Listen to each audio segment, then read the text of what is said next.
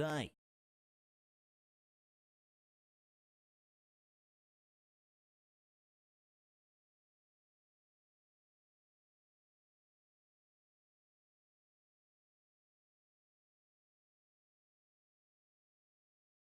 How you going?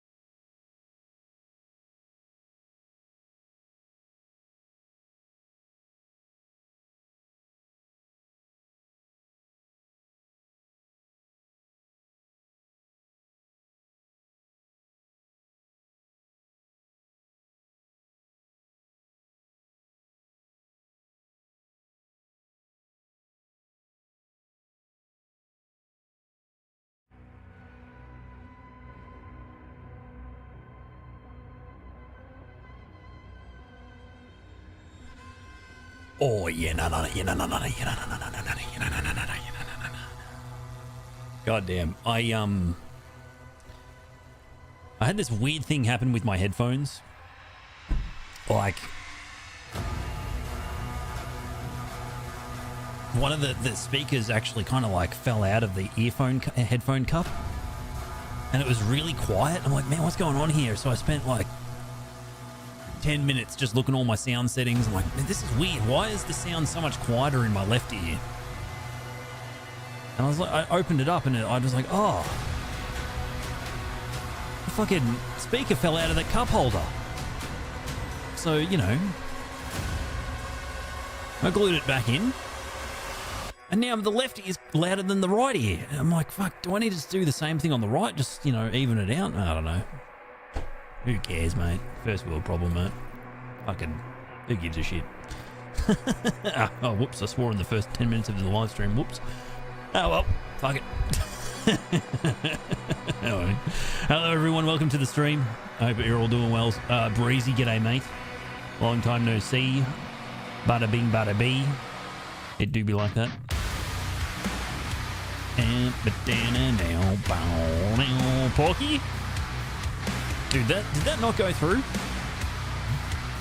Well, wait, you didn't even redeem it. I'll just redeem it anyway. I don't care. I'm a generous cunt, mate. Yeah, it bothers me immensely, Rich, but I think I'm fine. I think I'll just live with it. I'll fix it tomorrow. That can be future Devo's problem. Current Devo's problem is the ripping and the tearing. Oh my god, it's the mad one. Hello, mate. How are you? I feel like I have seen you in Maynard's chat. Maybe once or twice. Hey, Skubansky. Oh, you're the owner of all 3 Doom key cards? Nice. You've got all the keys, mate. You know, they need to release a purple key now, like a purple demon key. Oh. Impact confirmed. It hasn't gone through yet. I'm sure it'll happen eventually. Oh my god, man. This mouse, I swear. This mouse is actually cooked. It's really cooked.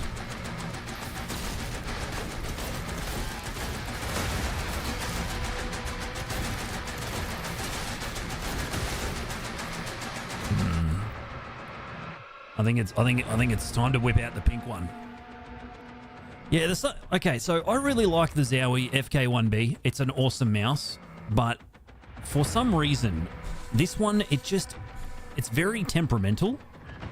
It's a really temperamental mouse. If you lift it off even a little bit too much, or it gets a tiny little something in the sensor, the whole mouse turns off. It's not even like, it's not the sensor. It must be the lift off. Hold on. I think there is a way to fix this.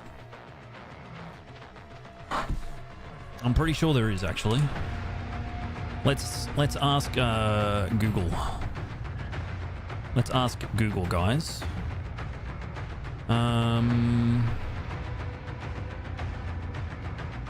Zowie FK1B lift off distance. Okay, you can change it. All right. Okay, so to change the LOD settings, disconnect the mouse. Press and hold the following combination together. Okay, so for higher LOD... Wait. Yeah, this is my mouse, right? Isn't this my mouse? I don't know. I think it is. Yeah, FK, right? So for higher, do 4 + 1 + 2. So I need to do that and that and that. And then I need to plug it in again. Okay. How do I know that it's worked? Okay, disconnect the mouse. Press and hold the buttons. 4, 1, and 2. And then reconnect the mouse. Oh, it... Okay. The problem is, there's no... You don't know if it's applied or not. Like, you literally have no idea. You're just like, oh, okay, I think it worked. Get your third hand ready. Oh, I've got your third hand right here, pal. Ow! Hey, that's not fair. I was adjusting my mouse. You can't hit me when I'm doing that.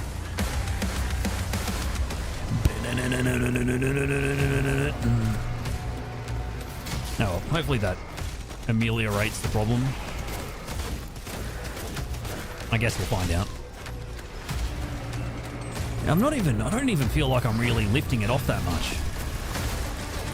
It's a real pain because I like this mouse a lot. But it's a very temperamental mouse. Your Razor Death adder still serves you well even though there's not much rubber left on it. Well, at least, you know, you can replace the rubber. You know? Confirmed. Weapon drop incoming in 3. You can just replace it, right? You can just buy new feet for it. Yo, bash a button. Oh, I haven't tried that mod, nah. I have heard that they have received some of our feedback, so that's good.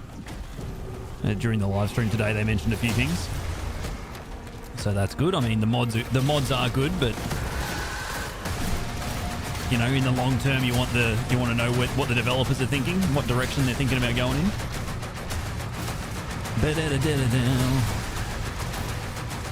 You want to know where their minds are at, you know? That's what you want to know. Where is this other dude? Oh, there he is.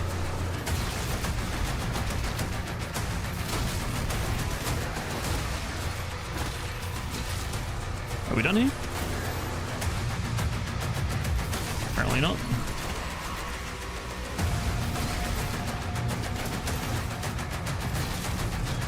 Oh, hello. Hello.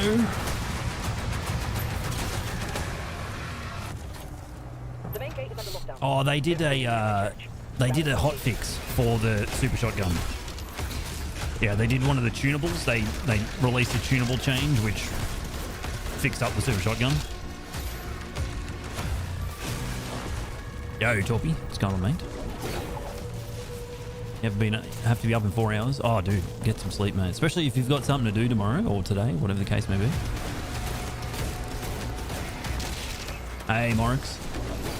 I just read a very long article on Japanese sword fighting. Let me summarize it. Lamal Coke.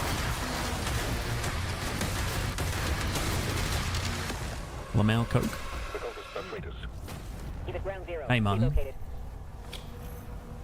Oh, they might have reversed it because I played yesterday, and what they'd done is they'd basically given the super shotgun. They'd basically given things a really high animation priority over the super shotgun reloading, to the point that like, you could basically quick swap. Yeah, let me finish this fight and I'll try and clarify what I mean.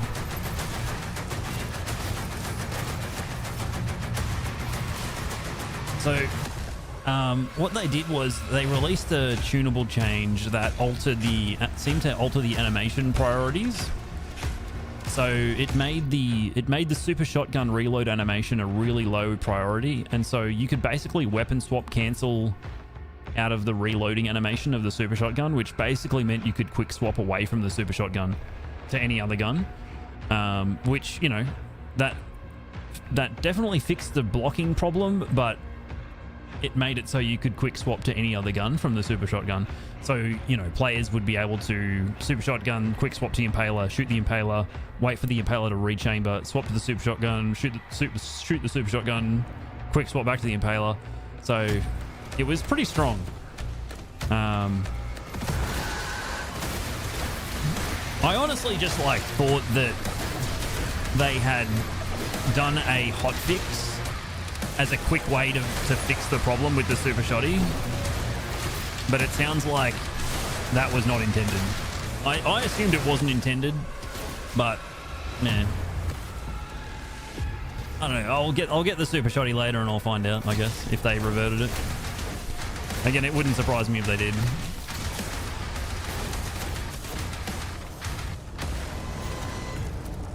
Hey, Vidaz. How you doing, mate? It was like eternal speeds of quick swapping. Yeah, it was really fast. And that's because it was just overriding, like, every other animation had priority over that one.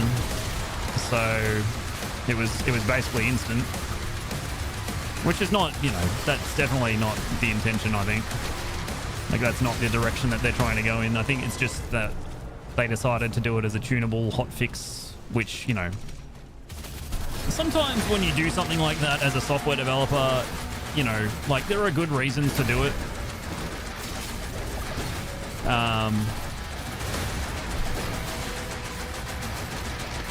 Because it's like, okay, we're gonna do a quick fix. We're gonna do a hot fix, and it's gonna fix the problem that people are complaining about, but we know that it's gonna create some sort of other weird regression, but we accept it because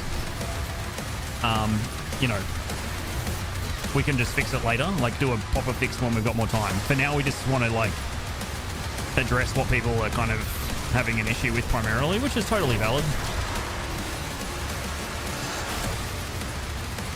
Like, I think that's a completely fair way to do things.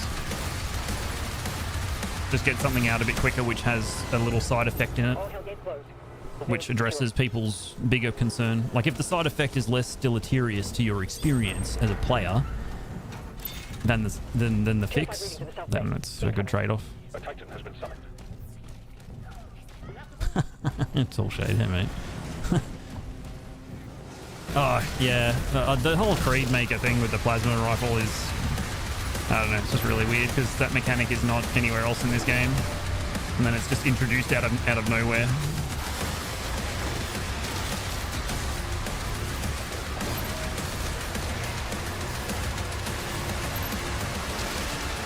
Just really strange how they did that.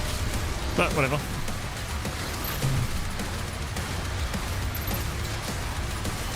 Ah, bullshit. Nice timing.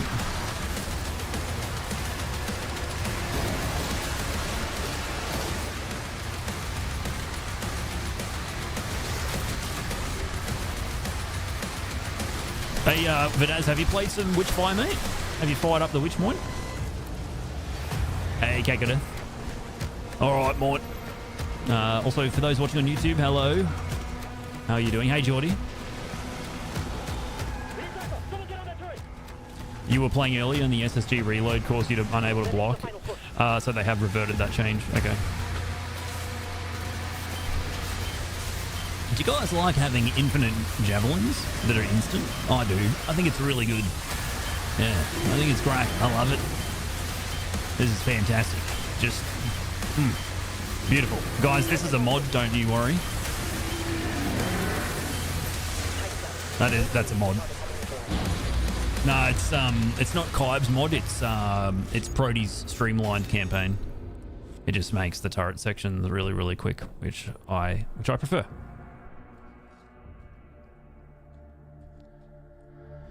Have I streamed which fight? I have, yeah. I've streamed it a few times, but because it's in early access, I kind of don't want to go fully ham on it until it's into full release. But there's so many features and there's so much content in it now, Basher, that it's hard not to want to play it. Hey, Shuaset, how do I think this compares to Eternal? I think I enjoy the fact that it feels more intentionally designed than Eternal. Like, Eternal was obviously, you know, is incredibly well thought out and designed, but to me, a lot of the fun in Eternal came from... You really should start training for the marathon, Devo Mike. Huh? It will help you in the long run. So... Awful cock. Lamau? No Lamau, okay. No, so... Sorry. Can't shut up. Sorry, Shuaset. To come back to your question, I just like the fact that this game feels like the fun in this game comes from how it was designed to begin with, rather than, like, you know, players discovering all these mechanics that are not meant to be in the game.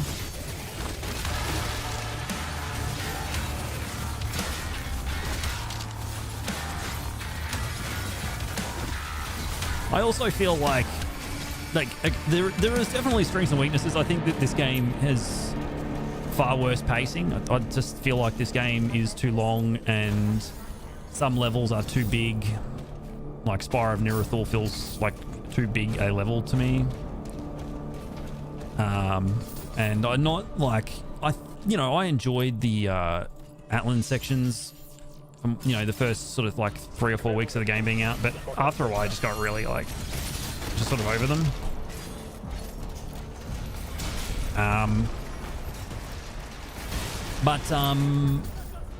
I think one of the other things that this game does really well compared to Eternal is that its combat is more learnable than Eternal. And I'm not saying it's like... I think that just having all of your tools and your problem solving, you know, all your problem solving is in the shield, basically.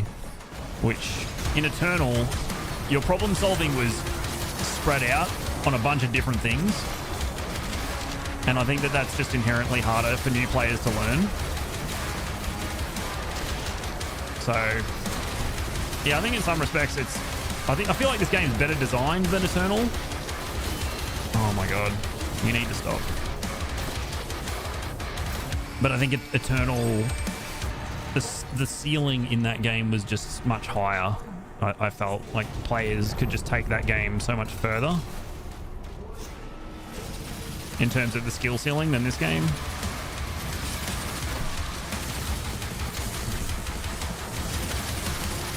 Because in that game, you know, the sky was really the limit, you know, because of your restacking abilities and everything you could have in that game. You could just do so much crazy shit in that game. It went so far. Whereas I feel like this game, the Slayer is much more limited and constrained.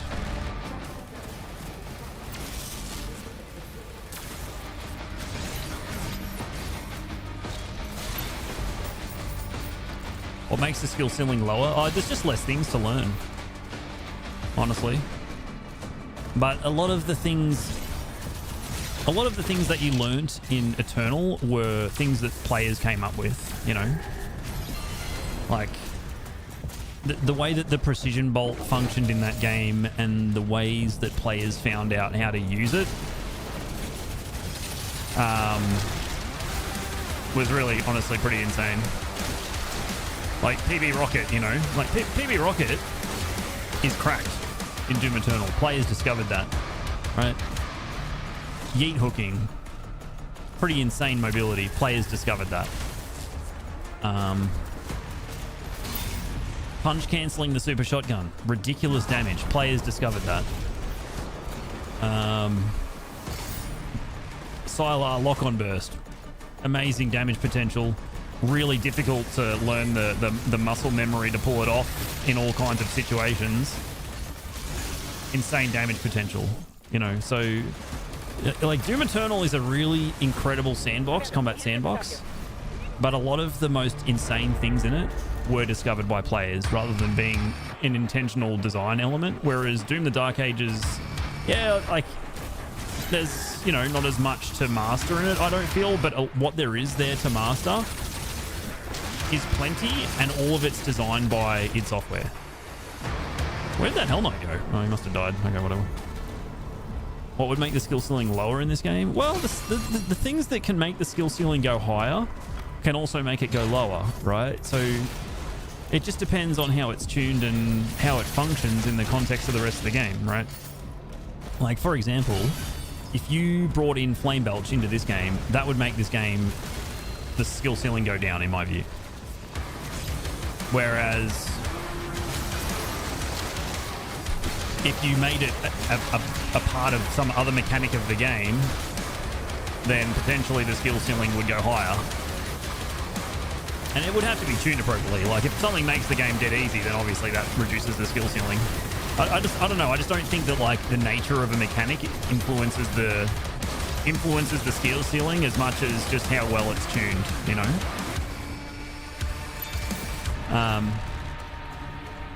Yeah, I think that they looked at how people played Doom Eternal, and they saw the very common scenario of someone gets kind of basically jump scared by a demon mid-combat, and what they usually do is they either melee that demon or they use the chainsaw on it. So I think that they tried to not make that a core part of the gameplay loop, but kind of get you to the same result in a similar instinctive way. So, you know, in this game, you melee for ammo. And what do you do when a demon jumps out at you? Well, you just smash them with the shield or you melee them. Like, I just feel like they looked at how players played those games and saw what they were trying to do, but then made the methods by which you do pretty much the same thing feel better and seem cooler. Don't know if I'm making any sense here, but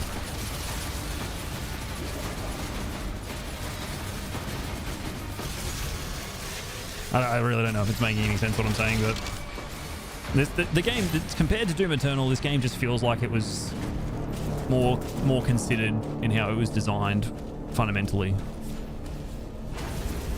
But does that mean it, you know, has a combat sandbox that can go further? Not necessarily, but more people will be able to kind of, you know, get closer to what some of the really sweaty players were able to do.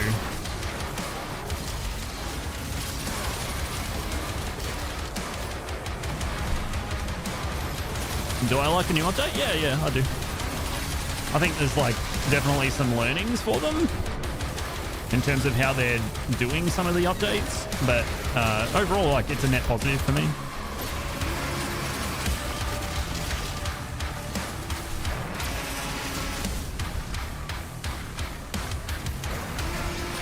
Oh, you cheeky bugger.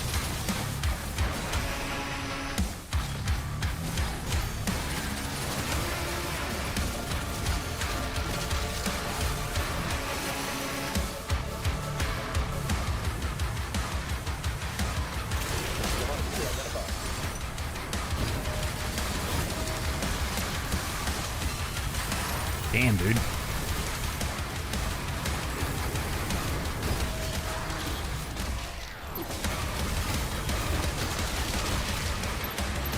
Somehow I didn't take too much damage then.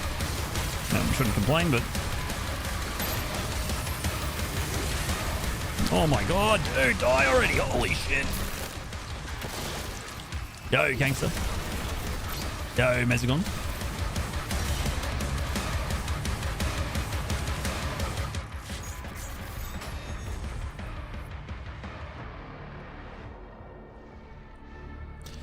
Yeah. Oh man, what is this? Okay, it's going to kick me to the menu. It's been doing. Sorry about the flashbang, guys, but it's been kicking me to the menu and doing that since the last update. There is less verticality in the arenas that are easy to navigate, which makes it a lot easier for me. Yeah, I think it's good, right? Like, especially if you aren't, you know, like one of these movement fiends who just lives off of ballista boosting and yeet hooking and, you know, or if you're not like a big bunny hopper or anything like that, you know, it's definitely a lot nicer. And some people just prefer that, like, you know, bullet hell navigating projectiles you know, less verticality type of thing. It's different, right? It's different. Some people prefer it. I mean, in some ways you can go further with it. I am like very firmly in the camp of I did not want Doom Eternal 2. So this for me, I love it. Because like guys, I played fucking so many hours of, I love Doom Eternal. It's one of my favorite games of all time. But holy shit, man, I did not want another Doom Eternal. And I don't think id Software should have made another Doom Eternal anyway. Like, the whole landscape of movement shooters has changed so much since that game came out. Think of how much more competition there is in that segment now. There's so many games now that are trying to be the resource management, you know, movement shooting experience that really like Doom Eternal was effectively known for. You've got your Ultra Kill, you've got Dead Link, I mean Metal Eden, you know. There's just so many more of these very fast-paced movement shooters with, you know, a very strong sense of resource management, and it's just id Software has to kind of like they're trailblazing, you know, in some ways for the last sort of, you know, 10 to 15 years, right? Like this brand of shooter that they've created is still trailblazing, and honestly, it's not easy to make a game, a first-person shooter with melee combat that feels good. So, like, to me, this game's really ambitious, right? They could have just made Doom Eternal 2, but then they would have to compete with games like, and they would be inevitably compared with games like Ultra Kill. So, I think it makes sense for them to just not do that. You know, focus on what they're good at, which is doing new shit, doing cool shit, making the games they want to make. It's like, you know, it's like From Software, right? Like, I would never tell Hidetaka Miyazaki what game to make, because that dude does not fucking miss. So whatever they decide to cook up, I am very receptive to it, because they haven't missed. Oh, that's another one, Mateen. Yeah, Turbo Overkill. That is exactly like, that's my point. You know, you've got so many games like that have come out. Oh, Hazer Hair. Yeah, I've been bitten by that one before. I'm not using Kybes mod anymore. Not because I don't like it. I just don't have it installed. What the hell? That was weird. Go on, big fella. Come on down. There you go. Come on down and eat the fat.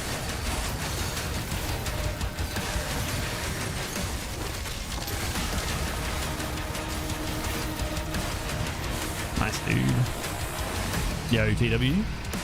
Yeah, this mouse isn't cutting out now. Hopefully that LOD change fixed it. Yo, Umbra, mate. How are you? Great work over this week as well, you know, to Umbra, cataloguing his experience with the new update. And, you know, dude, that Summer Best is looking pretty tasty. Yeah, if you guys want to see some speed runs of this game, Umbra Penumbra _ has you covered. Make sure you go and chuck him a follow. Make sure you get a shout out for Umbra. Hey, Norris, man, you're the one that's doing all the hard work at the moment with this game.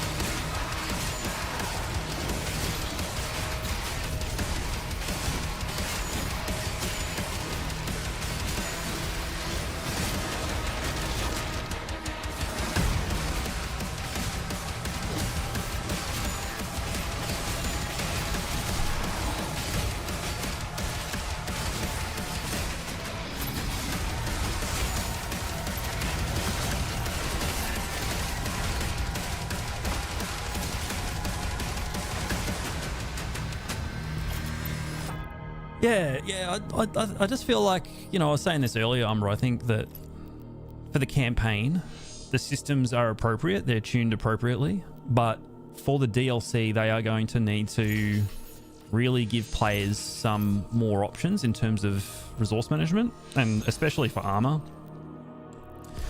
And there's a lot of opportunities there. My ideas that I fed back to them were, you know, if they do none of those, I am more than happy with that.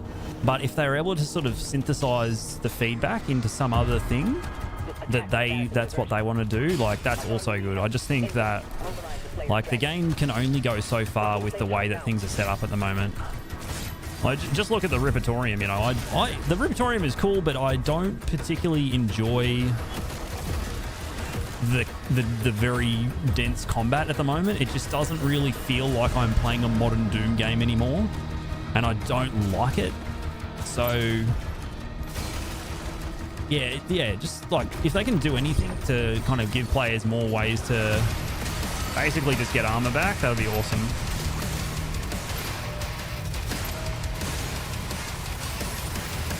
It's done it again.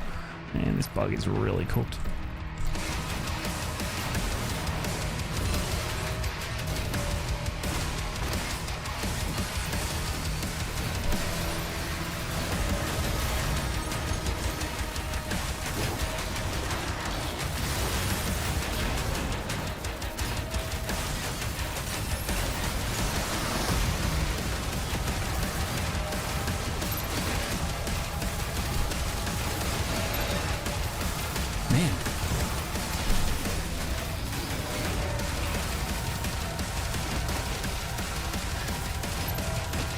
Dude, fuck off already.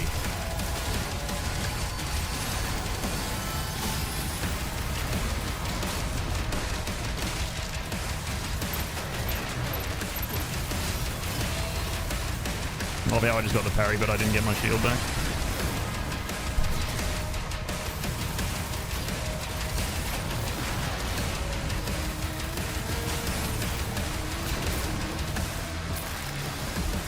R-Type, thank you for the 21 months. I sent the full document. Yeah. Because I honestly thought the full document, like, they can read as much as they want. And there was a lot of... I just thought the way that you articulated it and structured it with every single thing in the update notes, you know, basically just... you know, line by line, hey, you did this change. Okay, this is what I thought. I thought that was going to be really useful for them.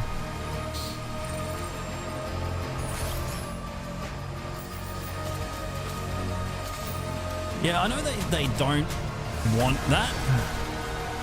I know they don't want to have a flame belch in this game, but... and I don't think that they should put one in either. But they need to kind of... they need to create a better way for armor... dense armor availability to be tied to enemy density.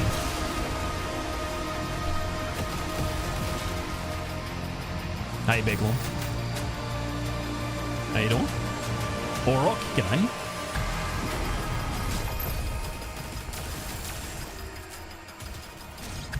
Oh, God. Don't do this to me, no. You wish the Riptorium had defaults who always overtune or undertune. Yeah, one of the bits of feedback I gave to them was that it would be good if we could create formations and save them, like templates, basically. And that the game should come with some templates so that, you know, if you just want to, like, play for 30 minutes, but you don't want to spend 5 minutes setting up the arena, you know, you just bring up your template and, you know, off you go. Like, that was one of my bits of feedback about the Riptorium. So, yeah, I mean, if they do it, awesome. If they don't, okay. I'm sure it's 1.0, so I'm sure they're kind of looking for more ways to do things with it.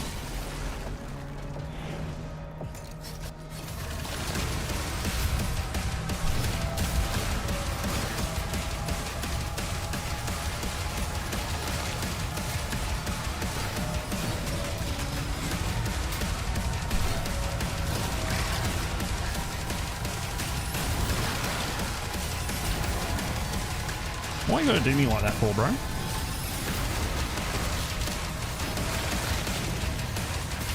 Why you gotta do me like that for, bro? Huh? Fucking out here living my best life.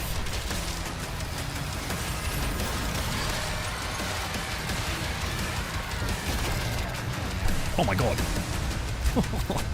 Yo, eating, what's going on? You would like to see them add trigger demons that can spawn set waves so you can build your own encounter. Yeah. Yeah, right. Like key demons. Yeah. I mean, it'll be interesting to see what they do. Again, I didn't want my feedback to be kind of like, you must do this. It was more suggestive, and I want them to kind of like bring changes that maybe cover some of the themes of what I was saying. But, you know, at the end of the day, like, it's you know, I'm not going to tell them how to make their game. I think they've made incredible games, and they'll keep hitting.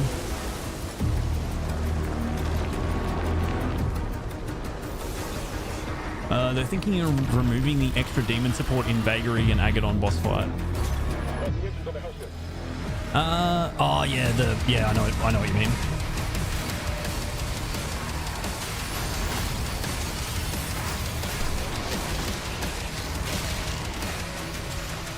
I know exactly what you mean.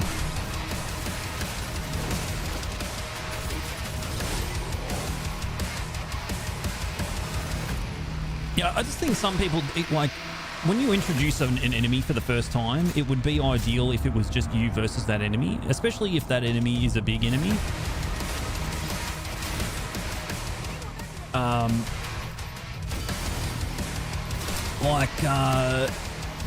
The whole, what the hell?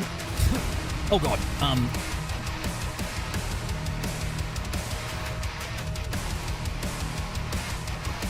right, thanks. Like,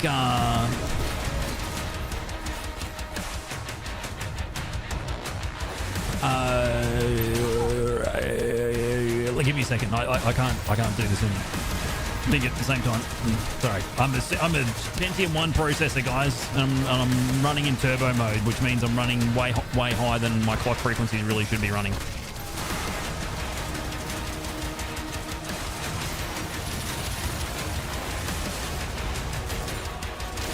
All right, so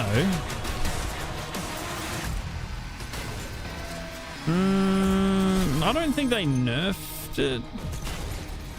Okay, yeah, they did. All right, yeah, they totally undid that change. Huh, he was jogging. That was awesome. Never seen an imp jog like that. Yeah, so the whole thing with the extra enemy spawns, my feeling is that it just becomes a distraction from the main, you know, goal of the fight, right? Like, as a player, oh damn, those new fucking projectile speed, holy shit. You just want to kill the big baddie. You just want to kill the big baddie and, you know, achieve victory. Whereas the respawning enemies, it's very difficult because if they respawn too quickly, they just become this really annoying, tedious distraction. And it creates, in my view, a kind of like a sense of busy work. Right? Like, it just creates a sense of busy work. I turned off the TTS because it's only 100 points, guys, and I'm trying to talk.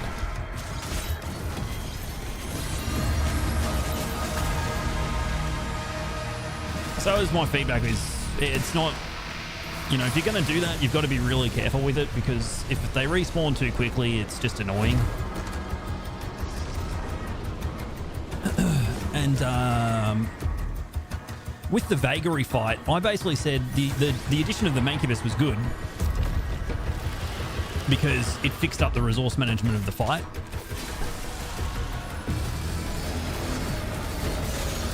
Which it did. The resource management in that fight was really cooked. It was just not really that much fun to run around the arena picking up the ammo.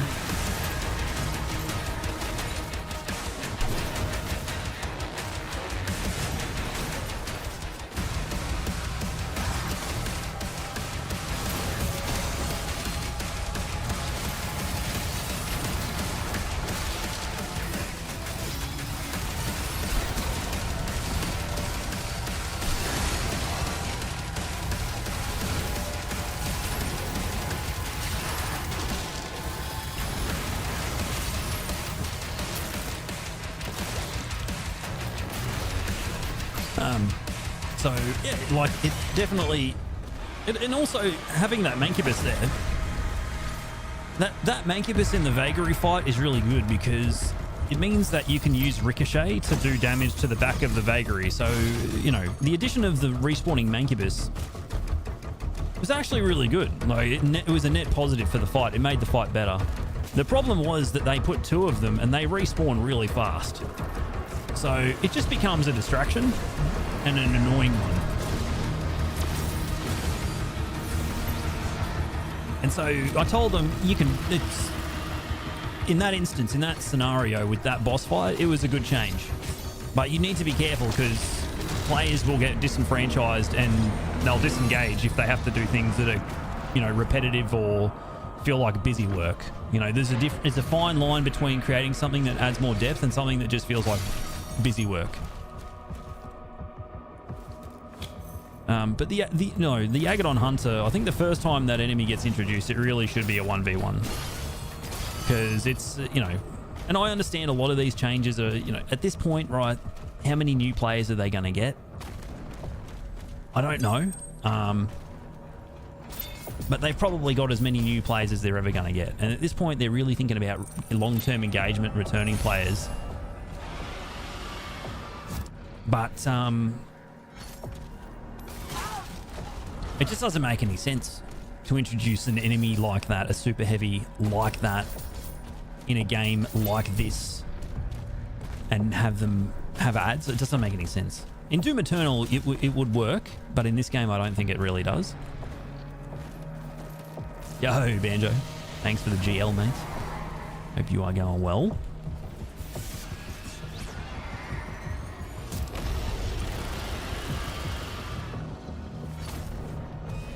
I mean, the thing that strikes me as a bit strange is that they have a mechanic that would be perfect for this.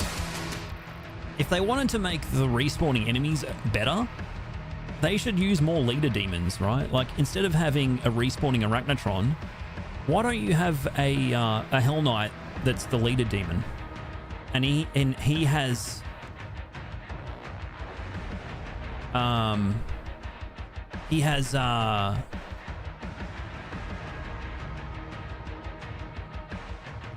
DE is the current game. We're in the Doom the Dark Ages category. What are we talking about?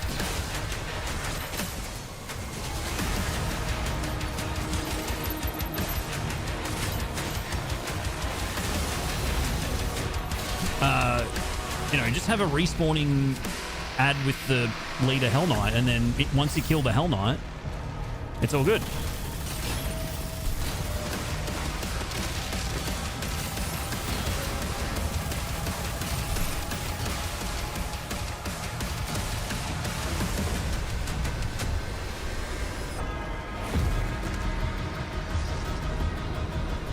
I'm sorry, I don't understand what you mean, Toolshade. Sorry, my brain is like very small, mate. So you might have to like, this is the modern game, not the Doom Eternal is 5 years old, mate. I'm sorry, I don't mean to make you feel old, but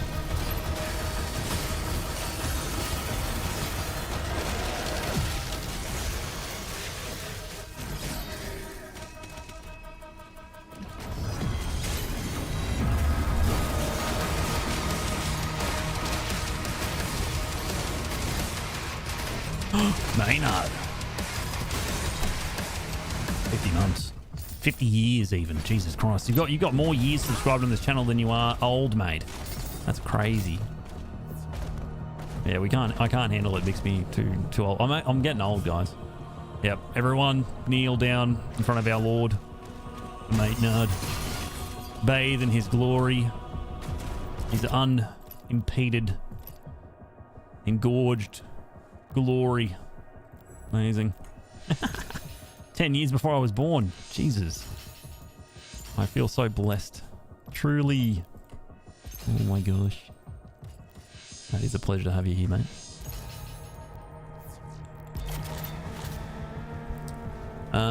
Sorry guys, I just got to scroll up chat for a second. Oh, I can't scroll up this chat.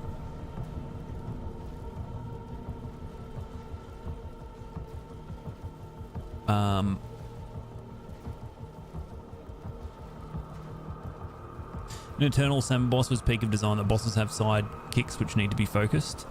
Yeah, but Sama was the last boss fight of the hardest DLC they made.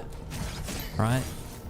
Like, I don't think that there's like horses for courses, right? You know, everything has its place, right? And respawning enemies don't always have their place. But if they do have a place, then yeah, it's probably in the boss fight at the end of the hardest DLC they made, right?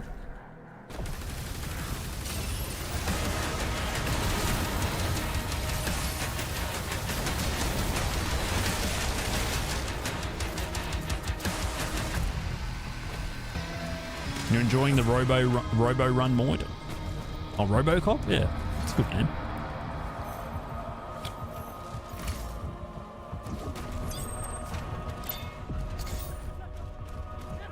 You know, and the reason that having multiple enemies is more appropriate in Doom Eternal is because the resource management element of that game is absolutely insane, right? Like, let's be honest, you can restack so hard in that game. Not this game.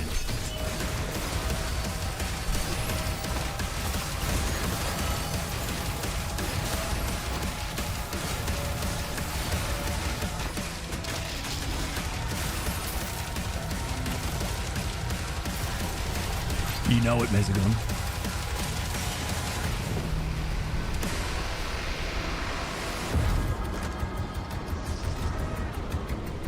Yeah, exactly, Morris. I've always felt like Doom the Dark Ages is designed around fighting, you know, there might be 6 demons in one arena, but you don't fight 6 demons all at the same time. You fight them one by one by one by one. And sometimes, you know, you might deal with 2 of them at a time, but you're not really doing damage to both of them at the same time. It's, you know, if it's like, maybe if it's 2 Hell Knights and you're using Heat Blast, sure, maybe if you're using Ricochet, maybe. But most of the time, you're just funneling damage into one of them, and you might be parry juggling a couple of them. Whereas in Doom Eternal, because of the movement and the PB Rocket and D-Blade and all this crazy shit, you can kill and resource manage multiple demons. This game, not so much. So it's just, in my view, it just kind of hinders the potential for the combat in this game a little bit. Which, you know, invariably limits the options that encounter designers can employ, right?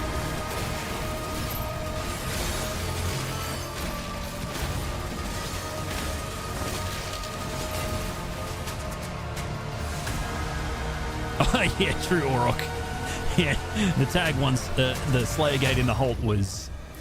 Yeah, that was the boss fight.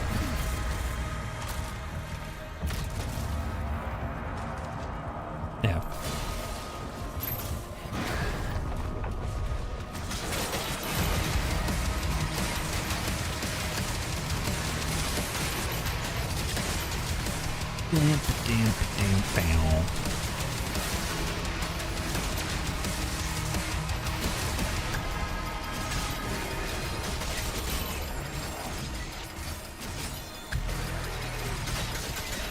Oh, that's so satisfying. Yeah. The TLDR is, guys, that Doom Eternal's resource management systems allowed the combat to just become insane in that game. And the way this game is fundamentally designed and tuned at the moment, it can't really do that. And, you know, it's up to them to decide whether or not they want it to do that. It's just the Riptorium currently feels very...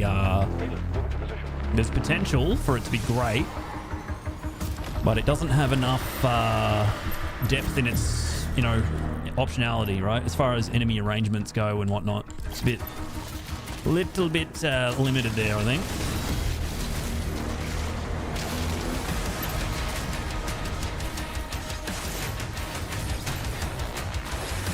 It's either like you basically load in and there's just 50 billion demons.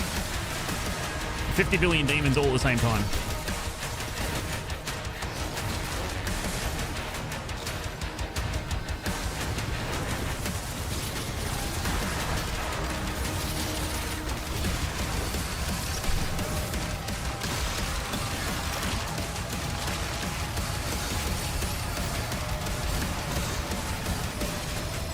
God damn it, fuck up! Holy shit. Like, get fucked. That's amazing.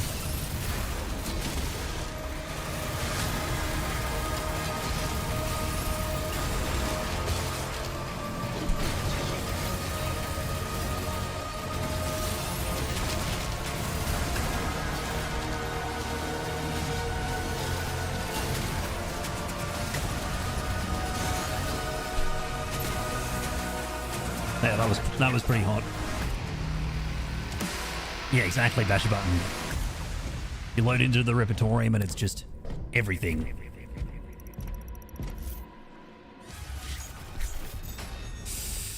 I don't know. Like they could probably I think with the heat blast, they could probably make the charge take a bit longer. I think. Yeah, they probably could make it take a little bit longer to wind up because it is really strong, right? But also there is a trade-off with that gun because when you're in close range, you can't see everything that's going on around you. Whereas with the Impaler, you can just sit back, you can see every projectile coming into you. So it's sort of like, well, you know, there are trade-offs.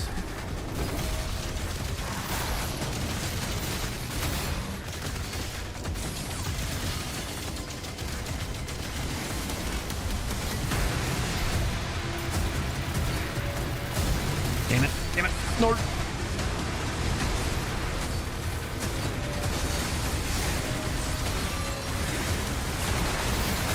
Fuck me, man. That was fucked. That was messy.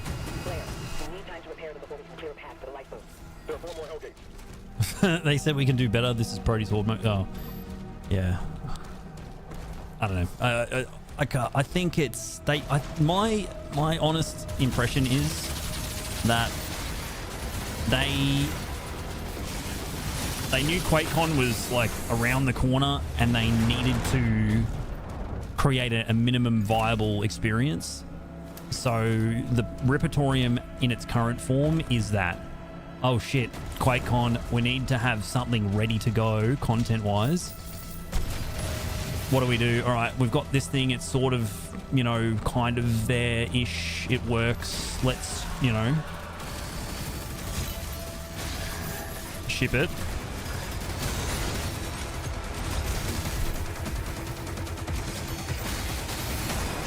What? What? Dude! Oh my god. I don't understand how I didn't get a parry on that. Anyway, just delete that. That sucks. I don't understand how the parry didn't happen there. That's so shit. Like, I think that's basically what happened with it. I think they were thinking about QuakeCon. Oh, let's just get some content out there and build on it. Like, that's not, you know, it's called Riptorium 1.0 for a reason.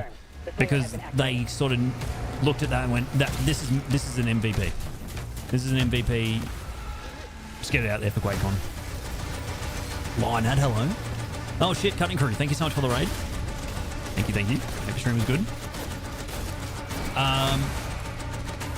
Solitary Vision, hey man. Yeah, exactly, Bear Claw. It might end up being really good, right? We're just gonna see where they go with it. Because I don't understand the vision for it. Like, what's the vision for this feature?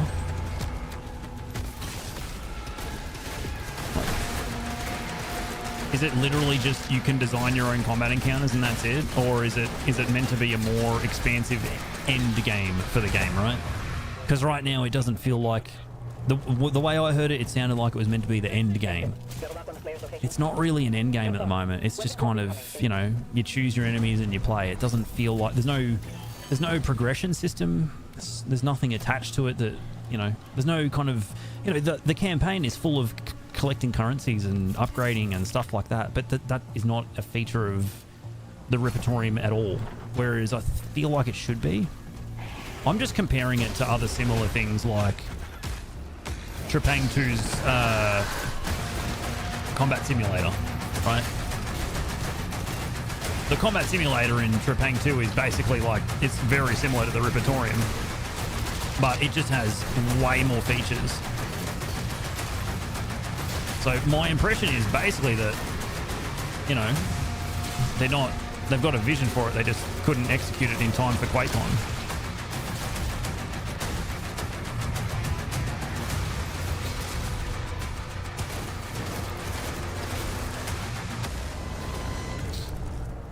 The main gate is under lockdown. There's a key in the nearby chair. Yeah, pretty. Yeah, kind of, something similar to that. Solitary could be interesting. Just like it could be a testing ground for gameplay ideas that they couldn't fit into the campaign, right? You know, all kinds of weird and wacky, overpowered upgrades that you get that in the campaign wouldn't make any sense. Yeah, that as well, TW, you know? It's like the GOW3 Combat Arena. Yeah. Well, just a different, you know, progression system with some... What the hell? I guess demons are allergic to wheelbarrows.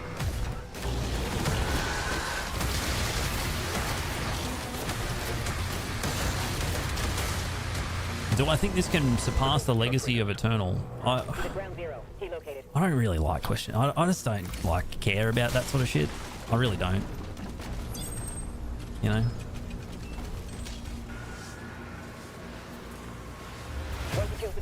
I just those like they're all amazing games to me. They're all masterpieces, just for different reasons, right? I think if like comparison is the thief of joy. Basically, is my answer to that.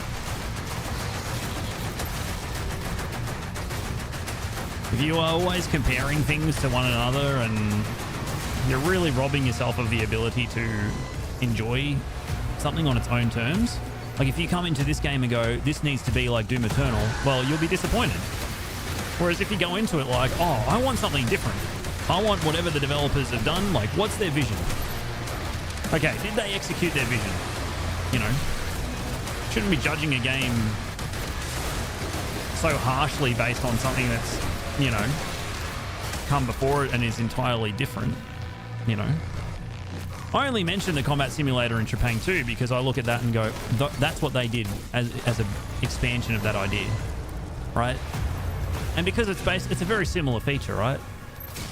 You go in, you can design what waves of enemies you want, and that game does it really well, you know. But I just don't understand, like, I don't understand the vision for Riptorium. There's got to be a bigger vision for it. There's got to be a bigger picture for where they're going to go with that. Yo, Samwise.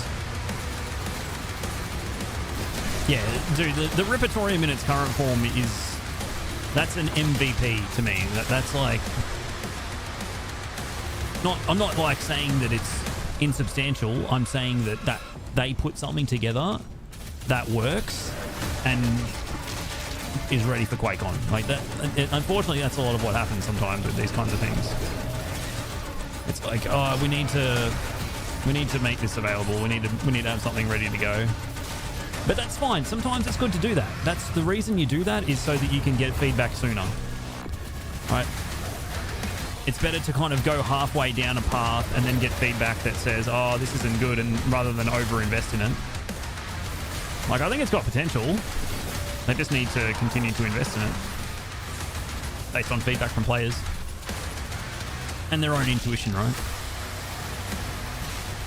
Like, they're the developers. They know what they're doing. They're the ones that have to kind of mesh ambition with, you know, practicality and come out with the result that they're happy with. Tier 5 reading to the south bay. Incoming. A Titan has been summoned. Adding some content to the game. Yeah. I don't know. I think, like, there needs to be a bigger vision for it. They can't sort of just ship it as is, because it will be deleterious to the way that people reflect on the game in the long run. Like, you're better off doing nothing than shipping something that you don't really commit to holistically. And I mean, just like the fact that they put V1 in the menu item says everything to me. They want you to know that this is not final and that there's more to come, basically. That's the only reason they would do that. It's very weird in a menu to have that as a thing. Like, just bolstered and shipped it. Yeah. It's just agile development, guys. You know, you get something into players' hands sooner so that they can give you feedback sooner.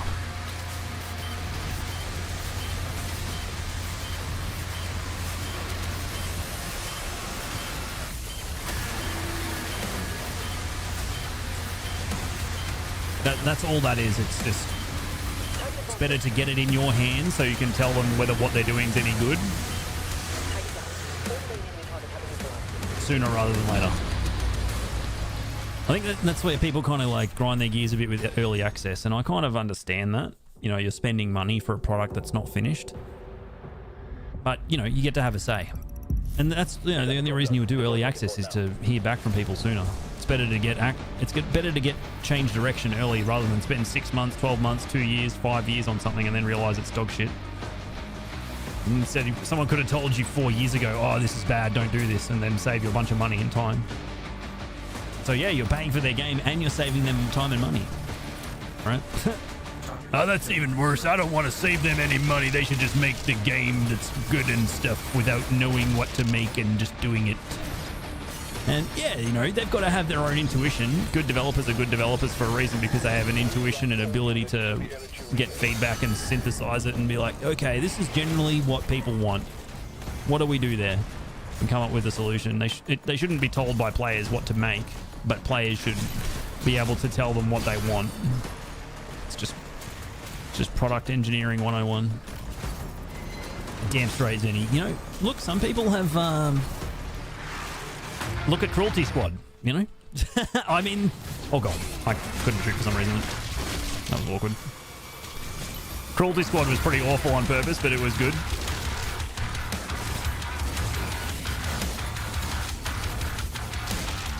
Bad air bump. I mean, look, Cruelty Squad is genuinely a good game, but it's also awful. But it's awful... It's awful in the same way that, you know, really nasty sounding music is still good, but borderline awful. Yeah, it's so fucked up, but in a good way. Exactly, right?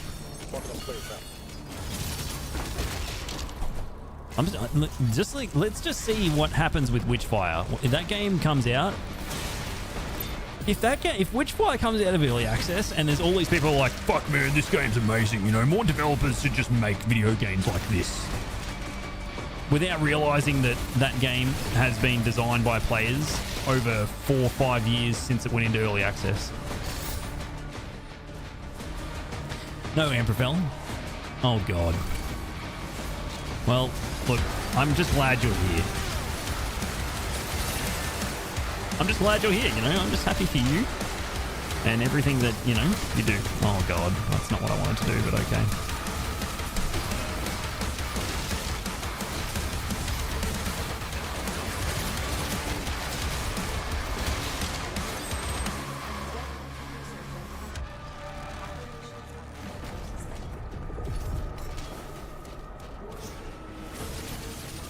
You know what I need to play?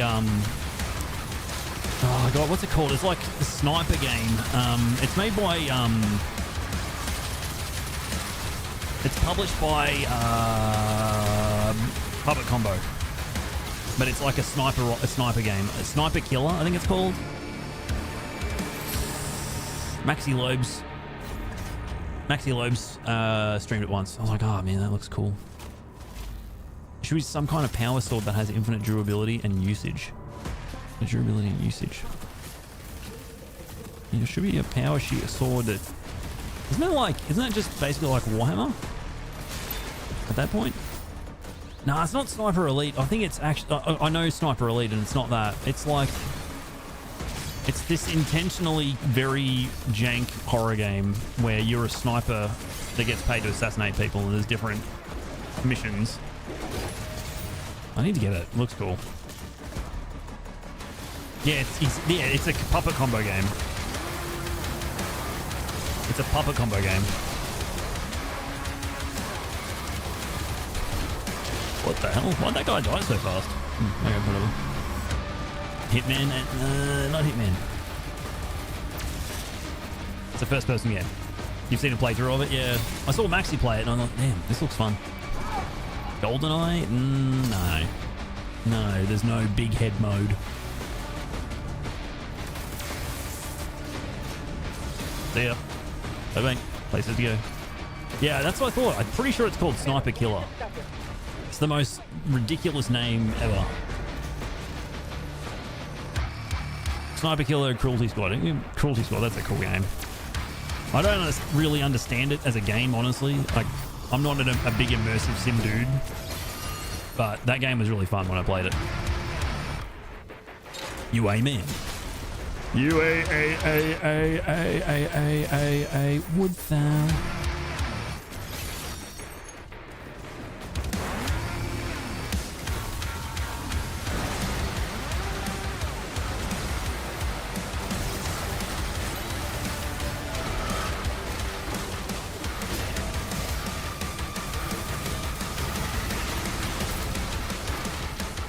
Look at these blokes, mate. What the fuck is this?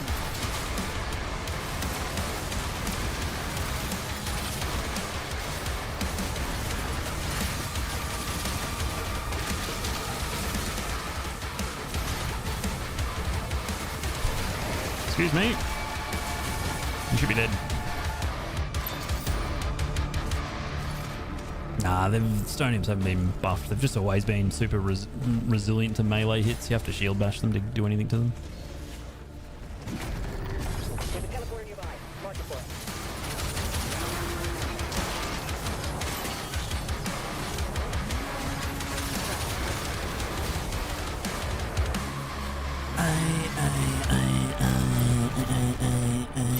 What thou?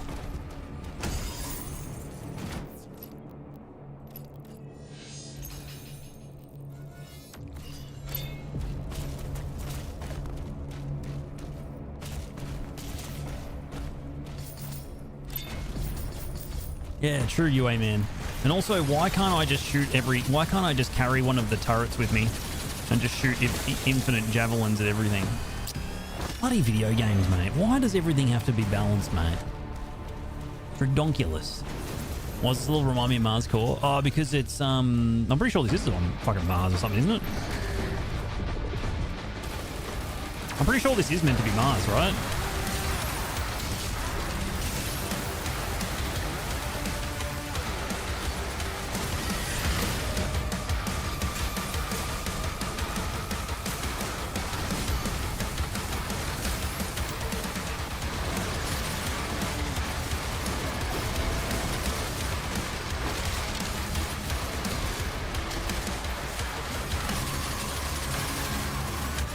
Yeah, this is meant to be a part of Tibet.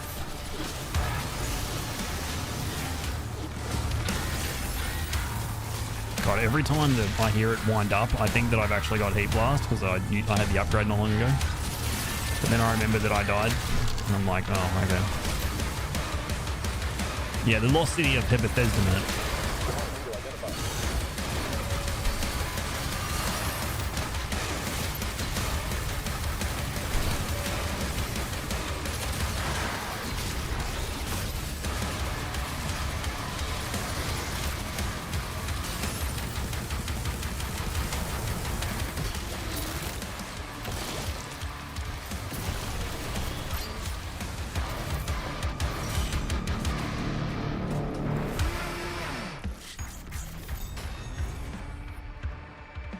Nice.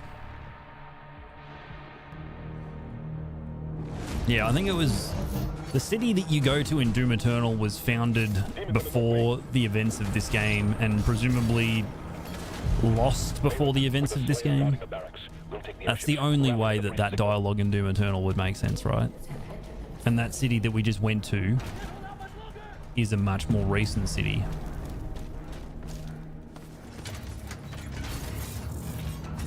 Yo, bookcase, hello.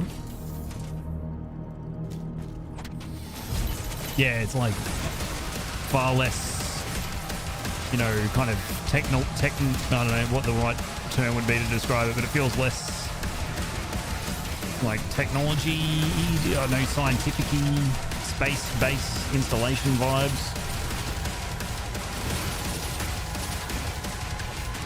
It looks more like a castle, you know, like an old castle.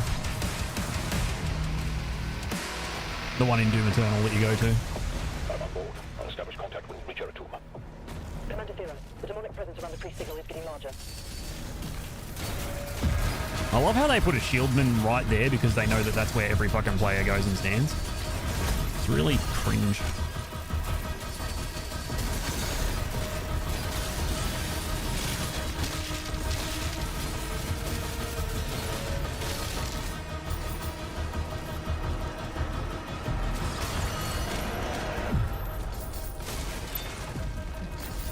Yeah, it's like exactly like a bridge. A bridge? Yeah, it's a bridge. Yep, sure. Okay. Yeah, it's a bridge. Yeah, a brick church. Oh damn it, Devo. Use the words, mate.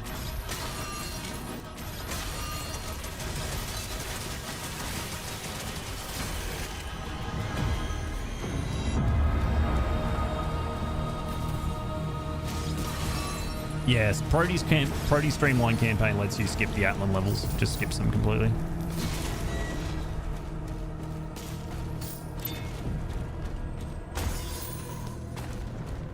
I don't even really, I don't know, like I've played the updated Atlan levels and they just don't do anything for me.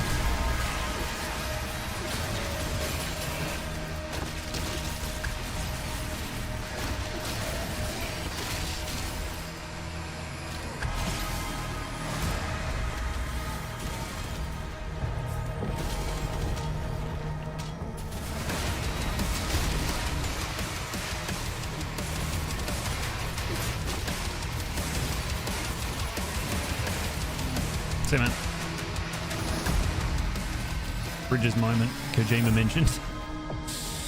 Feet detected. Feet scans detected. Kojima is lurking nearby. Be on guard.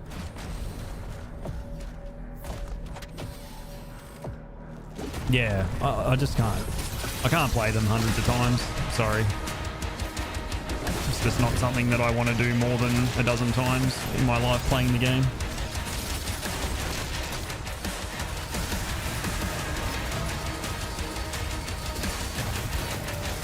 Like, I honestly, they did grow on me, those first few playthroughs, genuinely. But, yeah, after a certain point, I was just not... I just wasn't really that into them. Wodinsky, thank you for the 65 months. And all of the months before those. And all of the months and all of the months and all of the years and everything in between. Thank you, dude. Really appreciate it. Wodinsky.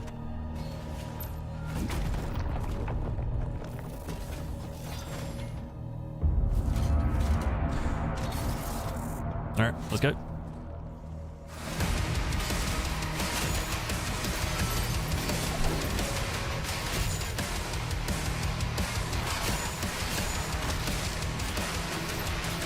Fucking hell, man.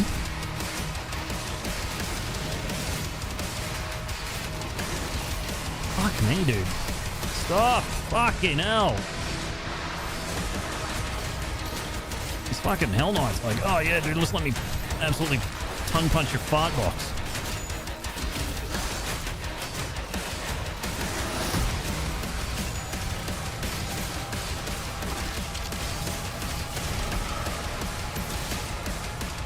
Get me out of here. I've had enough fun.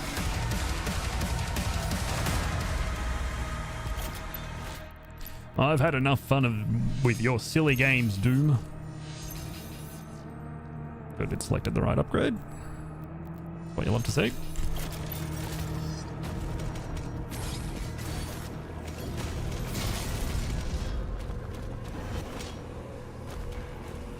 This attack on the barracks is a diversion. I thought we would need help. Intel, mobilize the Slayer's dragon. Marking the Slayer's hut now. I installed the Battlefield 6 open beta the other day, guys. I was like, oh, I'll play for a little bit, see what the hype's all about. And apparently I don't have secure boot enabled, and I was like, oh, I just cannot be fucked at this point. I just like, fucking, I don't care how good this game is, I can't be fucked restarting my computer and going into BIOS and finding the fucking setting and turning it on, and it's like, fucking, really can't, like, why do you need this feature, man?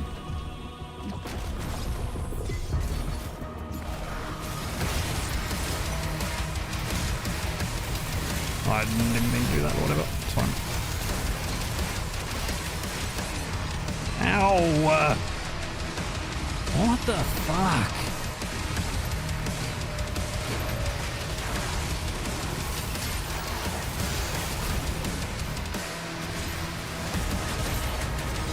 Why? Does anyone know why Battlefield 6 requires me to go into my BIOS and queef on my motherboard and do all this nonsense?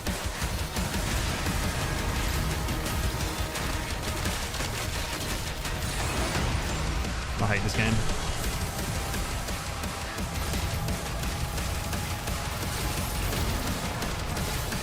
Ow! Fucking seriously. God damn, dude.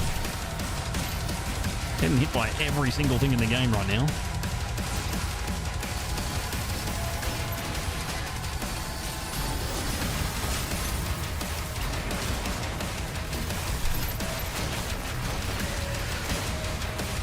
Dude, just fuck off. Oh my god.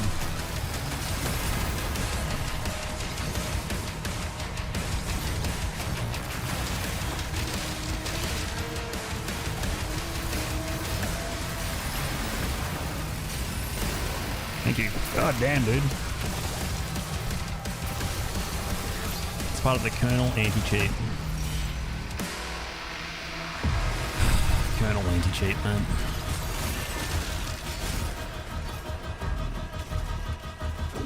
Kernel anti-cheat.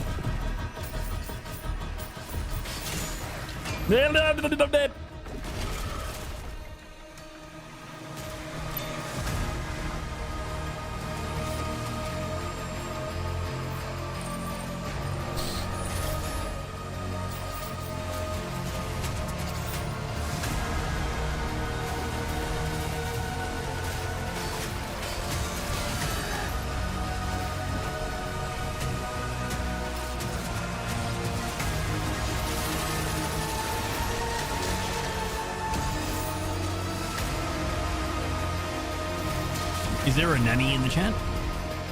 Nan Comfort. High biting. Streamer Devo brother, how are you today, Maud? Oh, I'm pretty good, Maud. It's Friday, Maud. Yeah, no, what? Honestly, mate, things are good.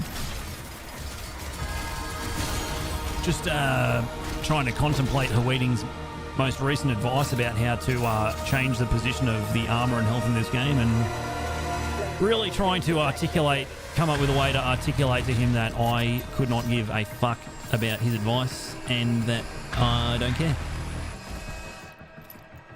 But really, what I think he should do is go and find a very strong form of glue and then glue his asshole shut and then come back and talk to me.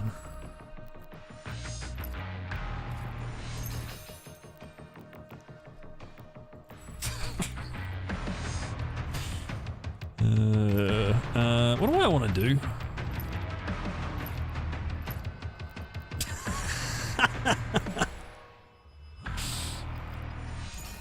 Uh-oh. Yeah, except there's no O anymore, okay?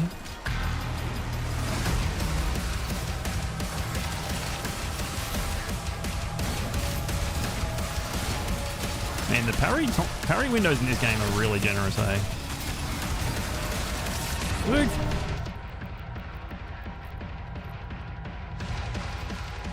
Did you guys... Look, I'm not colorblind. Okay, at least not yet. At least I don't think so.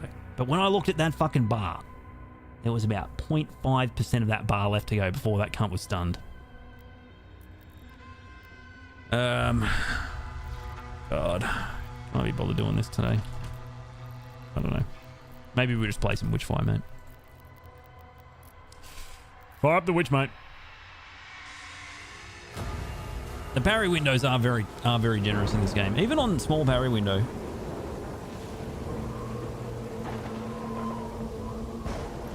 Sometimes 0.5% is all it takes. That's true.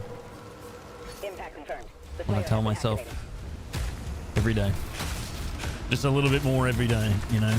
Just 0.5% every day. You know, just 1 second per lap. What's the whole, you know, what's the current, you know, analogy that people like to whip out? Dude, I went and saw the Formula 1 movie. Bro, I'm motivated for life. Just 1 second per lap, you know.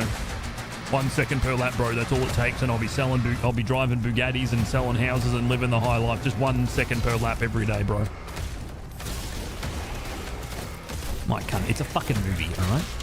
How the fuck are you going to get 1 second per lap when you're already min-maxed the fuck out of the goddamn race? Please. Oh yeah, just 1 second per lap, bro, and do letting like yeah, you gotta stay hard. Do 50 chin-ups every single hour. Eat 30 Big Macs a day. Confirmed. Weapon drop incoming in 3, 2. No nut November, but all year round. Shave your balls. Only drink sparkling water. Dry your face with peeled banana skins. Douse your balls in freezing water. Meditate, but when you meditate, don't breathe into your chest, breathe into your balls. Eat gorilla ball sacks for dessert. After consuming a steady diet of small children and concrete. I mean, what?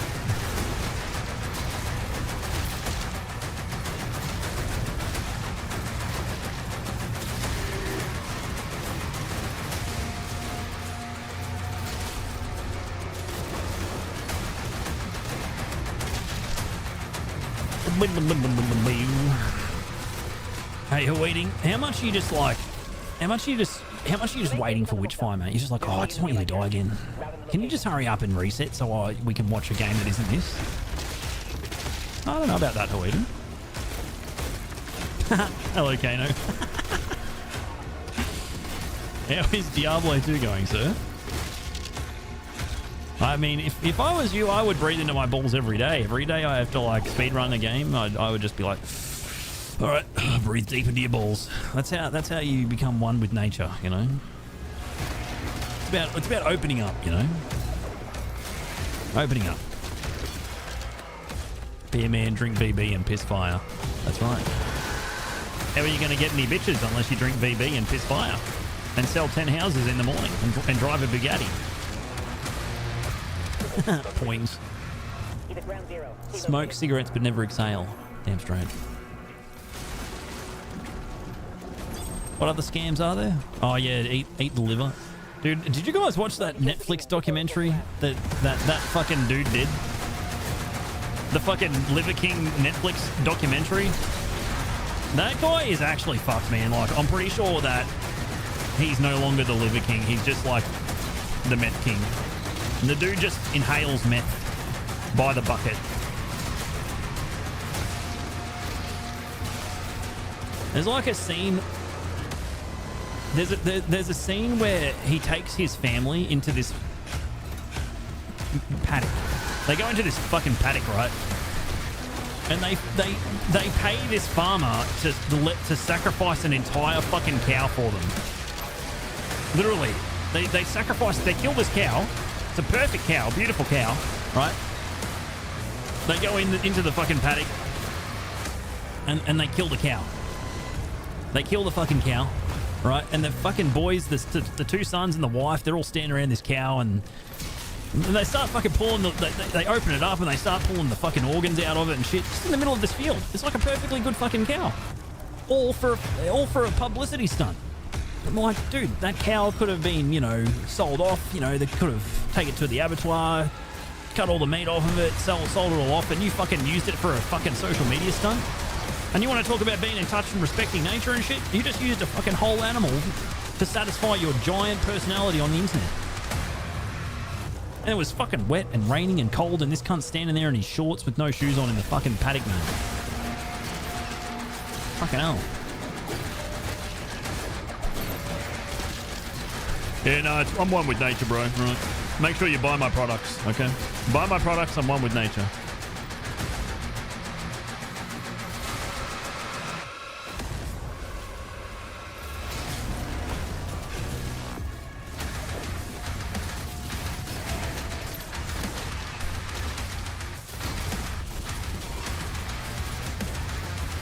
Yeah, our ancestors, they just lived off meat. They just went into, you know, Woolworth or, you know, Costco and they just got meat and ate it. Like, it was just so available.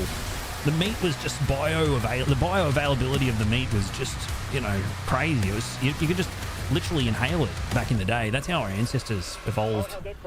They just ate 10 pounds of meat a day. Yeah, exactly, at the primordial supermarket. It's like Far Cry, you know that Far Cry game where it's all primal and shit? Yeah, it's just like that. You just go out and you just kill the fucking giant fucking snow leopard fucking thing in the middle of the Antarctic Ocean. And then it's all organic, you know, you just eat it right then and there. It's perfect. That's how our ancestors grew up, right, guys? That's how they evolved. Don't you understand it? And also, you know, our ancestors, they also put masking tape over their fucking lips when they, over their lips when they go to sleep. Because that's how they lived, and that's how you should live. Also, make sure you use my discount code for like 50% off hostage tape. Imagine doing that though. Even if you didn't like, imagine paying for that. Imagine paying for hostage. Imagine paying for tape to put on your mouth. Like, cunt, we've had tape for over 100 years. Just buy some from Woolies and wear that. If you must put shit on your mouth in order to, you know, hey, maybe you shouldn't weigh 130 kilos. Maybe what you should do is just lose some weight so you don't sleep like shit. Have you thought about that? No, dude. No, I've got to look jacked for social media. I've got to weigh 150 kilos and be 0.2% body fat all day, every day, until the day that I have a heart attack and die. Why don't you just, you know? No, gotta, you know, I've got sleep apnea because I'm a bodybuilder and I'm like 48 years old and I don't want to let go of the prime of my life because I just don't want to get old. Nah, just wear hostage tape. And then I'm gonna like sell it to people, make them think it's gonna be a life-changing product. Oh, how can I interchangeably use pounds and kilos? It's just whatever sounds more brutal, mate. Like, I feel like pounds, the word pound, has a lot of weight to it, you know? Like, me and your mum. You know what I mean?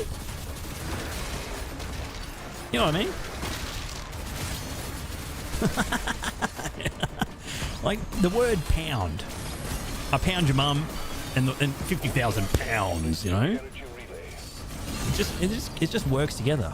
Whereas kilos, I don't know. It just doesn't really. It's more. You can. Some people can understand kilos more, but it doesn't sound as good. Bro, stealing my jokes. Bro, you are the Padawan of mum jokes. I am the fucking Jedi master. Okay. All right. I must admit though, you made a really funny one the other day. Like, you're getting better. Getting better. Pounds are heavier sounding than kilos. English language. I know. A kilo is heavier than a pound, but pound sounds heavier. Oh, because you weren't trying hard? I see. Oh. Look. That just sounds like an excuse to me, mate. All right? Pull your finger out. Oh, you can't because you glued your arsehole shut. Never mind. Never mind. Never mind. Never mind. I'm sorry I said it.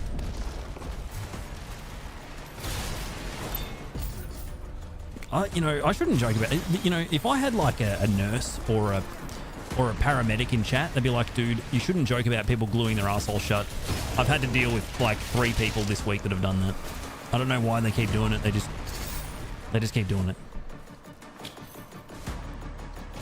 They just keep gluing their asshole shut.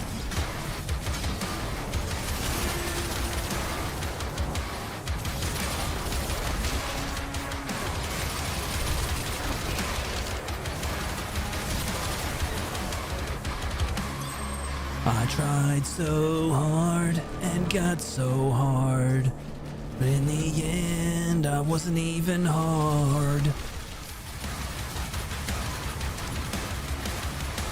Anyway, guys, I feel like we had a good constructive first hour of this stream. You know, we spoke about a lot of interesting things in regards to this game, and yeah, it's all just gone off the deep end, and you know what? I'm here for it. I'm here for it. Yeah, we had a good conversation, but that conversation is over. Imagine gluing your dick hole shut. Fuck me. Imagine... Look, okay. Imagine having a beard and then, like, you're just bored one day, okay? Like, imagine you're just at home, like, yeah, I'm really bored today.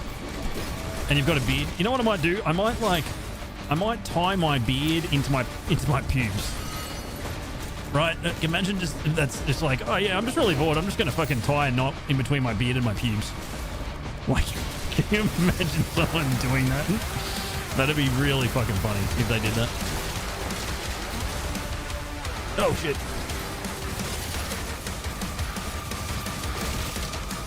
Yo, Severio, what's going on? Great appearance at the Quake of Con, sir. Your ex tied your beard to your chest hair in your sleep. Oh, fucking hell. That's fucked. That's evil, mate. Because you would wake up and you'd be like, oh. You know, you'd like almost rip your nipples off when you go to wake up. Exo, you're zoning out. Dude, I literally am on autopilot right now. Oh, that was fun. Oh, fucking hell, shit. Oh, you had to... Oh, dude, you had to cut it? Damn, dude. Pork, you have chest hair? Oh, are you jealous of Weeding? Are you jealous, man? Are you jealous of his chest hair, more?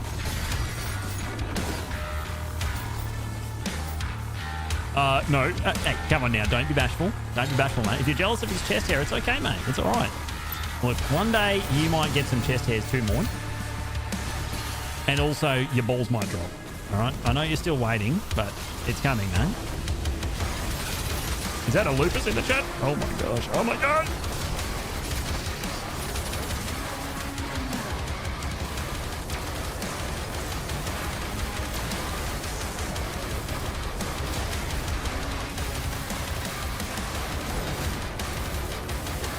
Yeah, dude, yeah.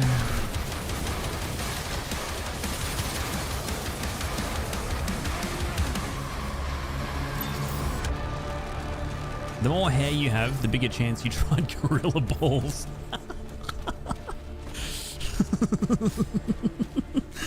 The more... You know what?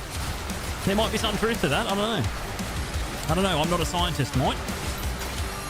I'm not a scientist, mate.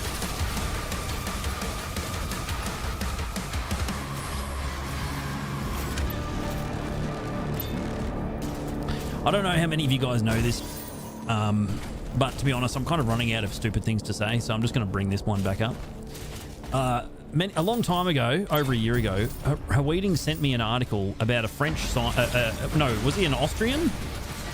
Was he Austrian? Living in France? And he tried to sell gorilla ball sacks to men who were, you know, getting older. And he sold them on the science that he could graft the gorilla ball sack onto their legs, and it would restore their youth. It's like, it's basically like testosterone, right? So this dude grafted gorilla ball sacks onto their legs and convinced them that, oh yeah, if you do this, you know, you'll feel like a young man again, all powerful and all that sort of stuff. And so, yeah, he just sent that to me one day, and it never ceases to amuse me. Both that scientist would do that, but also that he would send me a message about that.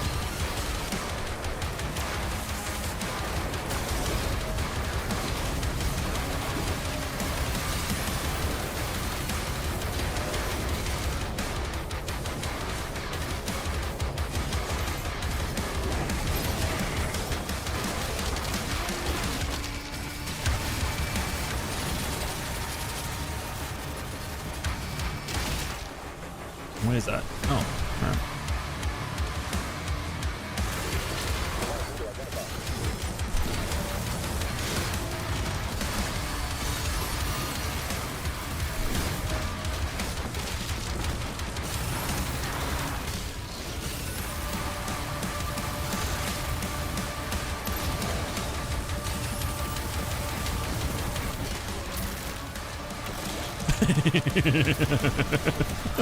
Yeah, why stop there? Why stop there, you amen? Why don't we just... I mean, look, if you graft a sperm whale to your leg, are you grafting the sperm whale to you, or is it the other way around at that point?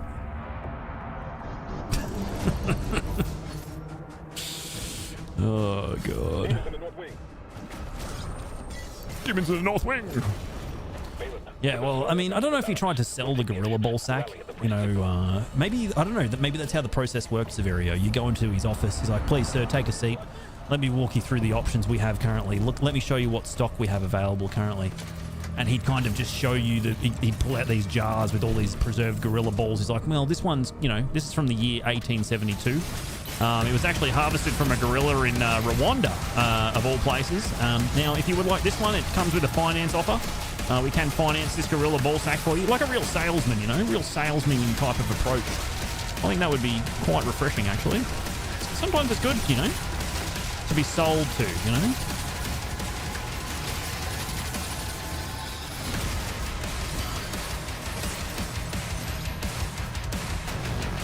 All the gorilla ball sacks come with a 7-day cooling off period.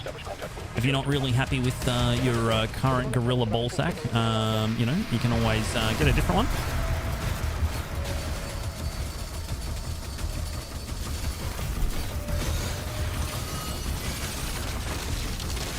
We can certainly offer you a different gorilla ball sack in exchange.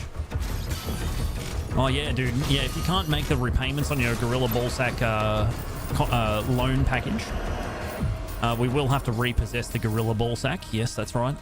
That will incur an additional expense in the removal of the ball sack.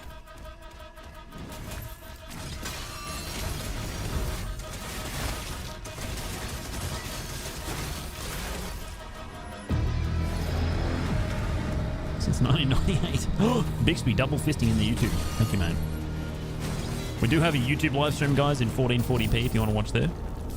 You can, you know, look, I was about to say if you want to watch in your living room on the TV, that is option for you. But, you know, with everything we're talking about, you probably don't want to do that. And, you know, that's fine. I don't really care.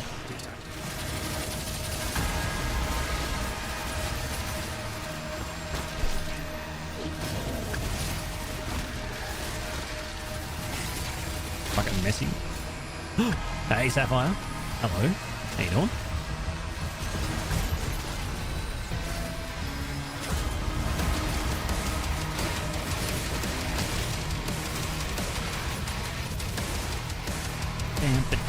Damn. Why can't I run Battlefield 6? Oh, because I have to enable some fucking option in BIOS called Secure Boot, and I just can't be fucked. And I already uninstalled the game.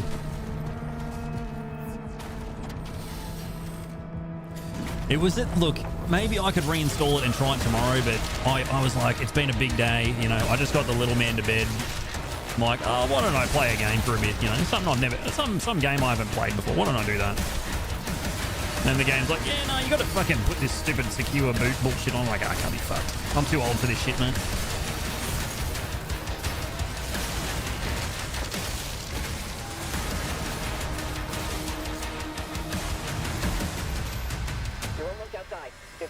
Apparently it's something to do with the kernel level anti-cheat. Just, I don't care. Yeah, dude, you gotta like, you know, have the anti-cheats and stuff and, yeah. Oh, really? Bash button? Yeah, that's, I don't have time for that, unfortunately.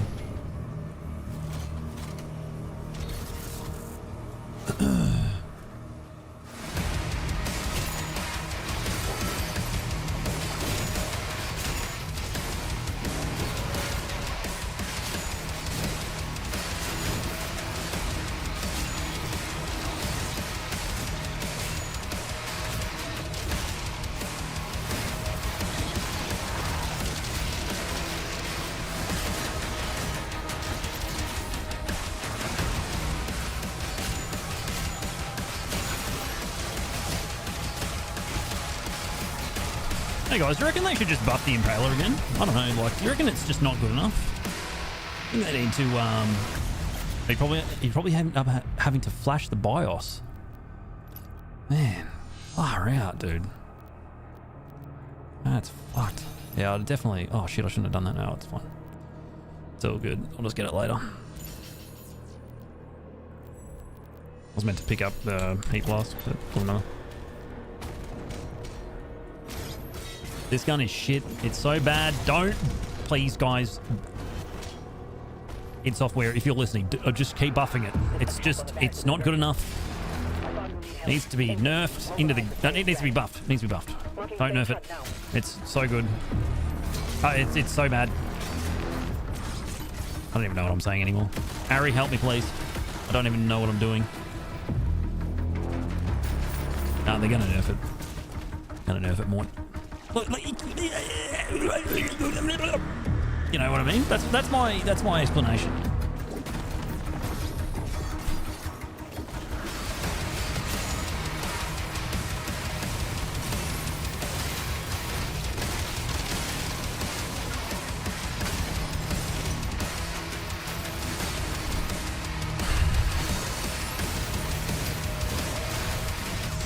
Just fucking let me put the thing in here. Oh my god, dude! Fucking this game is fucked in the head.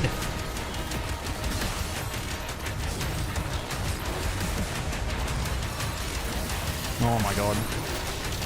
You need to stop. You need to stop. Dude. Fucking 80 million soldiers all trying to pump me full of their hot lead. Stop it.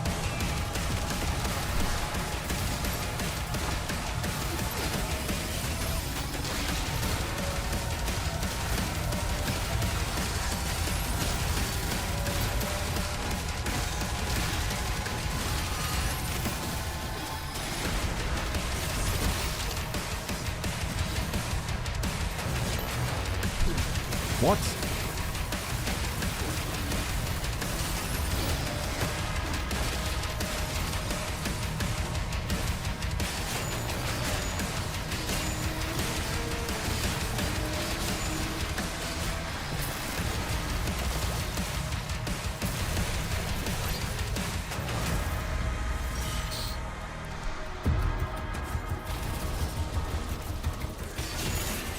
Guys, we gotta like buff this gun again. It's not good enough, and I like don't think that the developers know.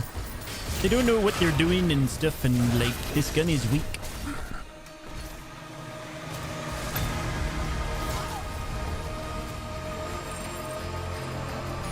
The gun, the second upgrade of this thing only needs 2 rubies, and the first upgrade needs less gold. What? Needs less gold than the super shotgun. How does that make any sense at all?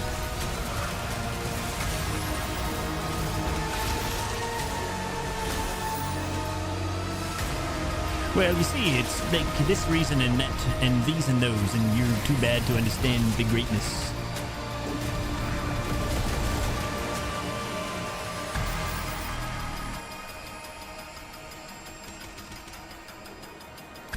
JJ.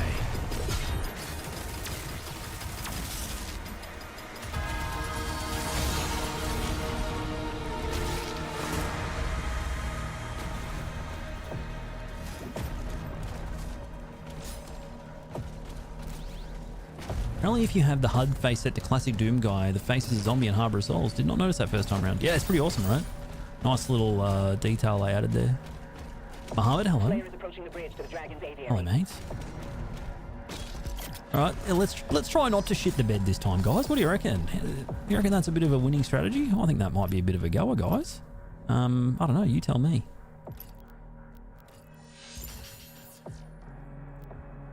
Might be a bit of a goer, that one. Let's get Power Surge.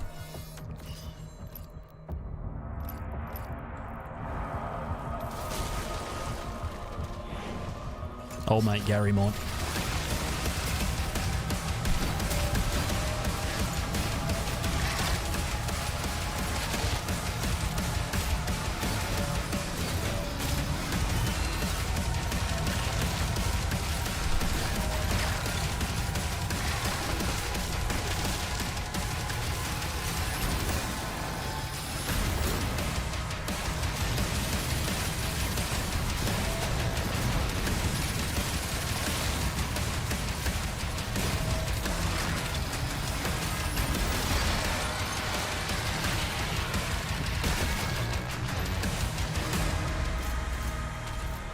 Are we gaming today? Well, we were yesterday, and you missed out on your chance, and you're just going to have to wait till same time next week, Mod. I hope that doesn't upset you too much.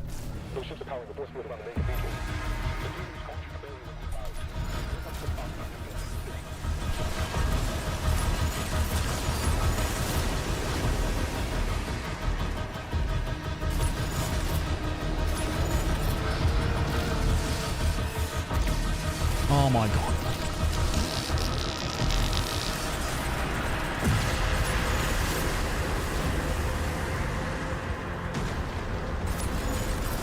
You have a question for me? Can I ask you a question first? Can I ask you a question before you ask your question?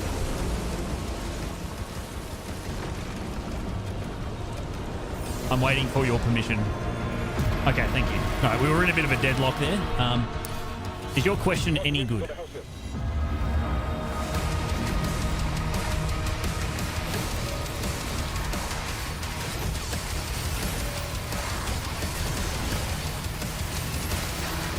You don't know. Well, you've kind of fucked me there, haven't you? Now I have to know what your question is in order for you to answer my question to you about your question to me. All her Weeding's questions are good in at least one dimension. Well, you know, that input is as good as it's going to get for you, her Weeding. So, look, why don't you ask your question and we'll just take from there, man. You may ask your question.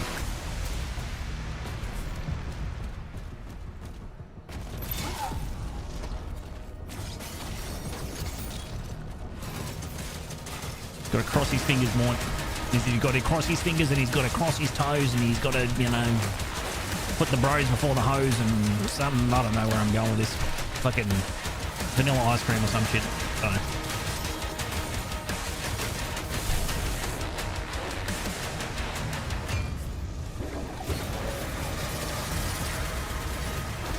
Yeah, I don't, look, Sapphire, I made a comment about this.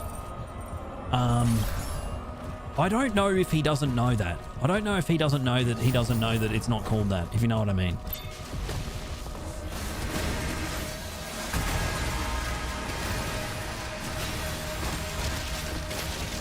I'm not sure if Mayo knows that the vagary is called the vagary and not the very gay.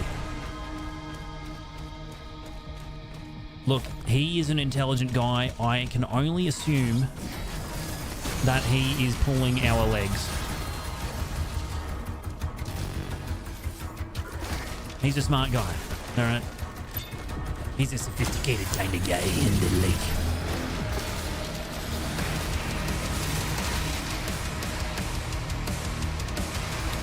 Surely he would know, right? Surely he would have to know.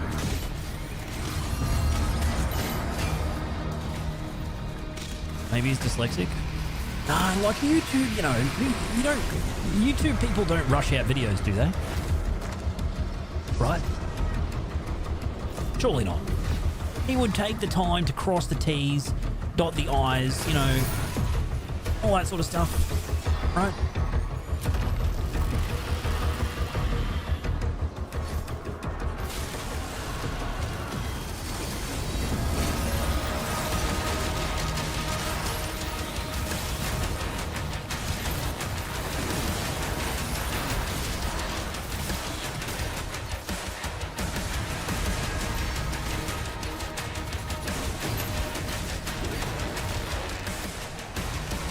Oh, you motherfucker.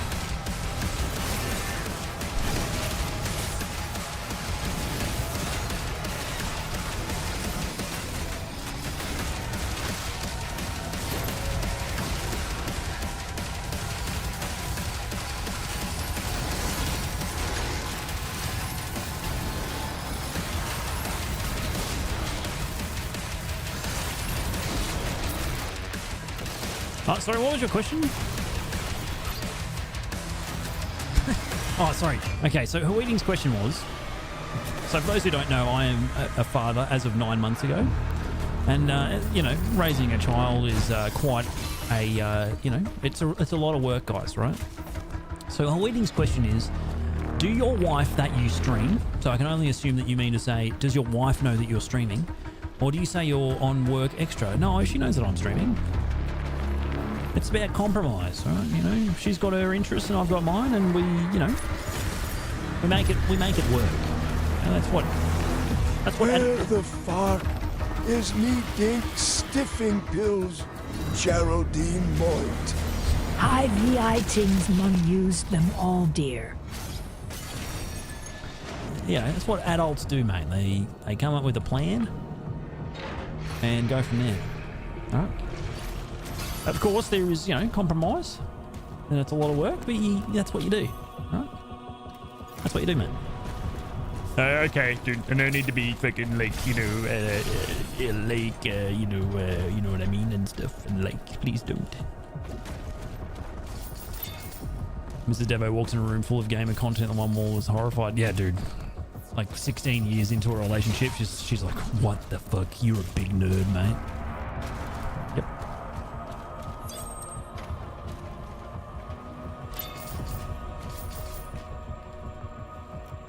You're a massive nerd.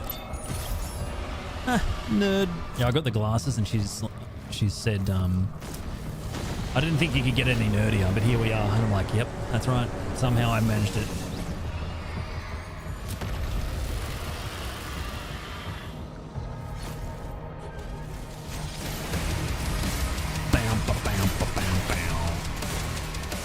Damn it.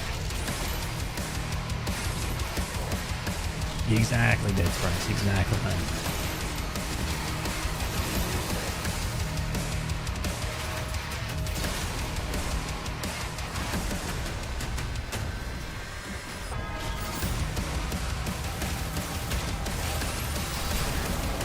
Well, what?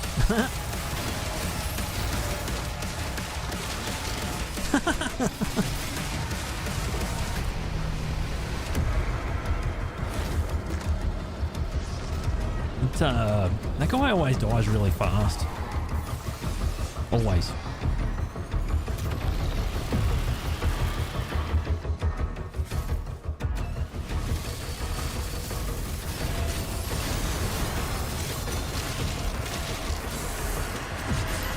Like, in this day and age of YouTubers, guys, just under the mayo, I don't agree with everything he says, right? But I agree with a lot of what he says, and I also respect the fact that in this day and age of YouTube content, like, a lot of YouTube creators, they just jump from one game to another, bang, bang, bang, bang, bang, and they'll cover anything. They don't cover games because they love them. They cover games because they're popular, right? And I get that. People have got to make money.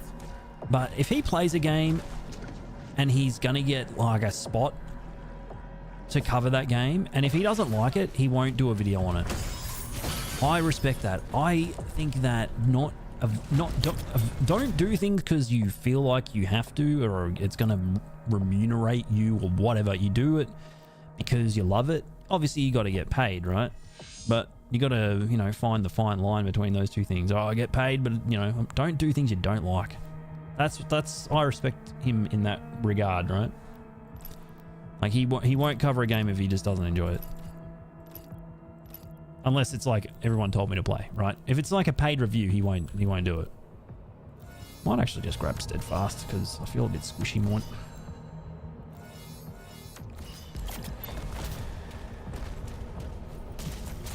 Thanks for finishing to quit your job. You need it, dude. Just do it. Just fuck. All right, there I go again, influencing people. Classic Devo move.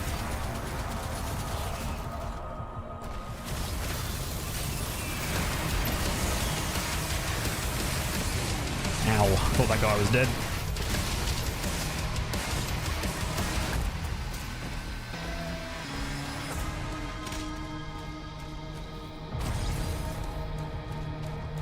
No, I think it's like, it's not that Weeding. If he plays a game, but he thinks it has potential, he'll still review it.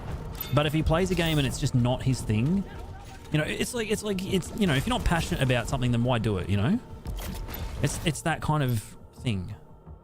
Might just hold out, actually. I might upgrade the cycler, get that going. You know, yeah, hate watching or hate playing or hate reviewing a game can be good for views and shit, but it's not very, it's a bit toxic, man.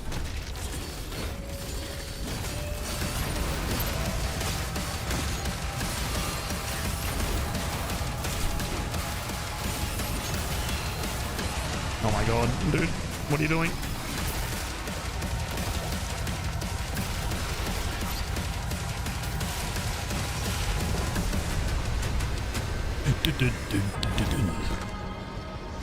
Cyber Demon has been hoed in this game, poor bastard. Yeah, he's pretty weak now. I mean, you know, every enemy's kind of got their role and stuff. And his role is to just... I love this mod. I love how this mod makes me faster than the bloody enemy ships.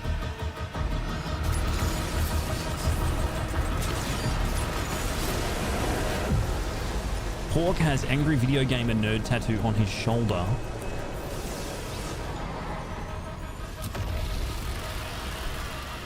Okay. Oh, you mean that? All right, yeah. I mean, look, that dude was creating a character. That's like a different thing.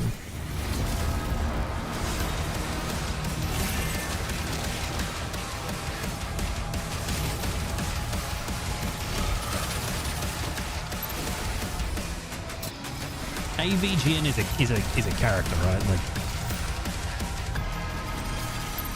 it sounds based. True solitary.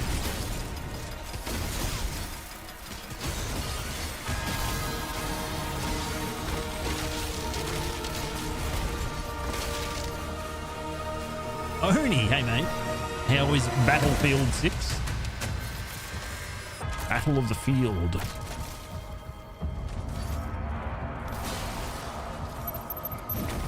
Thank you for the follow. Much appreciated. Hope you enjoy the stream.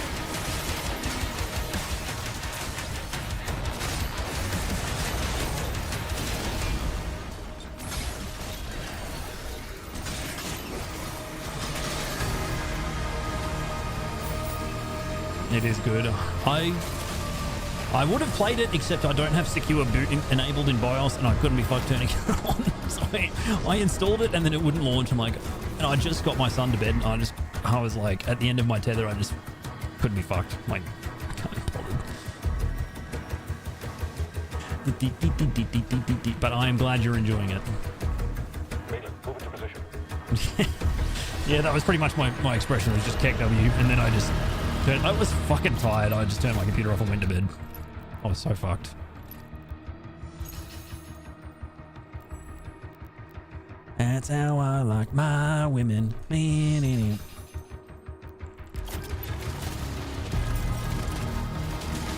Yep, it's getting like that, Mango. It really is, and yeah, it's you know, life. Just getting old, man. Getting old.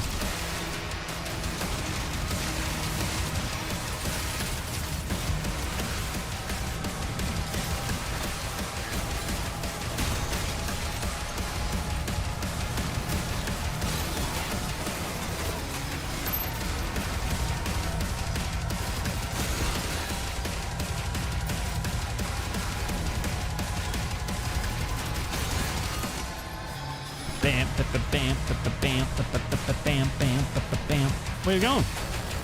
Where you going? No.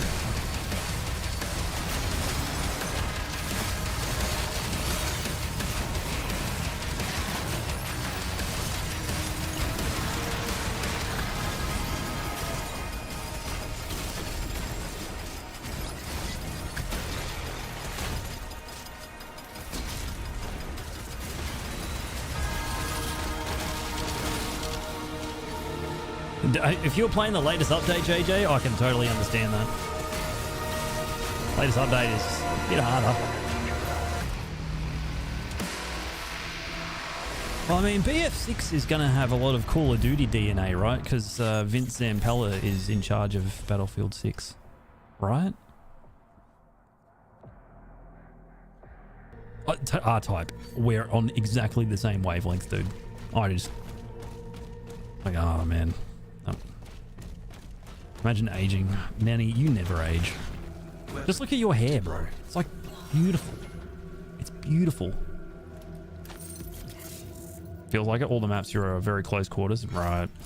Yeah. I feel like that's inevitable when the dude who made Call of Duty and Apex Legends is in charge. I still remember the fucking original demo for Battlefield.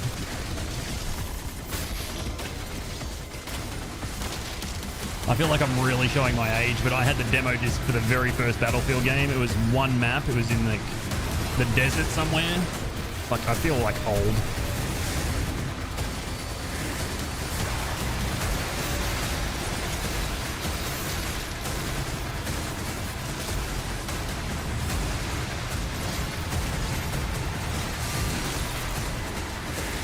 Sensor turret took some damage. Yeah, dude, you are old. You're really old and yucky and smelly, and your Player. balls are stuck around your ankles, and you're really bad. Yeah, exactly. Couldn't play on internet, so just played against bots. Fucking, it was cool.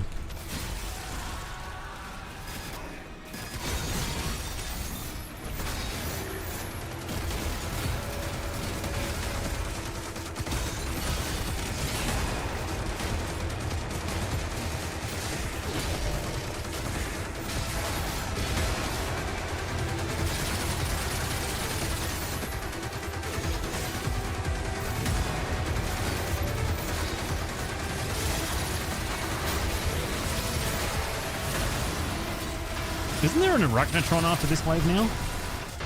Yeah, there it is. Nice. Punished Devo. Yeah, punished snake. Punished snake, venom snake.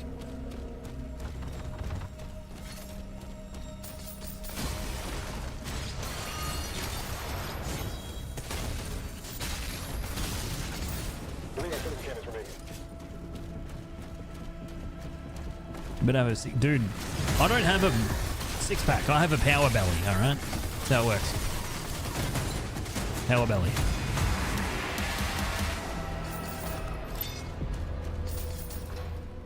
Oh, God, I didn't pick up the key. I'm such an idiot. Oh, now I have to backtrack. You're old, Devo. What's my favorite food? Oh, pizza. Easy. Easy, easy, easy, easy.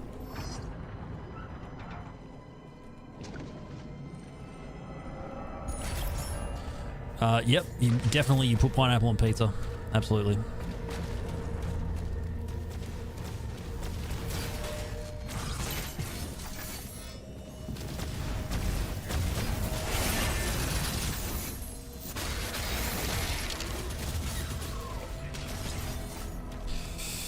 Gonna have to go back and get the bloody key now.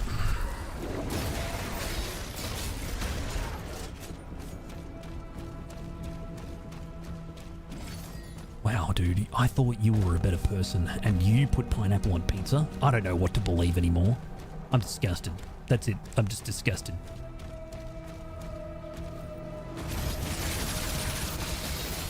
Isn't it? So that projectile didn't go through that mank, but the soldier dumbbells can go through everything. That doesn't make any sense.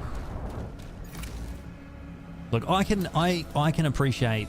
I'm not, you know, like, I can appreciate a good, authentic pizza as much as I can a good, you know, pineapple on pizza, right? I don't discriminate when it comes to pizza, guys. I'm all in. I'm all in. I'll have all the pizzas, man. Reported to the police. The senior pepperoni is gonna... It's gonna sort you out. You'll be fined 10 demerit points. No longer. You can't eat pizza for 6 months. Finny, mate. What is good? Korean pizzas, they're so different.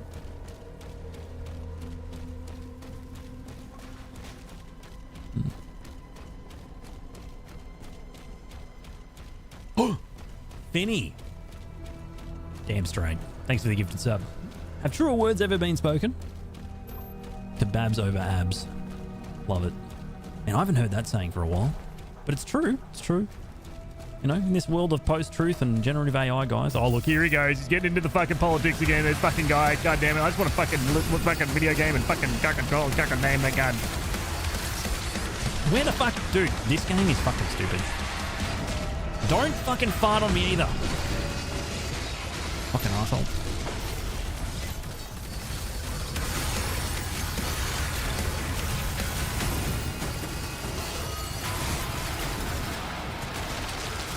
I'm so fucking... Oh, this game's fucking stupid. Can you just fucking sit down, cunt? Fucking... fuck's sake.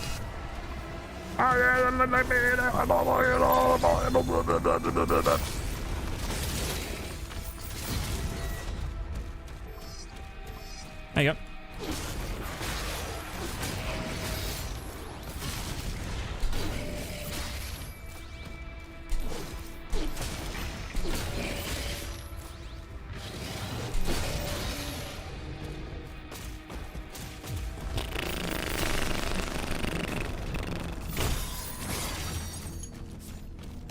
What was I saying? Oh, I can't even... Tell me more about your hatred of the clankers. I literally can't even remember what I was talking about.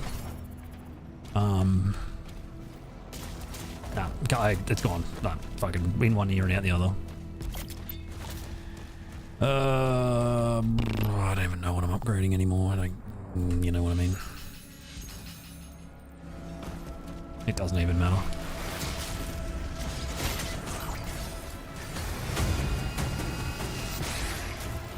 Thanks, Doom. That's that's really good. I appreciate that.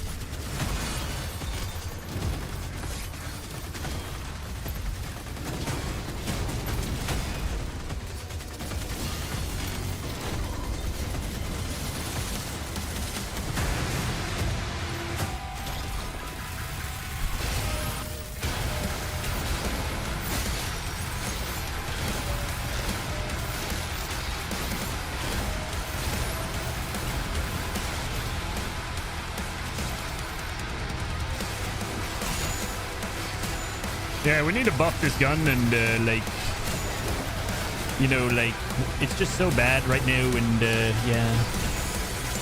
Really need to buff it again. Hey, he just deleted that Arachnotron off the spawn with the SSG, you know, like, clearly the SSG should just get nerfed.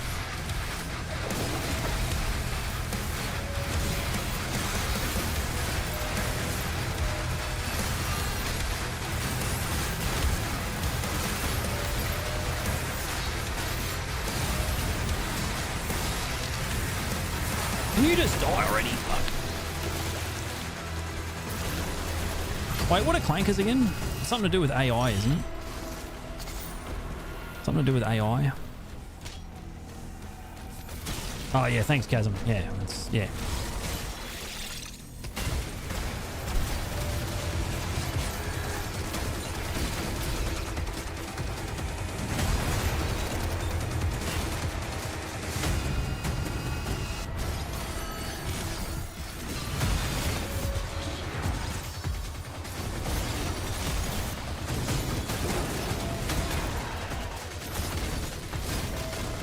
Like, I hate what they've done with this gun against these enemies. It just feels so shit.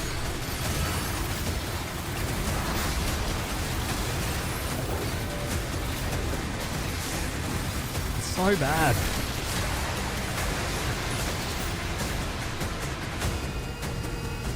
I feel like I might as well be throwing Tic Tacs at them. Clankers is white spots on balls with... Cunt, you need to sort your life out. Fuck me. Oh my god.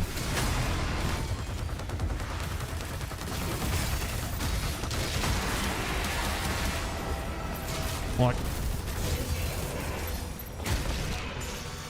I mean, look, honestly, it's pretty fucking funny, but the fact that you came up with that really disturbs me.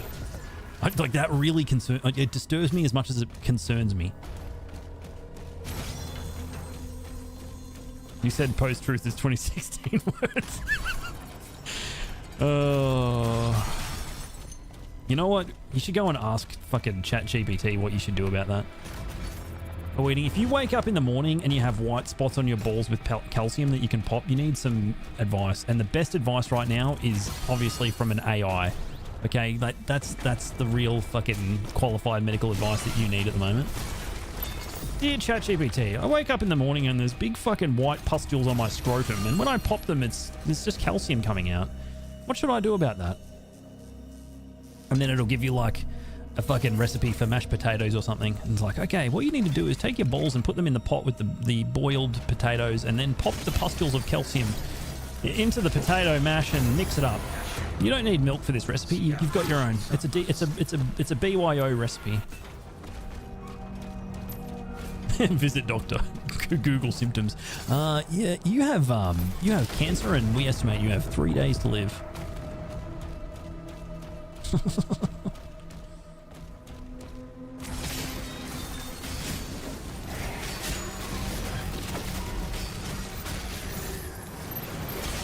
Please stop. Please stop.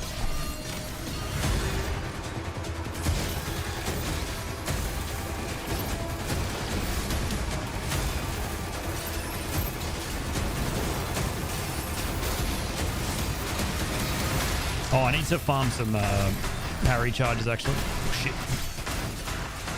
I'll just get rid of one of these blokes.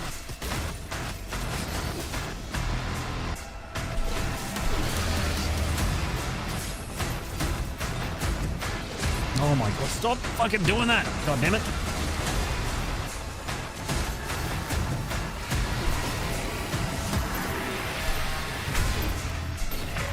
Good, fuck off.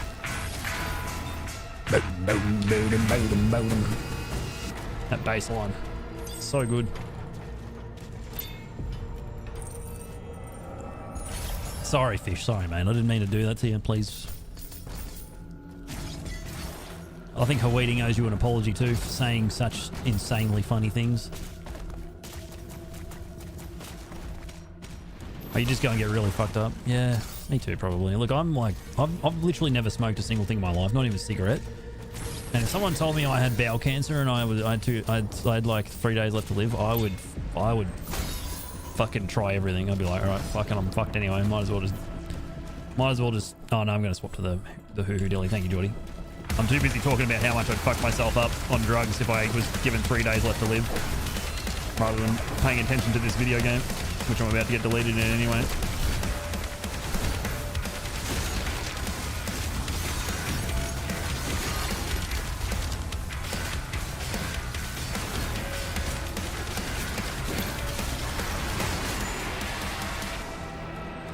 You can play with my ass without having... Fuck off already. So fucked. Why would I do that?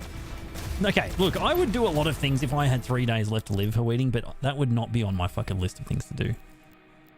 Be way down the very bottom, okay?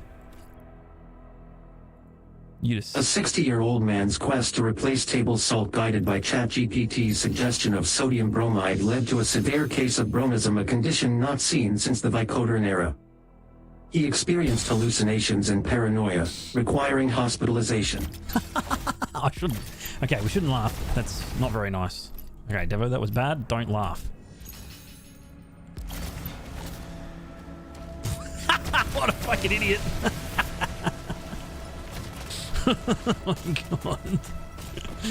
Oh man. Guys, this is the future, okay? Oh fuck. Nope. This is AI, guys. It's the future. It's going to take over everything.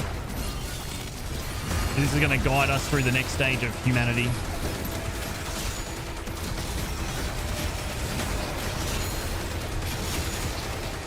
It's like the Industrial Revolution on crack, okay? What the fuck? Pick the fucking gauntlet, for fuck's sake.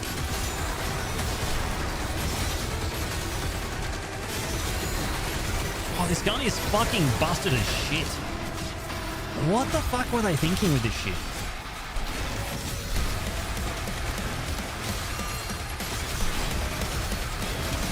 Like, what in what world is this balanced? I don't understand it.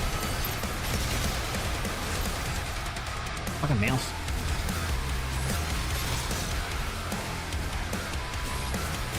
Alright, whose fucking fart box do I need to tongue punch to get this guy? Okay, thank you. Oh shit. Alright. Good. Alright, good. Alright, let's move on. Alright, very good. Yep. Very good. Oh, guys, by the way, this is a tutorial. If you want to change the LOD settings on your FK... I don't even remember what mouse I own anymore. This is what you do. Alright. How do I I open Witchfire again.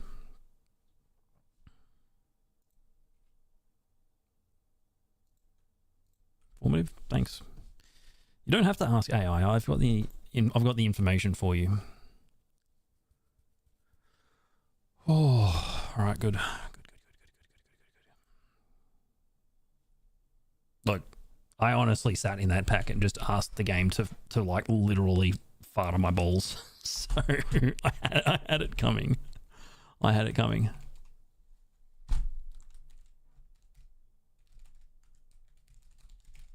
Let's play Witchfire.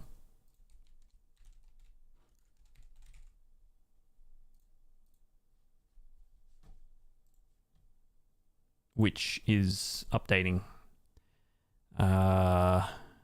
Okay.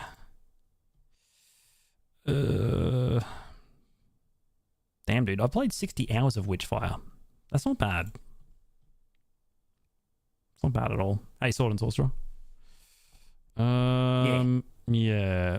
Okay. Well, this game's got to update, so I guess we're not playing it straight away. We'll wait for the good old Aussie internet to do its thing.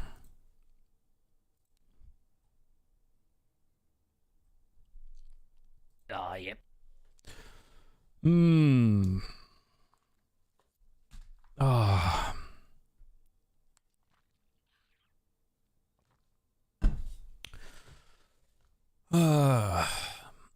Today's a long stream. Not really. I mean, I just don't really. Guys, I used to stream, Mateen, I used to stream for like 4 hours minimum before I became a dad. Yeah. Seems like a good time to play some Dusk.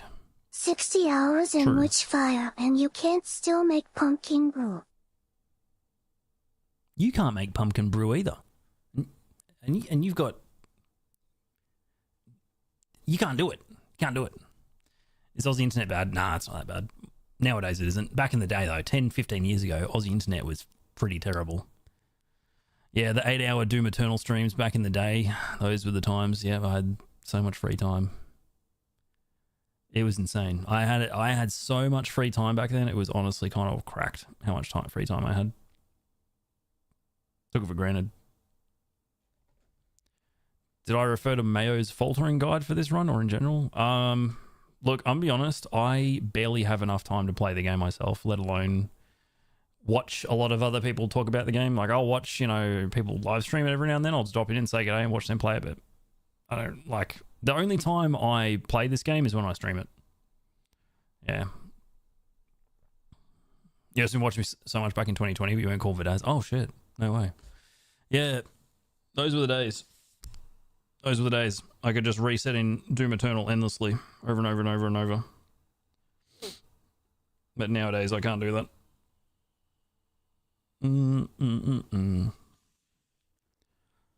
Yeah, nowadays the internet in Australia is pretty decent. It's not amazing, but it's pretty decent. Some people have gigabit internet. I have gigabit internet, but the speed test I get, it's like 430 megabits down. Seen you rage countless times. Yeah, nowadays I just don't care. I just, I literally don't care anymore.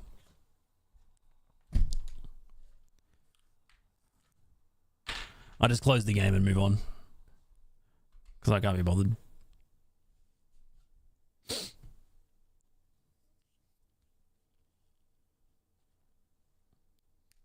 When you were in Australia in the mid-10s, you were shocked at how shit it was. Yeah, in the mid-10s, it was still really bad in most areas. Like, not many people had access to the NBN. And mobile internet was really expensive, like crazy pricey. It's much better now though. There are still pockets of the internet where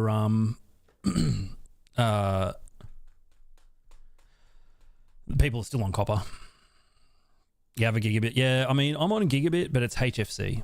So I think for HFC, that's like pretty standard to not get that close. If you're on like fiber to the curb or fiber to the home, like 920, that makes a lot of sense.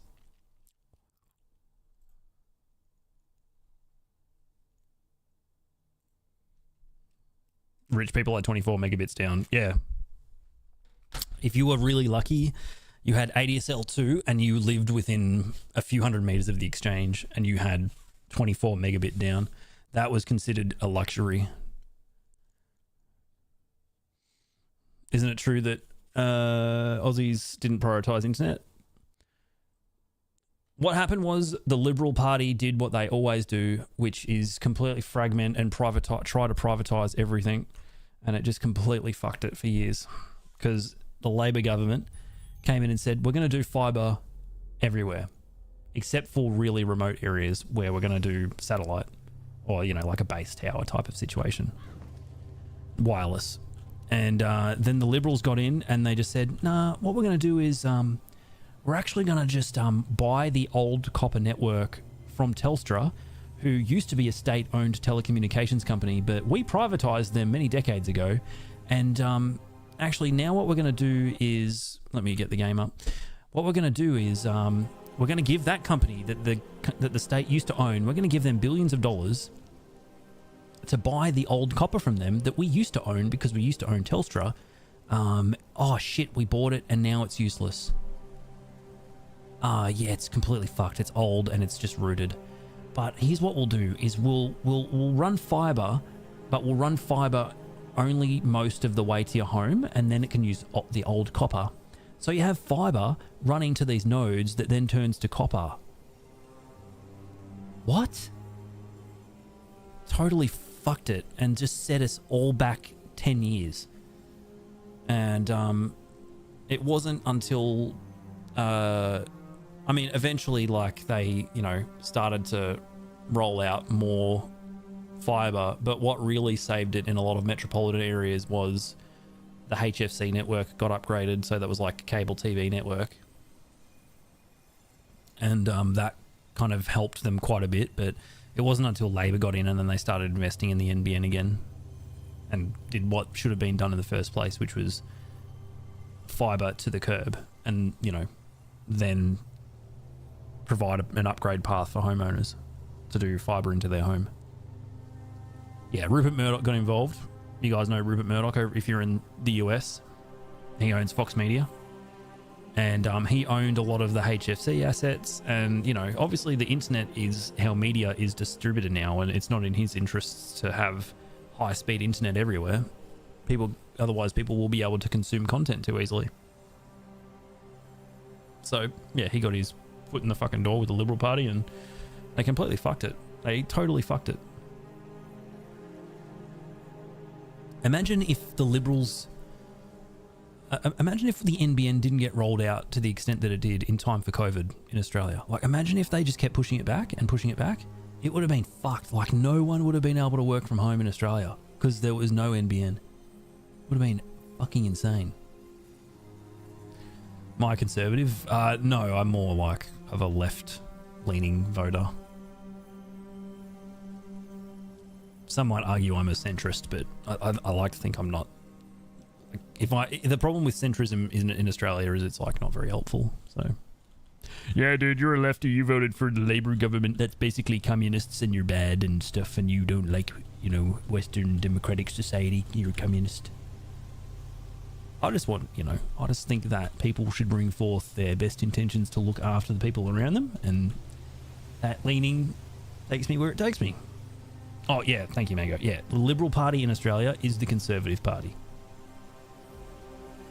Yeah, very, very, very confusing, I know, but that's how it is.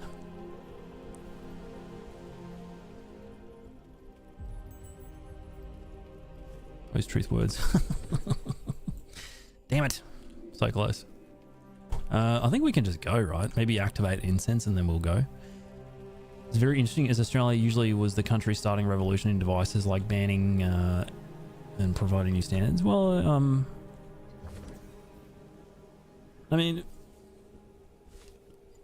Australia is like this really young country, and it's a country with a lot of opportunities, but unfortunately we're captured by a very small number of large corporations. You know, we love a good duopoly here in Australia, which is really unfortunate. The NBN at least kind of broke up the telco monopoly, duopoly to some extent. Shit, did I really want to go here? God, I'm going to get my shit pushed in. But, you know, like, we're captive to the fossil fuel industry because we're such a big exporter of fossil fuels and our economy is super reliant on them. So we keep giving them whatever they want. And then we've got like these massive grocery chains that, you know, jack up all the prices on everything and price gouge us. So, yeah.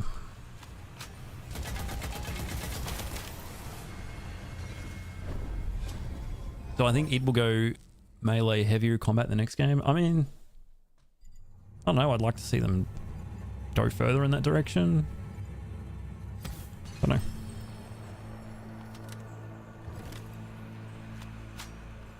Oh yeah, like the UK with all the banks and everything like that. Oh shit, he's already broken my shield.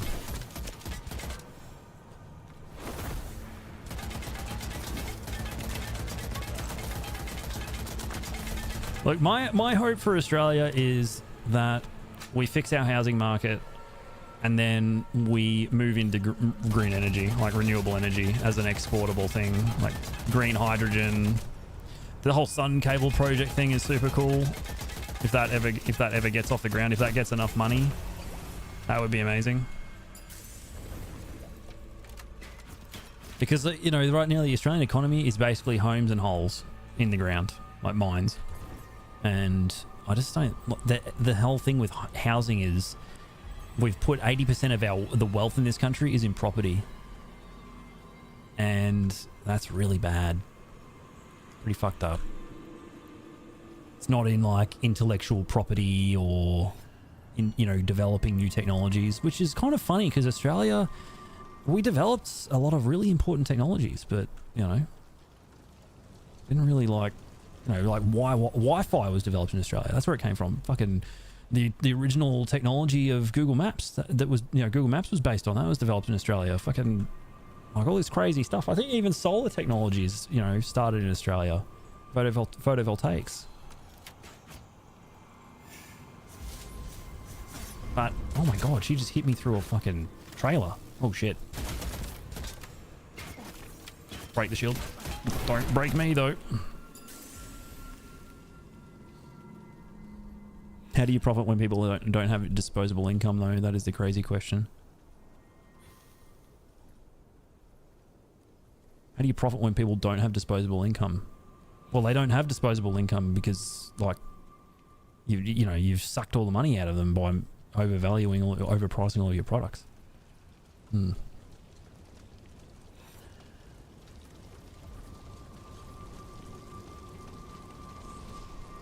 Like, life in Australia, Mateen, is amazing.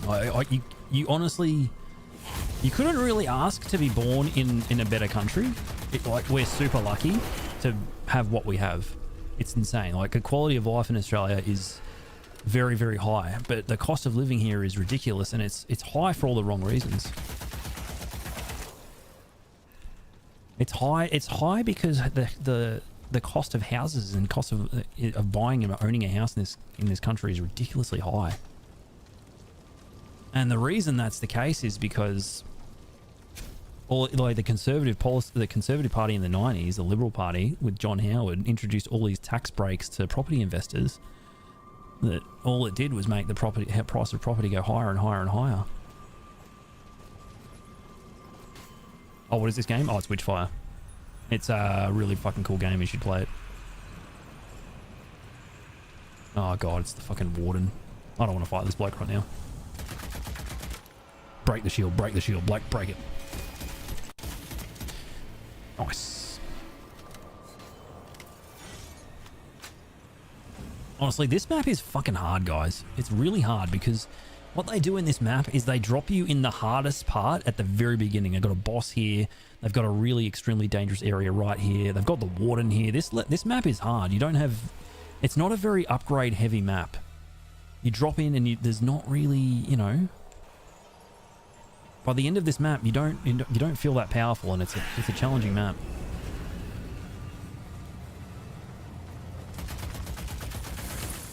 Break the shield.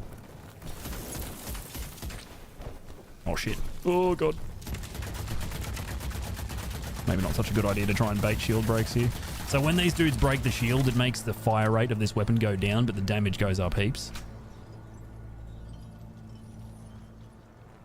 Exactly, Solitary.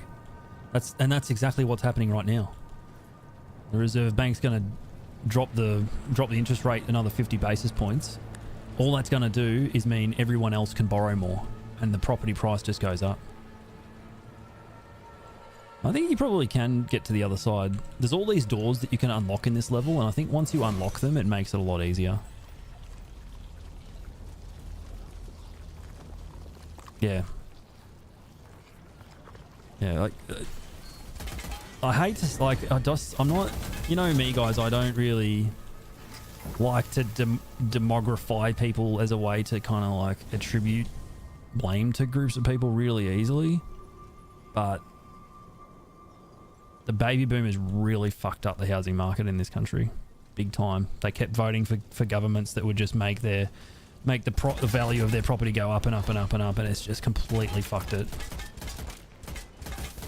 Like I know that they're not like bad people, but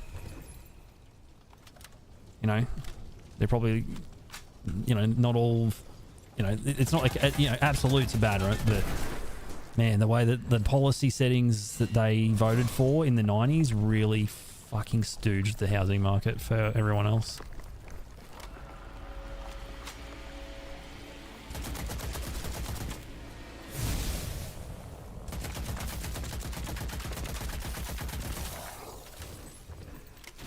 Hey, Bobba.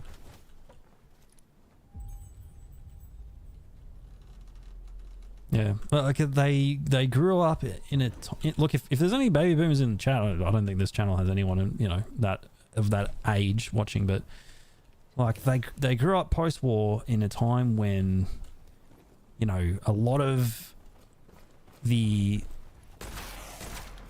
first world Western countries today in their time were going through, you know, massive manufacturing booms, and their economy was all around like building shit, and there was great availability of things. You know, they had so much. Like, yeah, they didn't have as much technology as we do, but they sure as shit had a lot of things that were far more affordable relative to their wages back then. So they kind of grew up with everything. They had everything. Everything that you needed back then anyway. Yeah, there was tons of opportunities. Massive amount of opportunities then. It was time of opportunity and abundance. And yeah, the quality, you know, we have a lot of comfort things now, a lot of technology that's really great that they didn't have back then, but that, you know, they had opportunities back then that we don't have now. And it just feels like they're not, this is going to sound really fucking brutal, but they're not dying either. And they're not letting go of the things that they've grown up with, like any property or assets. They're not like letting go of those things. They're living longer than the generations that came before them. So as a result, they're holding on to everything that they've accrued for longer rather than letting it go. I'm not saying they need to die. That's a very inhumane thing, but it's just like that's just the reality of it. They're just holding on to these things for longer.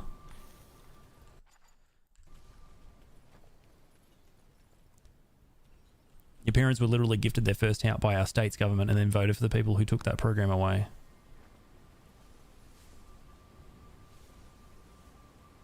Yeah, like, exactly right. I mean, it's very, I don't know. I would just love to have been in the room with, I would have loved to have been a fly on the wall, Arrhythmia, at the dinner table, listening to the conversation about, oh, we're going to vote for this government because they're doing this, and you know, that this is the reason why we've got to vote for them, because I just want to know the motivation. It can't be selfishness, right? Like, it can't be, oh yeah, we want to vote for a government that's going to build less houses because that's going to make our house worth more, and that's, you know, that's good for us.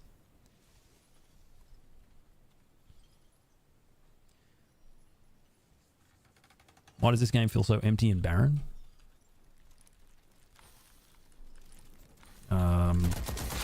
I don't know, does every game have to feel like it's got a million things going on at once? we're also in a backswing towards right politics. I mean, in the US, like, it definitely at the moment it's like that, but overseas it's actually swinging the other way. But it's like equal and opposite reactions to things, right? You know, look at Canada. They were about to get rid of the Liberal Party in Canada, the left party, the Progressive Party, because it's Justin Trudeau, and then, you know, Donald Trump happens, and then they vote for what's his name? Canning? Oh, I can't remember his name. But the Prime Minister of Canada now is Trudeau's successor. They went, like, within a few months they completely swung away from him, and the same thing happened in Australia. Honestly, same thing happened in Australia. They went and voted for we went and voted for the Labor Party again. We brought them back when it was looking like the Liberals might get in again, and then suddenly a few months later they're out. Like, they got in Australia, the Conservative Party got absolutely trounced at the last election. Carney, he's awful. Yeah, oh, I mean, Donald Trump basically made sure he won his election.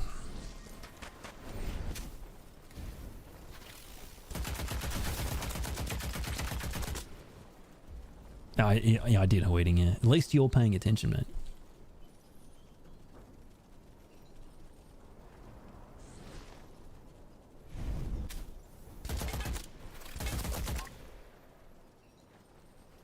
UK is in big trouble. Yeah, I'm not as in tune with what's happening currently with UK politics and Keir Starmer, but the last few administrations that have been there in the UK have really done a bit of a number on the UK, unfortunately. Like Boris Johnson and Liz Truss. Pretty... And then, what's that other bloke's name? The really wealthy fella? Can't remember his name. Rishi Sunak. Oh, cheers, yeah.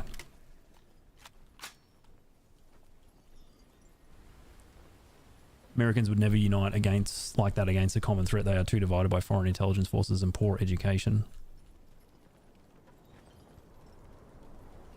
Yeah, I mean, like, America is very... I don't know. As someone, like, I hate to say, I don't want to sound like... You can tell me otherwise, but when I look at US culture and politics and the way that people see themselves as individuals in the US, is that they're very ambitious and driven to achieve things as an individual. Like, the beautiful thing about Americans is they are very ambitious. Like, they're more ambitious than Australians. Almost in they can kind of, like, having worked with Americans before, they almost kind of, I don't know if delude is the right word, but they're, like, capable of deluding themselves into believing that they can do something. And in some ways it ends up being really helpful for them. I'm gonna get killed by this fucking gravedigger. Is the worst, dude. Wait, what's this thing do? Maybe you should just focus on not dying. Oh god! Oh, I'm so dead. Oh, I'm dead. Yeah, I'm dead. I'm dead. Yeah, the American dream, right? So, like, having worked with Americans, they're very quick to think that they can achieve something, whether it's starting a business or going above and beyond in their job. Like, yeah, we can do it, you know, American number one, like, let's do it, yeah. Whereas in Australia, we're much more cynical about things, which, you know, means that it's harder for us to be convinced that something is true. Like, we'll be much more skeptical, borderline cynical, which, you know, has its pros and cons. It means that we don't just take things as they're given to us, but it also means that we have less, like, belief that something can be done, which can be detrimental to your ambition. Like, you're just like, oh, bullshit, you know, pigs fly, right? But the problem with that in American culture, I think, is that it's just the individual ambition makes it much easier to divide people, right? Because it's just about, like, oh, what can I get? You know, what can I get? What can I have? And whenever like that's a thing, it's just so much easier to control people.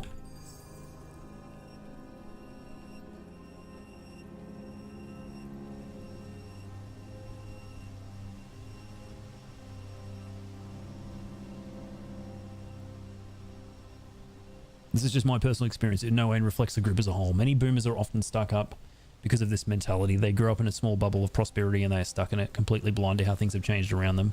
They call younger generations lazy with abandon because they think we aren't trying hard enough or our handshakes are too weak. Yeah. Yeah, they kind of look at, like they haven't realised that life and living today is just that much harder than it used to be 40, 50 years ago.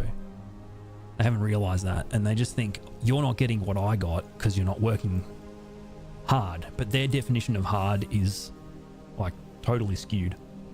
Totally screwed. They're skewed. They don't realise that, you know, the ratio of salary to prices of homes is like 8 times now. Whereas I think when that, you know, back in their day it was maybe 3 times. It's just completely different. It's just a different ball game. You know, they were playing checkers and we're having to play chess.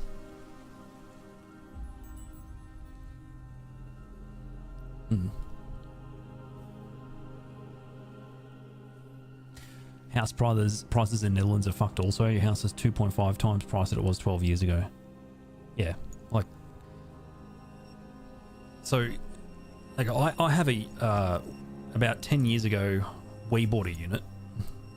And the price of that unit has increased... but it's gone up 130k compared to what we paid for when we bought it in 10 years. Which initially I was like, that's kind of mental. Like, wow, you know, like, what the fuck? You know, all we did was live in it and maintain it. Okay. And then I heard that one of the units near us, they're planning to sell that unit. They bought that unit in the early 90s, after a recession had happened in Australia. They paid 60 grand for it. And the previous owner in the 80s had paid 90 grand for it. In the 80s, they paid 90 grand for this unit. And then in the 90s, after a recession, the couple that owns it now, they paid 60 grand for it. They are going to sell it for $500,000. Like, I was like sitting there thinking, fuck, we've done all right. Okay, that's good, right? You know, great, fantastic. And then I heard that, I'm like, I was just fucking blown away. Like, holy shit. It just did my head in. I couldn't believe it. Actually did my head in. Yeah. Yeah. For nothing. Well, yeah. I think at some point you kind of get insanely lucky and the market's completely screwed, and you know, well, you don't get lucky. You vote for successive governments that put policies in place that favour you, but you know, it's not nothing, but it's also the return is completely disproportionate to how much effort you put into it. You know, like the investment property we have now on an ongoing basis, renting it, we lose money renting it. In some ways, like, you know, it sounds bad, but it's actually in the long term, if it keeps going that way, it's a good thing. But like, we lose money renting it. At some point we're gonna have to sell it. It's just not worth keeping.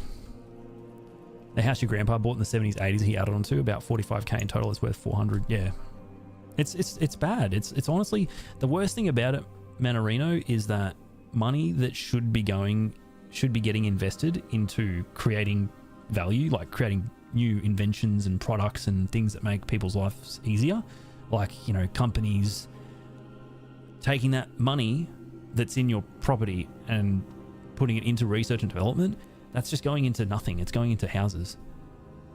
So messed up. And like the other thing is, if your economy is mostly, the value in your economy is based in houses, the cake doesn't get bigger for everyone. Slices of the cake get bigger for people who already have the cake, but not for people who don't. That's the worst part. Yeah, exactly, Manarino, yeah.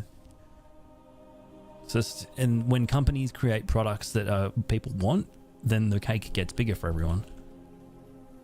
and everyone gets a bigger slice.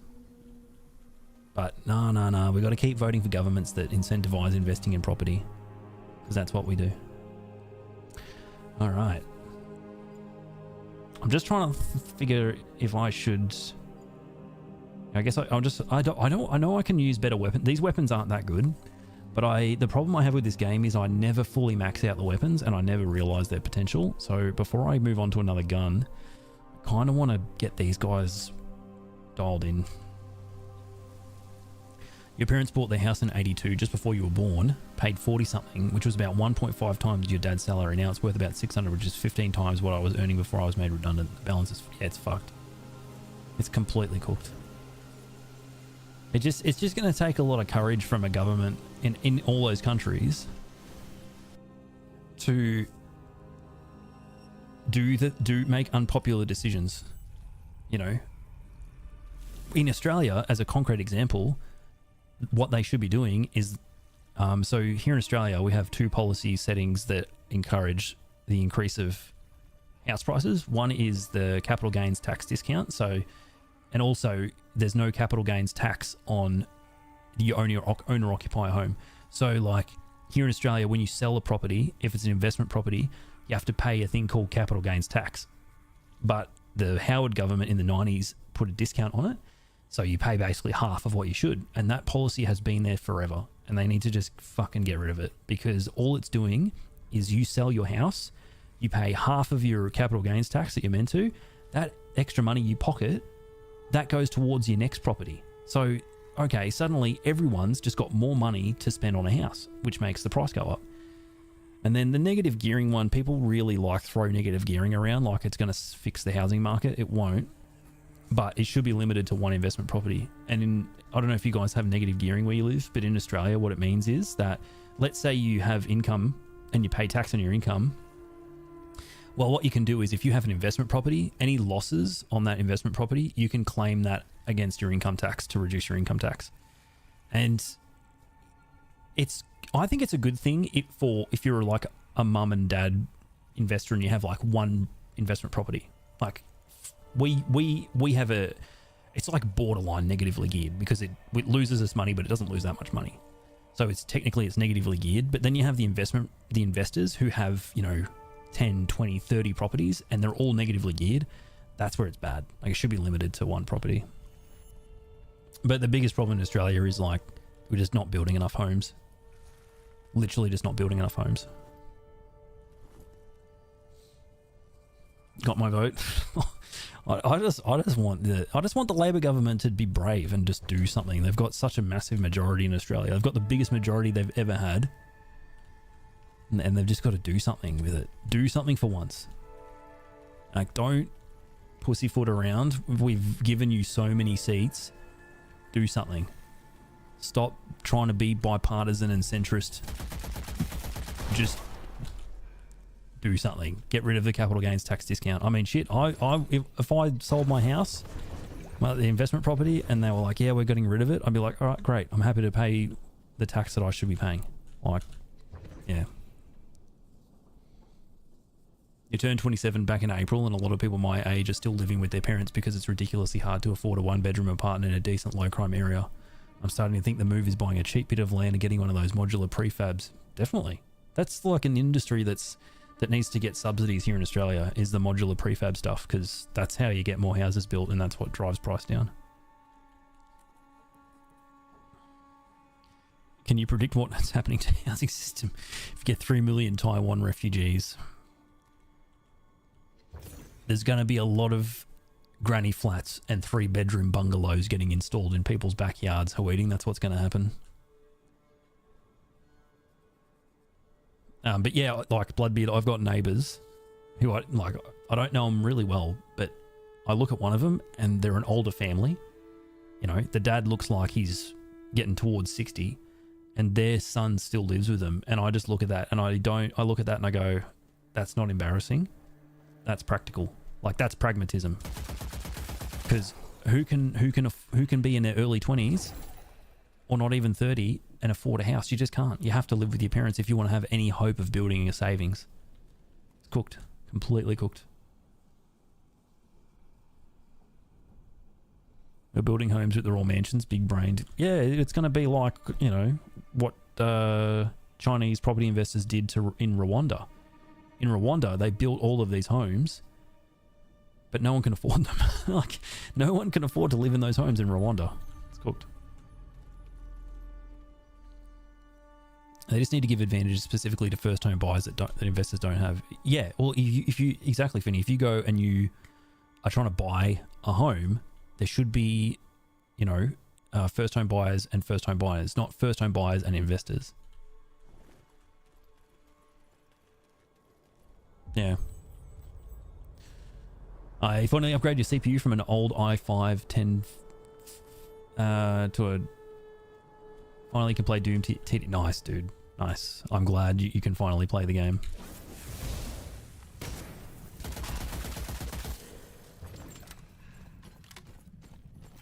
Wait, so how many of these do I need to do? Third Mysterium Incantation.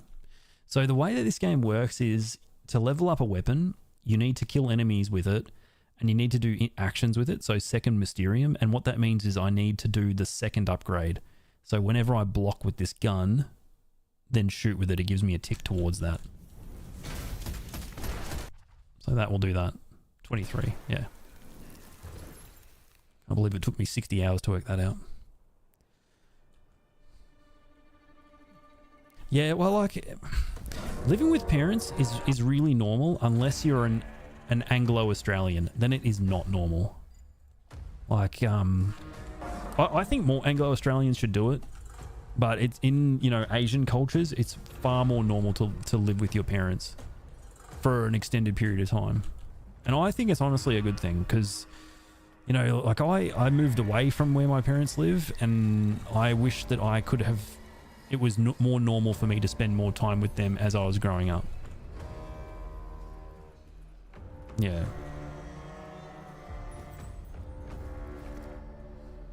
Can't wait. Dude, I think it's a good idea to wait until it comes out early access, because I know I personally don't mind it bookcase, but every time there's a big update, I just create a new character. And it does feel like as a result of that, I don't feel the full potential of the game, and I just do it over and over and over. And there's a lot of systems in the game now.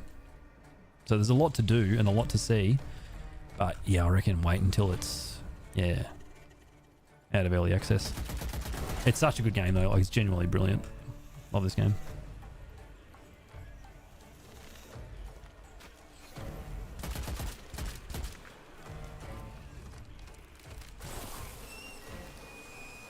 Oh shit, the warden's coming.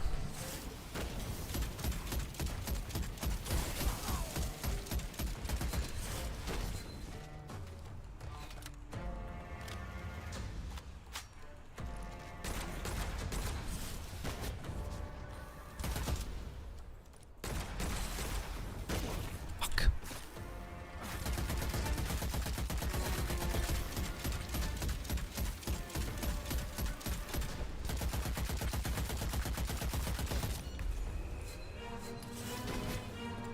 Dude, there are a lot of fucking dudes around here at the moment.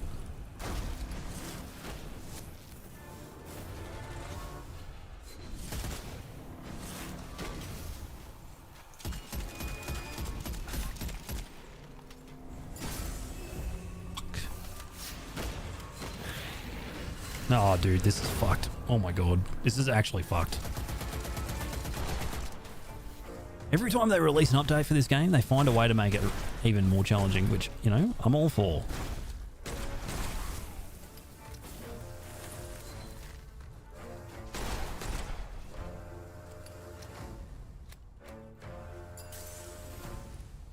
Oh, you don't like the crosshair down low, Manarino? Yeah, I can totally understand that. I don't mind it. At least you have that option, right? Like, this game has the crosshair lowered rather than being in the center of the screen. I think it's just meant to give you more visibility.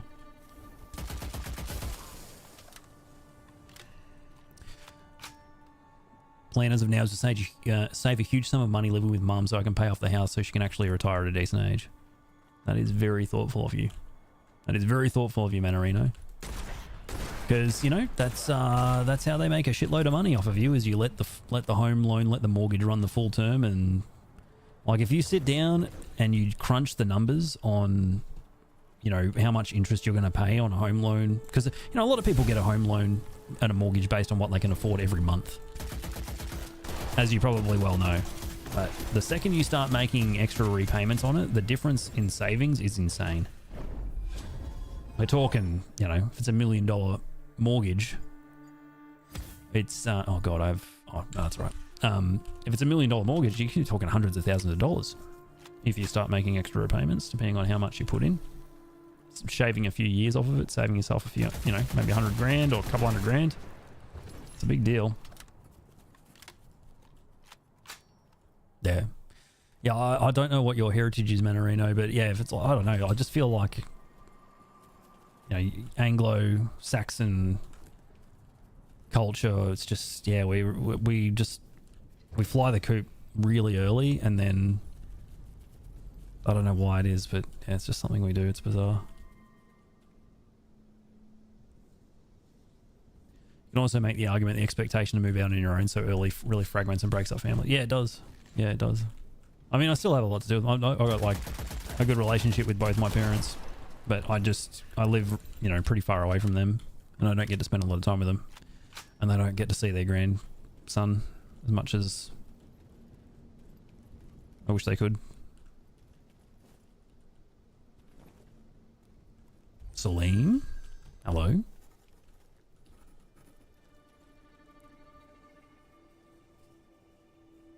Until here, you were more likely to get kicked out when you turned 18 than live past home at 30. Yeah. I don't know. I think it's like a thing, you know, so if you look at, you know, Chinese culture especially, right? Parents expect their children to look after them. You know, as they get older, they kind of, they expect that, you know, their children will look after them as they get older. Whereas in Anglo-Saxon culture, parents have like a different view, and their view is that they don't expect anything back from their children. It's just it's like a, you know, very different cultural outlook. And, you know, one of the leading things that comes out of that is, you know, as a kid, when you're old enough, okay, get out, you know, go out, get your life, sort your life out, you know, go out into the real world and get a job and sort your life out and look after yourself.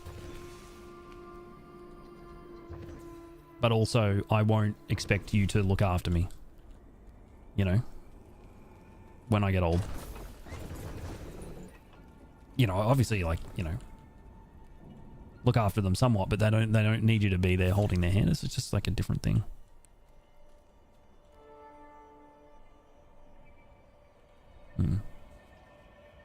You've lived at home most of your life because both my parents are pretty useless when it comes to cooking and cleaning. Yeah, and it's one of the, you know, it's just like, I think it's, you know, I think that's a really good thing because, you know, I basically, once I turned 18 and once I finished school, I moved out straight away. And it wasn't because I disliked my parents. I had a really good relationship with both of my parents. It was more like, you know, you have to go and sort your life out now. And it's like, well, that's good, but now we aren't spending it, you know, we're not together anymore. And it's one of those grass is greener on the other side situations. Like, oh yeah, you know, oh yeah, you went out and sorted your life out. Okay, yeah, but now I'm still on really good terms with my parents, but I haven't spent as much time with them. Then the other one's like, oh yeah, but you know, you live with your parents. What are you doing? Have you sorted your life out? You know, have you got a partner? You got a, you know, a soulmate? Have you gone out and sorted your own life out? It's like, no, but like I looked after my parents as they got older. I feel like the move out by 18 mindset is a consequence of the Industrial Revolution. After that, there were a lot more job opportunities. It was easier to build a life on your own, but even in Anglo cultures before that, most people stayed at home to help out on the farm. Yeah, true. Yeah, very, very true. I mean, shit, like even in the Industrial Revolution, when there was like less regulation and laws, a lot of kids were already working.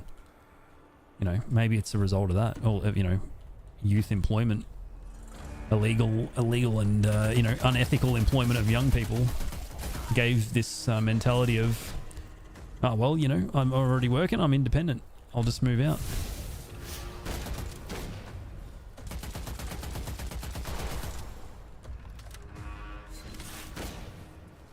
Awaiting. I'm not even gonna... Am I even gonna read this message? Should I bother, Rich?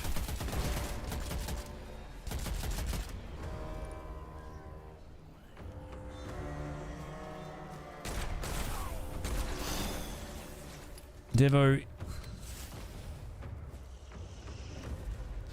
Waiting. You need help, mate. You need help. I'm not even reading that. That's fucking disgusting. You need serious help. Yeah, let's let Bulk Logan read it. Put it in. Give it to the Bulkster, Porky. Give it to the Bulkster.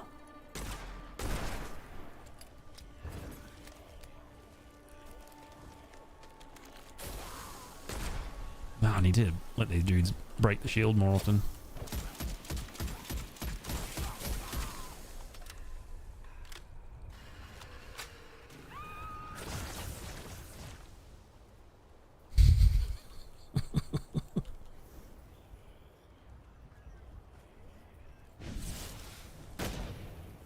Devo, if you hold an imur son, and you mental, I would keep a look on you from time to time, so you don't wipe ass by accident with balls.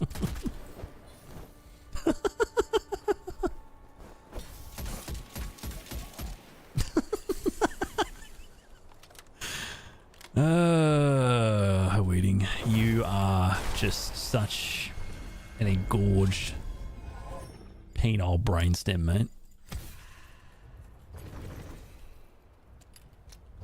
Sound like Heavy from Team Fortress having a stroke. Yeah, the special guest of the channel, Bulk Slogan, he really struggles, mate.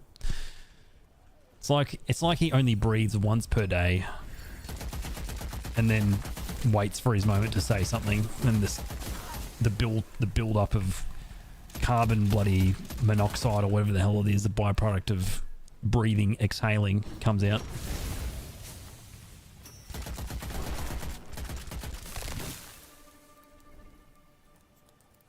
All right, everybody chill.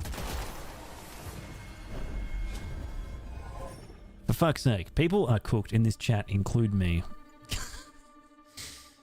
Look, you know, we all, look, Salim, we all watch people play video games live on the internet. We're probably all pretty cooked. If you're watching Twitch, you're pretty cooked. If you're not watching Twitch, you're pretty cooked.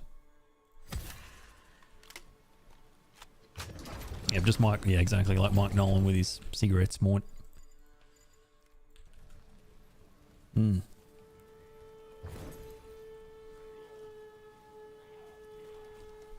Okay, I have to check the Twitch activity feed to make sure you redeemed that as a TTS, and you did. And I appreciate it. Yeah, I think if you watch Kick, you're probably educationally subnormal. Sorry to all of the Kicked watchers out, the Kick watchers out I there. ripped a 600 decibel fart last night, Moy. I cleared the mess hall in 47 seconds. I call that a byproduct, Lameo coat.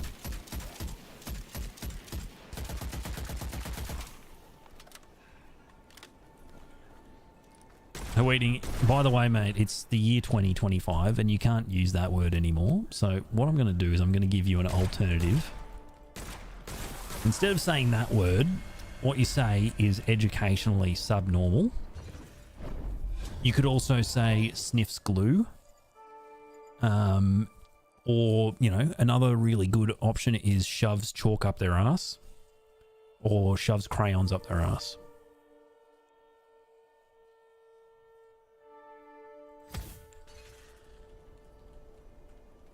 Those are plenty of options for you to expand your vocabulary with.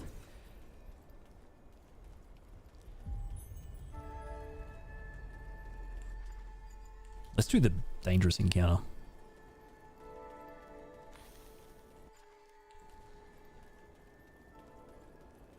Watches Big Bang Theory. You know, I've never watched it and I don't understand the appeal. Although I did start watching Always Sunny in Philadelphia. That show is funny as fuck.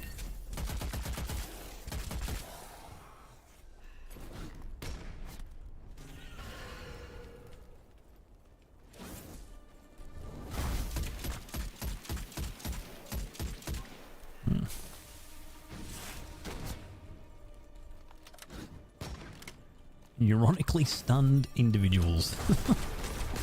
Ow. I gotta be careful here, I could die.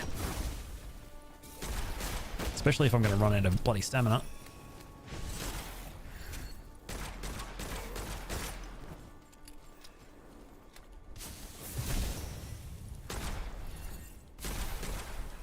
Oh god, this is not good, guys.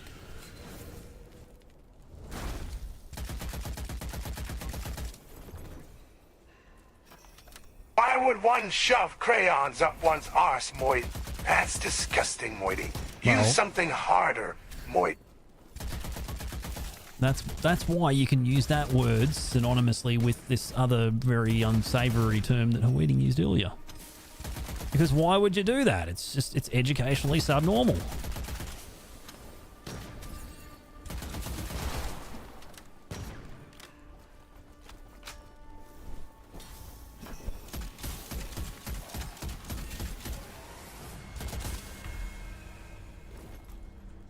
Damn, this Witchfire Orbs thing gives you so much Witchfire if you can take advantage of it.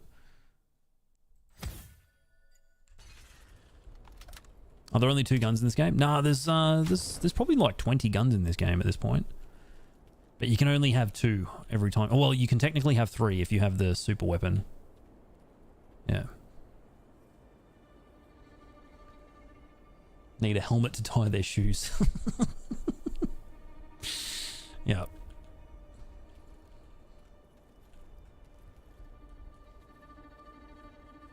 They need bloody Google Maps to find their home.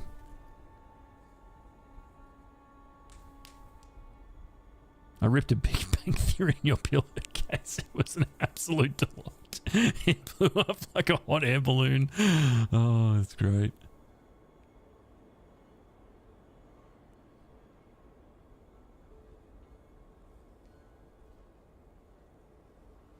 The first couple of seasons were good, but then all the writers changed. They started laughing at the nerds instead of having nerdy jokes. Oh, okay.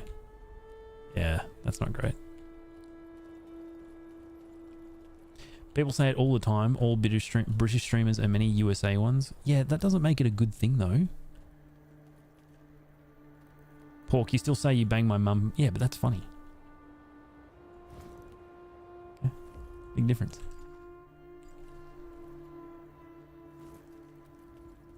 Random teammates can get lost on a one-way street. Gosh. Right. What do we got left on this map? 1 encounter. Nice. Let's do this last encounter and then fight the galley slave or whatever he's called. The big boss, Moit.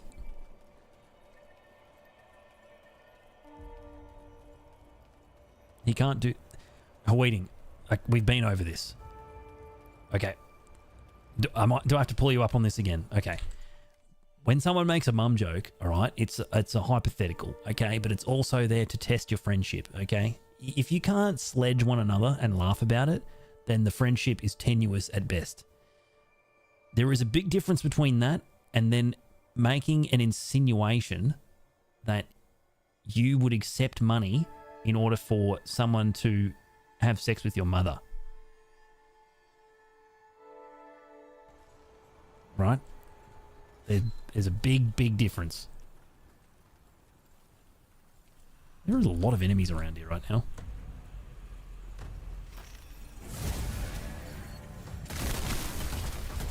Oh my god, what the hell just happened?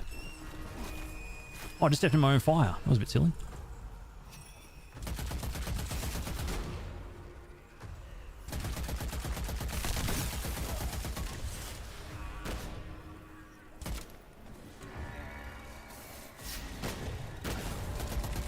Wait, that didn't block that? Oh, okay, that's a bit lame.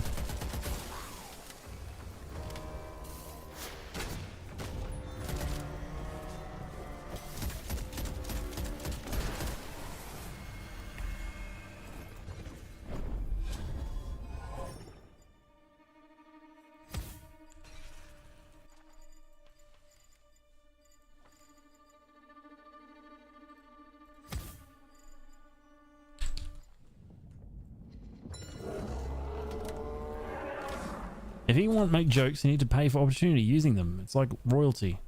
E.g., oh, right. You were saying that he can't just make jokes about your mum for free. Well, you know, that's still bad, right? It's not prostituting your mother, but it's still, it's, you know, it's like a lesser crime in the same category of crime.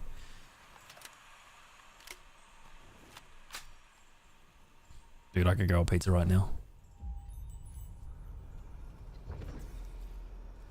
Oh, man, I still die to this boss so much, though. I should probably try to find another healing item. Like, this might drop a healing item, potentially. Yeah, I might do that, actually, because this dude keeps pushing my shit in. It's called free speech, not expensive speech. Yeah. Yeah, weeding, mate. You know, we make a lot of jokes about your mum, and, you know, we talk a lot of schmack, but... Oh, yes, please. But, you know, if you were around here, mate, I would cook you a nice lunch, and it would be very delicious, mate, and it would be great. And then I'd probably make a few jokes about your mum, and, you know, then we'd probably go our separate ways.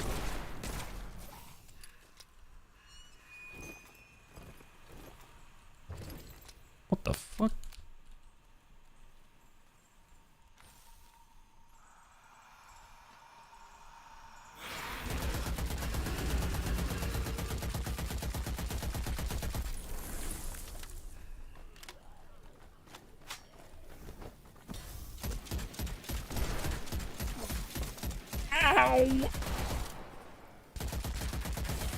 Wait, he left? Oh, dude, that sucks.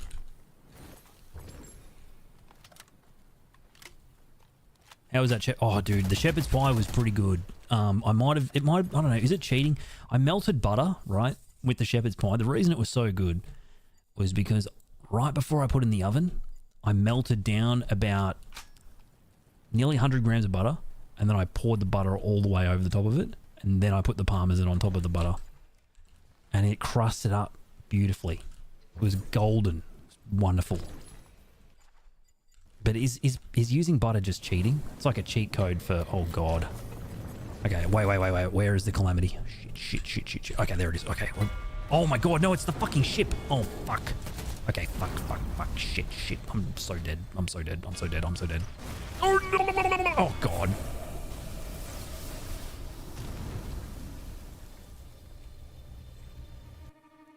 Yeah, exactly, Manarino. The butter and the fat, it equals flavor. That's how I see it. Yeah, butter and garlic.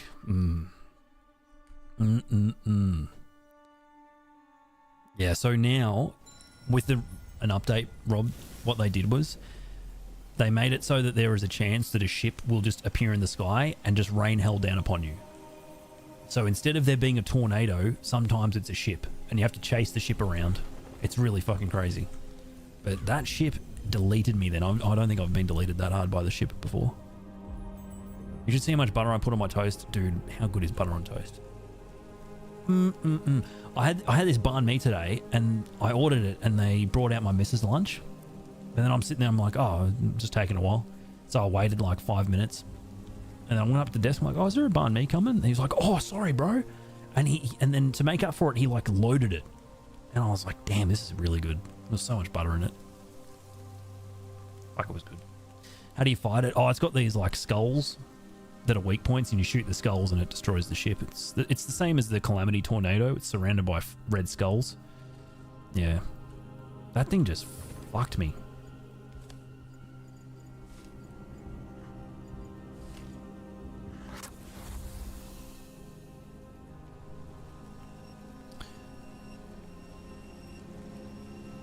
I'm back. I'm Devo. Hi, back. Yeah, I think I was nearly dead and I didn't have any healing items, and it's the first time I've seen the ship since I came back to this game. And they do a lot of tuning and everything. The game feels really different when you come back to it. So, oh, I finally got a fetish. Nice. And this is the Mandrake. So, this is a really, really good item. Basically, it's like a saving throw type of item.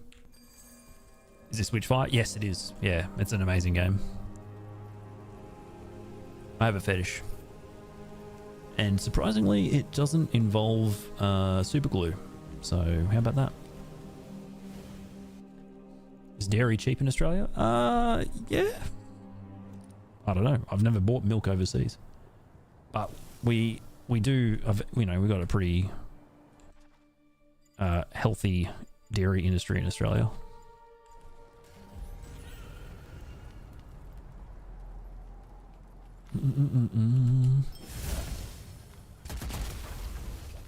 Oh, dude, I could have used this. Could have used that.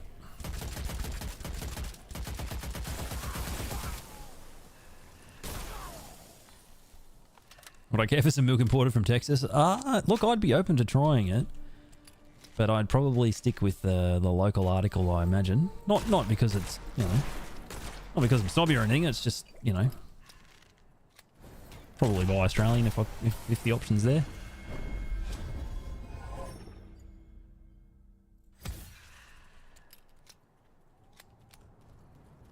Butter bar cost gold bar here in spring. Oh, yeah, we're really lucky. We like have plenty of dairy products all year round.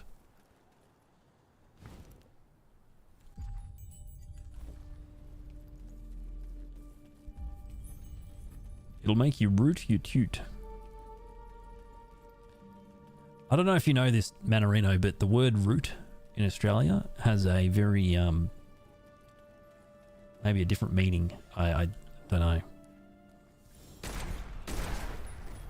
If you're rooting in Australia, it means you're laying pipe. And I'm not talking about plumbing either.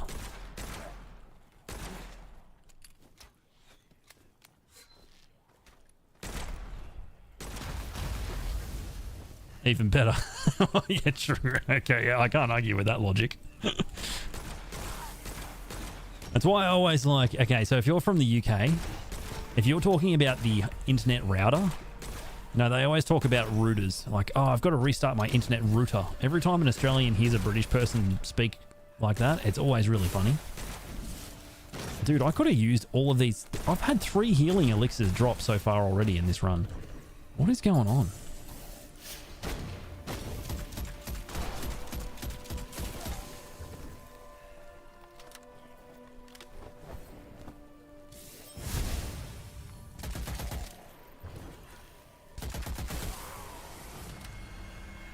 Raw unpasteurized biological gut bomb. Yeah, that's a new metal subgenre, Oni.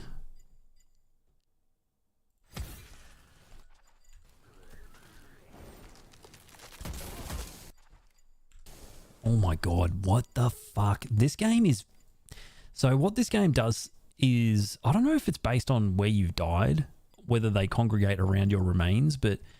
See the concentration of combat here? It's all in the same part of the map. Normally it's, oh, one here, one here, one here, one down here. But this time it's just like bang, bang, bang, bang, bang. Everything's right next to each other, which means it's really easy to overlap all of the fights. And then you end up fighting 50 dudes at once.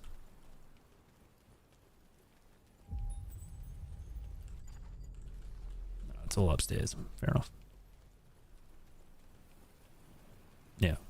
But Mohammed, if you've never played this game before, I really recommend it. You can get it on Steam, and it goes on sale pretty often, as far as I can recall. I've had it since it came into early access, so I have it on the Epic launcher. But honestly, I'd buy it again on Steam once it goes into like full launch, just to support the developers, because this game is amazing.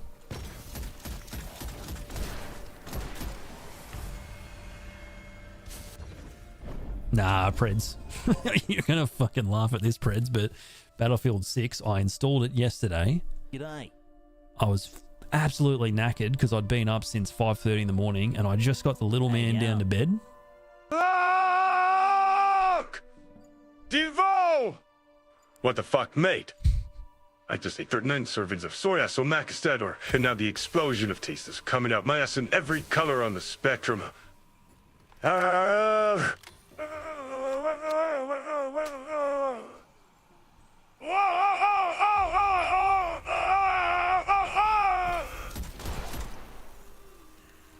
Anyway, like I was saying, I've been up since 5:30 in the morning, finally got the little man to bed, and I thought, fuck it, I'll try out Battlefield 6, you know? I was pretty tired, just wanted to relax, you know, try something new. I fucking download the game, install it, open it, and it says, oh, you need to enable secure boot to play this game.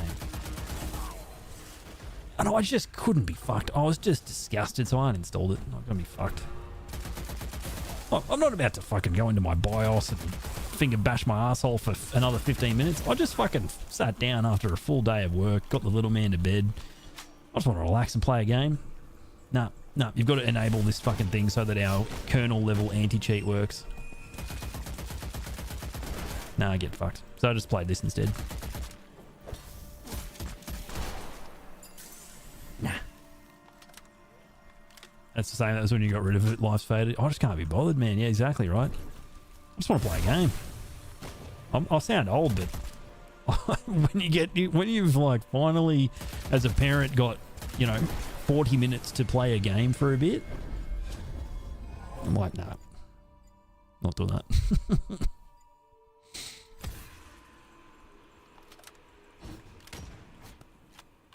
Yeah, that's true, Rich. You got me there.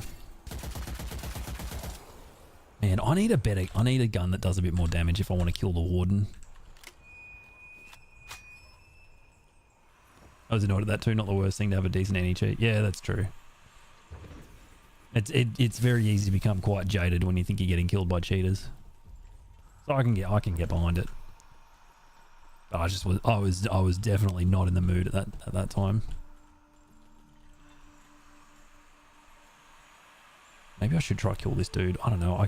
He disappears before I actually, because I don't have a sniper rifle. If I had a sniper rifle, I could probably kill this dude before he despawns.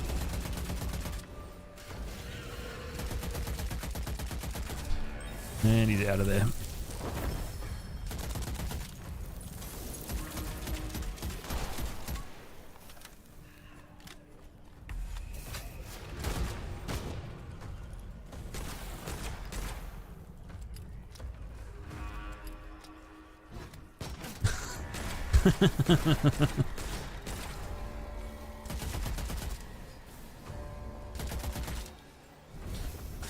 Oh, dude, that guy does 2 swings. All right, it's rough. Is this a Souls-like? It's got some similar systems to Souls games. When you die, your XP is dumped on the ground where you died, and you've got to get back to it. If you die again, you lose it forever. So it's got that from Souls, but other than that, it's also got some like environmental storytelling, and all the inventory items have descriptions on them. So if you want to, you know, understand the lore, you read the item description. So it's got some similar things from Souls games. But mechanically, like the shooting, I've been told, looks very similar to Destiny, and it feels like a little bit like Doom with some of the enemy design. So that's good. So, okay, if you want to turn... Okay, oh god, he's just complained about Battlefield 6, but now he wants to know how to set it up. If you want to turn on secure boot, do you just go into your BIOS and just turn it on, or do you have to do a bunch of other bullshit?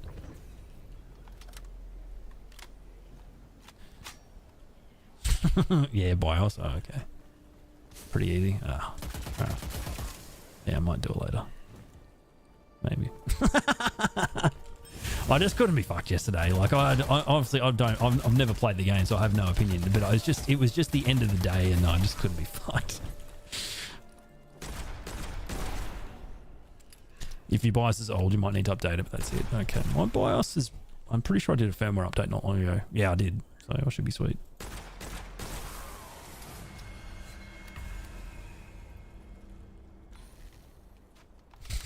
Hello, Gif. This is your favorite streamer, Mikey69. I am sorry to inform you all that today's Battlefield 6 stream is cancelled due to it requiring to delete my favorite game from my computer, Valorant. Due to kernel-level anti-cheat, whatever that could mean. Anti-cheat. Anti-cheat.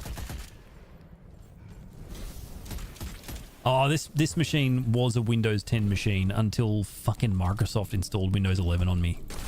I don't even know how they fucking did it. I just booted up my machine, and I'm pretty sure it was Windows fucking 11. I'm like, what the fuck? How did I don't want Windows. Fuck. All right, whatever. Fuck, I just fucking moved. Like, I'm so old, guys. I've just gotten to that point where I just fucking don't care anymore. Like, if something happens, I'm just...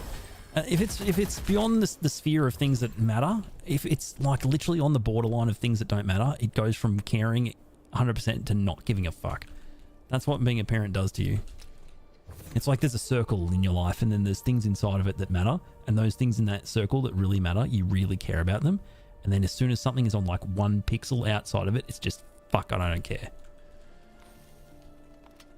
Because you don't have a magic spell called activate windows. Awaiting every time you send me a screenshot.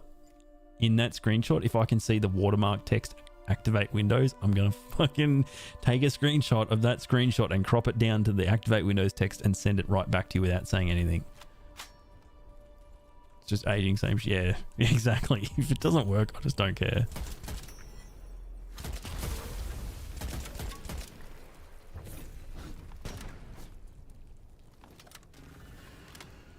Oh god, take me back to Windows XP, guys. That's how fucked I am. I just want to go back to Windows XP with Winamp.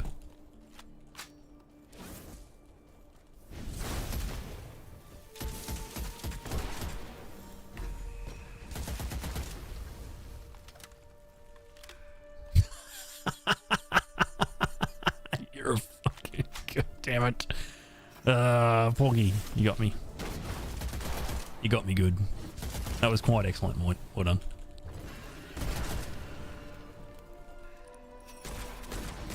Man, there are a lot of blokes here. Oh god.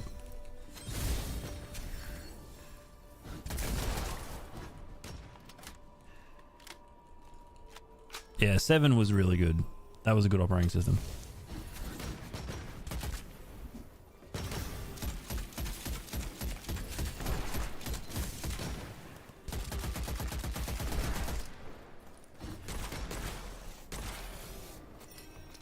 So all the guns in this game, the upgrades for them are cool as fuck.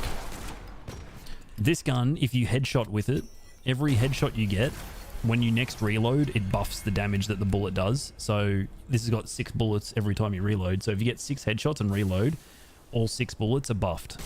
If you get 3 headshots, 3 bullets are buffed. Really cool. They've thought through how much, you know, the depth of all the upgrades works. And there's another gun that heats up as you shoot it, but you've got to keep it within a certain percentage band of the heat bar to make it do the most damage. If it gets too hot, it does less. If it's too cold, it doesn't do as much damage as it could do.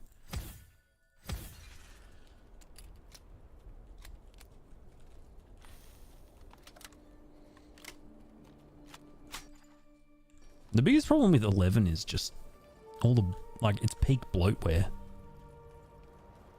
You've got to, unless you know how to use PowerShell to create an account, you are forced to create a Microsoft account.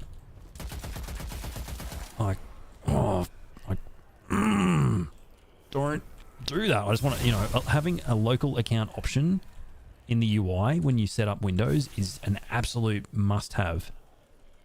Don't make me learn a PowerShell command to create a local-only account. Yeah, and then you've got all the, like, AI features. I'm just building a fucking gaming computer. I don't need AI features. Please stop. Thank you. Bye.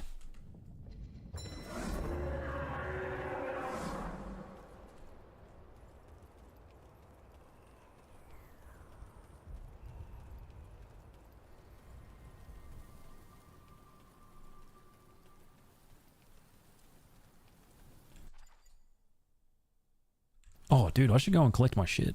What am I doing? Microsoft will stop Windows production. PCs will now run on Xbox software. This is an Xbox. This is also an Xbox. We don't know what our strategy is. This is an Xbox. Don't think about that. Think about this being an Xbox. Yeah, we don't do exclusives anymore.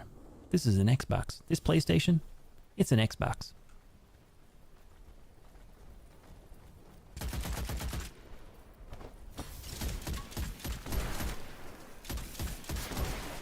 So with this gun as well, guys, the upgrade for this is when you use the shield, if it blocks an attack, the gun does more damage, but the fire rate goes down.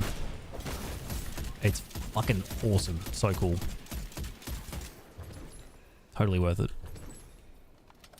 A box with 5 rats taped to it.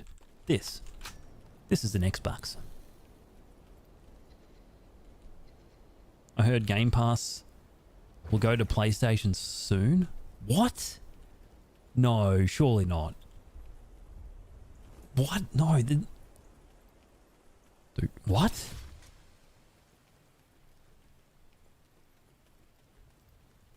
Yeah, I mean, I don't mind Game Pass. It's just my problem with Game Pass is the day one shit. You know, having their games on Steam, but then and Game Pass, but making you pay more for them 2 days early, and then overcharging for them on Steam. And then 2 days later it comes out on Game Pass. I think the PlayStation model is way better. You know, if you want to play a brand new AAA game that you're looking forward to, you pay for it full price when it comes out. And then, you know, a year or two later it ends up back catalog and then it ends up on Game Pass.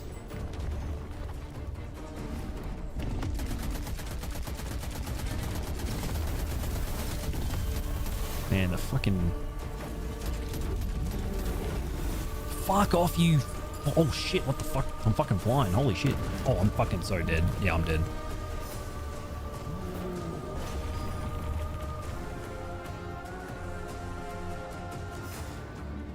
Not gonna lie, I am mega dog shit at this boss now. I'm super dead.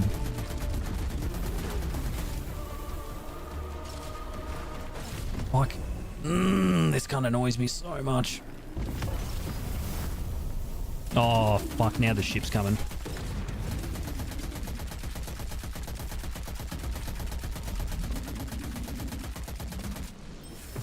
What?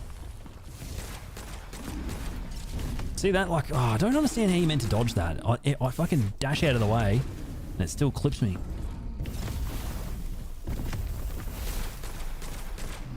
Dead. I'm dead. I'm dead. I'm dead. I'm dead. I'm dead.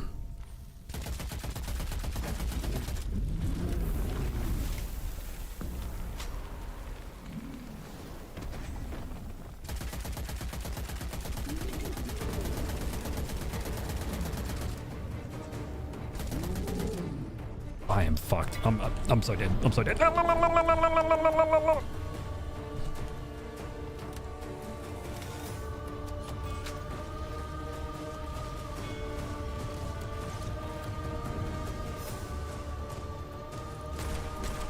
What?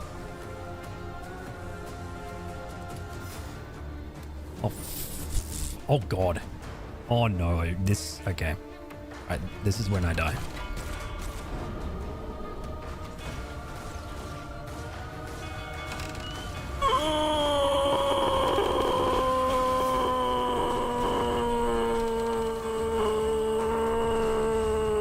Yeah, dude, if I had a demonic weapon right now, I'd be sweet. Oh, I'm so dead. As soon as my sanity runs out, I'm gonna die. Oh, God. The only problem is I don't... Hey, man. Yeah? Gonna hop on Dark Souls 2. Wanna come with? Dude.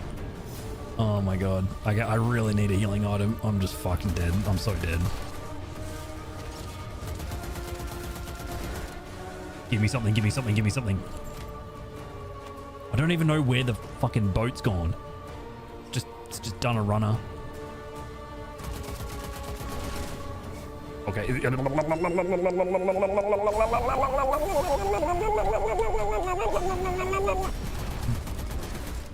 I'm dead. Now I'm dead. Fucking hell. Cousin. It's your cousin.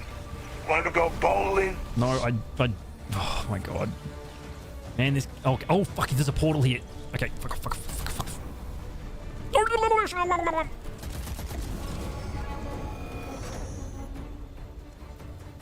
Oh, no. I'm dead. I'm so fucking dead, dude. It's over. It's over, guys. Oh, I'm alive! Fuck, shit.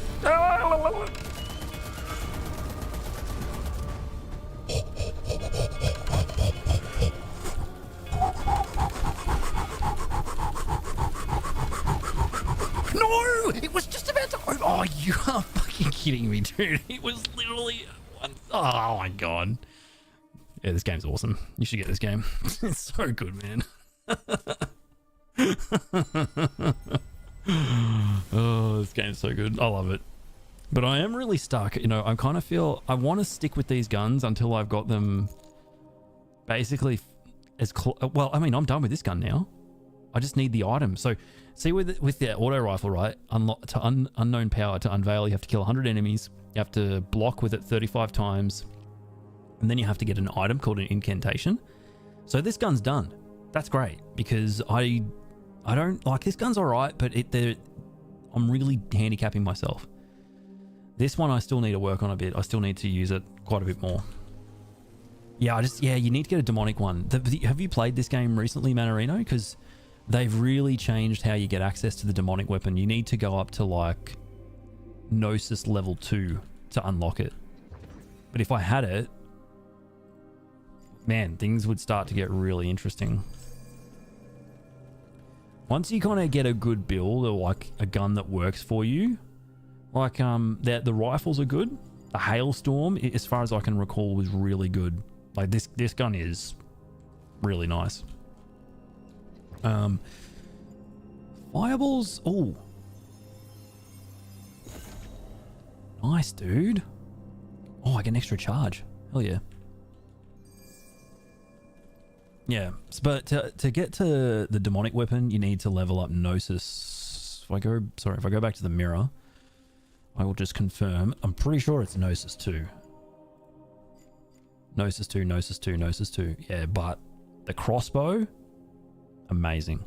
The demonic crossbow, it shoots a bolt, but then the bolt basically bounces between all of the enemies that are around you, and it just wipes out entire groups.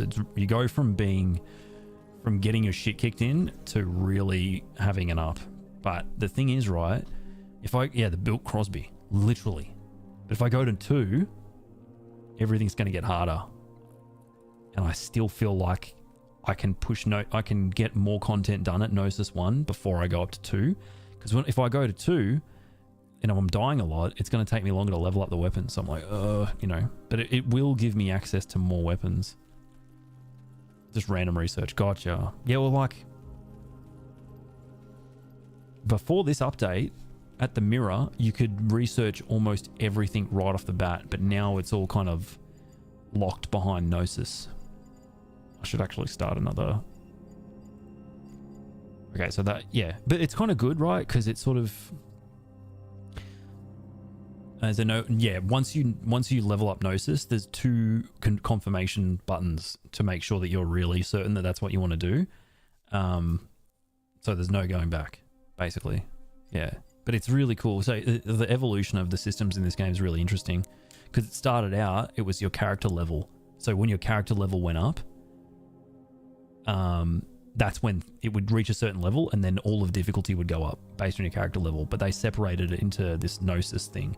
So now content and difficulty is locked behind that, and you can push your character really, really far, and then when it gets too easy, you level up Gnosis. So yeah, I think it's a good system. I really like what they've done in this game since the first iterations of it. Yeah, I can't level up heavy spells. Like, I'm almost kind of getting there. You know, I'm getting to the point where the things that I can upgrade are locked behind Gnosis. Yeah, that needs more Gnosis. Getting the fetish from picking it up is cool. And then rings.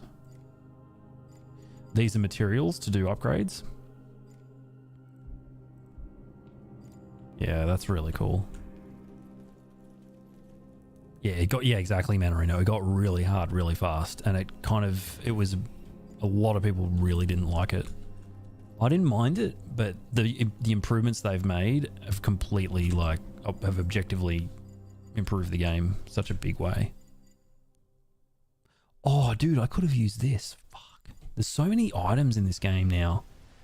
There's so many. And there's a vendor. Eventually there's a vendor that becomes available here. And the incense as well. You know, you can buff yourself for that expedition. I do like the Conjurer one. I think the Conjurer one's pretty good. So now I've got this gun. I wonder if these are still really strong. Yeah, it was kind of broken. And it wasn't obvious either, you know, unless you... Yeah, I don't think it was obvious. If I remember, I don't recall it being obvious that a particular character level would then just change the difficulty completely. At least with Gnosis, it's very deliberate. So, oh, okay, yeah, they're still arranged in this way. What you can do is you can get an item from the vendor, and when you use it, it causes the defenses to get rearranged. Like right now, it's not terrible, but it's not great. But if you use that item, you can make them all move around. The only drawback with the sniper rifle is it's got fuck all ammo. Like not much ammo at all. So you've got to be really, it's only got 25 rounds, whereas my handgun's got, 90 rounds. So all that means is you've got to pay attention to where the ammo caches are in the level and not access them until you've completely tapped out both weapons. But with the Warden, I can probably kill him now. Maybe. I might need to have upgraded it. I think the upgrade for this is like consecutive critical hits increase the damage.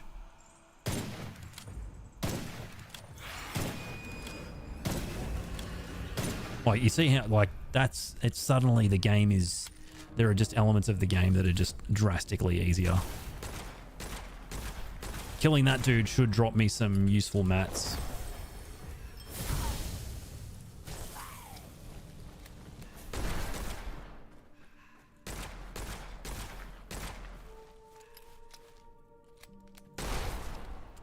Yeah, that should be like a second Mysterium incantation, I'm guessing.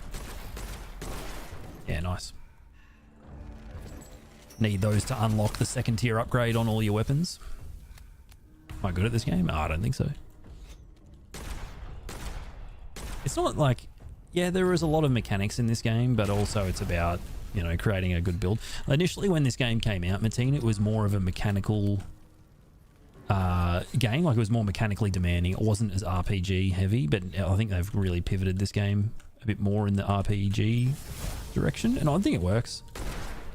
Like it's still a mechanically demanding game. There's still like that bullet heli aim aspect of it, so it's not full-blown RPG, but the potential for really powerful builds is a lot higher now, I think.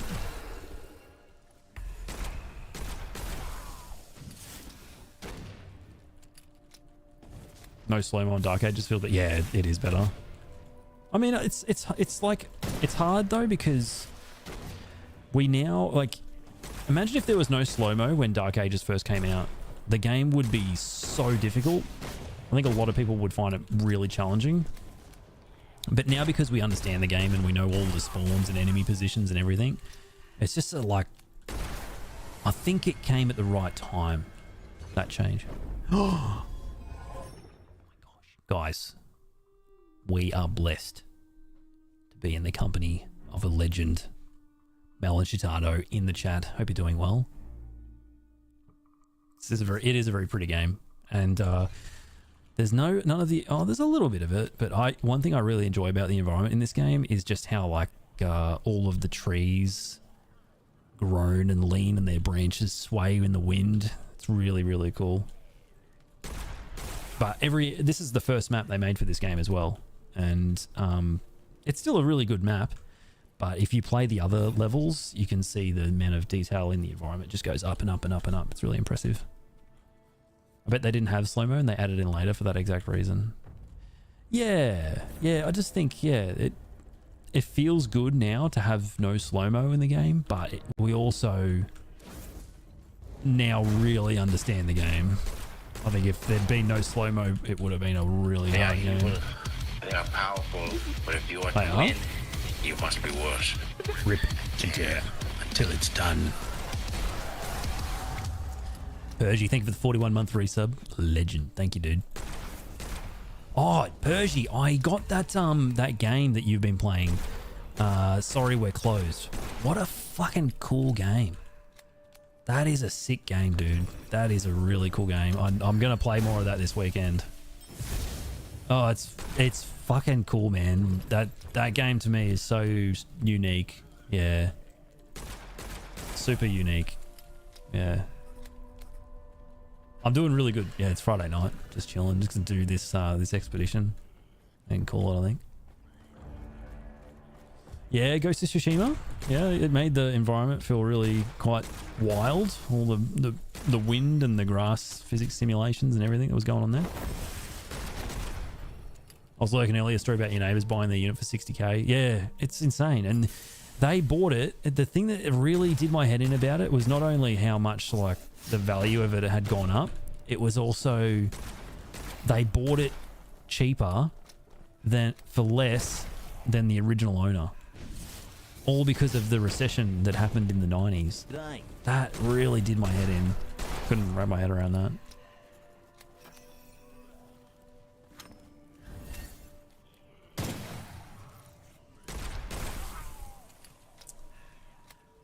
Is that the game where you're a convenience store clerk on night shift? You have to keep monsters from coming in? No. Nah. No, I think it might be. Yeah, no, you are a convenience store clerk in that game. Yeah. But you have dreams and you get dragged into this dream world. So it might be a different game that we're talking about. It's called Sorry We're Closed. Oh yeah, how's the Linux journey going? What prompted that, by the way, Melon?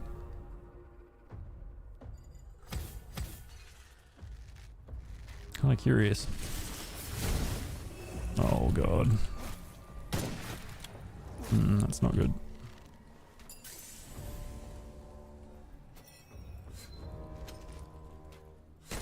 This is the worst. When you have a map like this and all the fights are right next to each other, it's so easy to end up triggering like 2 fights at the same time, 3 fights at the same time. It's a nightmare. I'm also nearly out of ammo, so that doesn't help me either. But I do have plenty of sniper rounds, so I can probably get rid of this guy with that.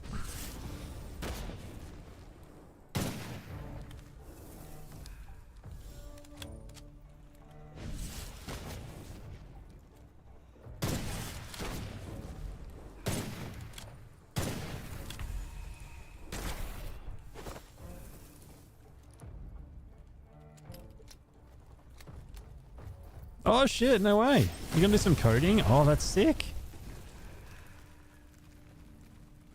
Using Linux really inspired me to start learning Python. I watched PewDiePie's video about switching to Linux. Yeah, I'm really looking forward to having an opportunity to move away from Windows for gaming. I know that Linux is already really good and, you know, Steam and all that, but I just don't want to make that. I'm going to wait for Steam OS. That comes out on desktop and then move away from Windows. But yeah, no, that's really cool and enjoy coding. I mean, it's you know, it's a blessed and a cursed time to be learning how to code, because obviously, you know, we have ChatGPT now and all this sort of stuff, and it can really help people make a start, feel productive quickly.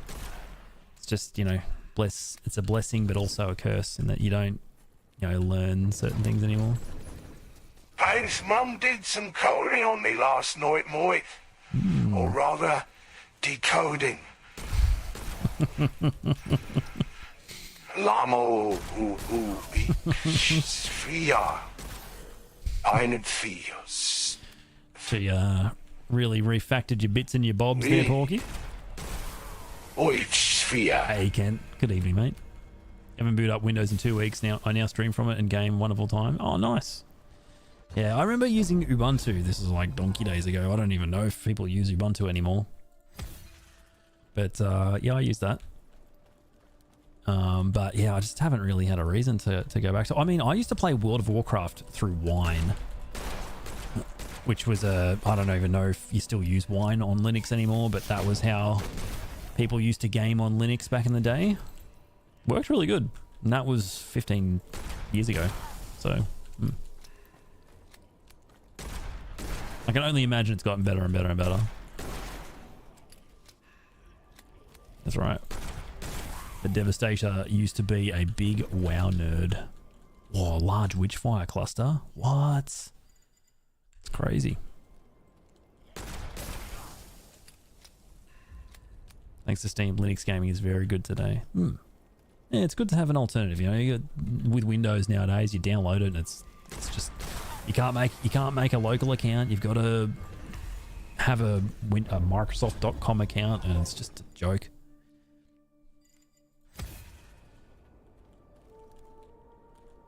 Am I the only one who isn't dissatisfied with Windows? I mean, look, Windows is fine. It's just I feel like a lot of us now, it's not really serving us.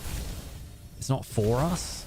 You know, Windows is not an operating system, I don't think, for people who primarily game. It's just, you know, Microsoft aren't out here, you know, trying to make an operating system for gamers, and I just feel like there's going to be better alternatives for people who just want to game. Like, you know, I like Windows, right? I use it for work all the time, and, you know, I don't personally have anything against it. I just want an operating system that doesn't come with all the extra stuff that I don't need, and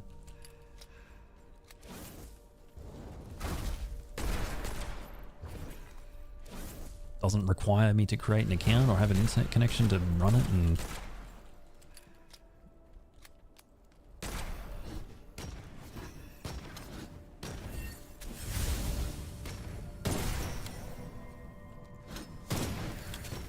all right, awaiting. Okay, mate.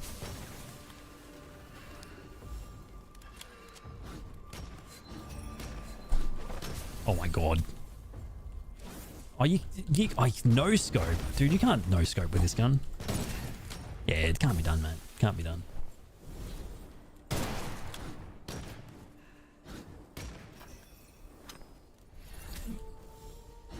Martina, look, whenever someone asks me what my profession is, I'm really tempted to say something mega unhinged. But I think Porky just said it for me. So don't worry. Thanks, Porky.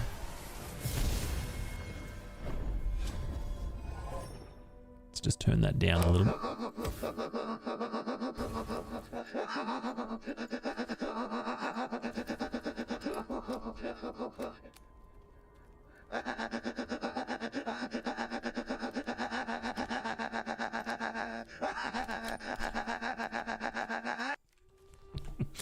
And that's my profession. That's what I do for a living, and, you know, so far so good. Hopefully, you know, things keep going the way they're going. You're going to disown me for this, Rich, but I test drove a Cherry E5 today. I'm not even fucking joking. Literally, we're just driving home. I was like, oh, let's just go into the dealership. Let's just have a look at some cars and shit, you know. Next minute, they're like, oh, if you test drive this Cherry E5, you get cinema tickets. And I was like, oh, fucking cinema tickets? Fucking sign me up. Not that I can go to the cinema. Not that I can go to the cinema with a, you know, 9-month-old. But we test drove it. You don't need to know what is my job. Oh, fucking hell. You only need to know that my uncle works at Witchfire, Coplamao. Look, honestly, it drove all right. I'm not gonna lie. I you know, honestly, we're gonna get an EV. That's gonna be an X car. I'm serious. No, mate. No, I expect you to drive a V8 Holden Maloo. Costs $400 million a week to run, and it's you know. I mean, we've got rooftop solar, so I'm not planning on paying for fucking petrol anytime soon.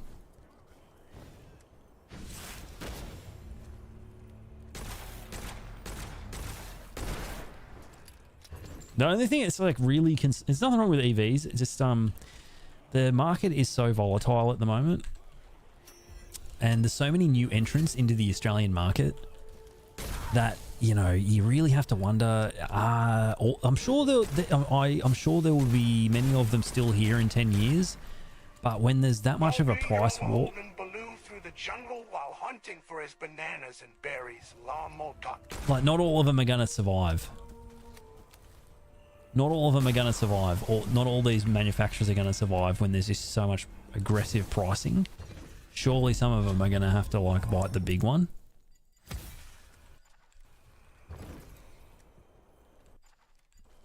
So, you know, support spare parts and, yeah, bit of a concern.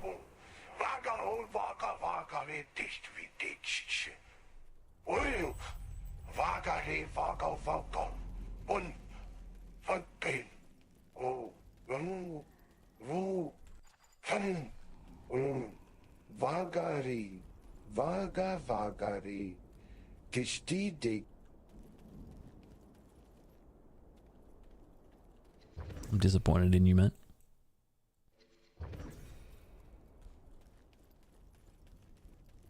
Yeah, exactly, Finny. There's no... Australia decided that it should be a service-based economy and got rid of Holden and Ford a long time ago, sadly. Schmadgely.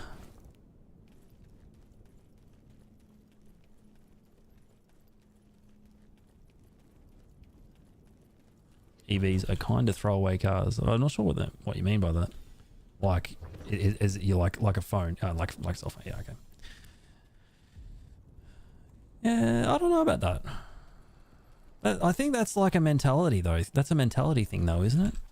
It's not like the product's not designed to be thrown away. It's not, you know, maybe it's just a technology thing, you know, technology. I get what you're saying. It's like technology is changing so frequently. Why would you bother buying one now when it's going to get superseded in a few years? It's like battery technology, you know, battery technology is going to get better and better.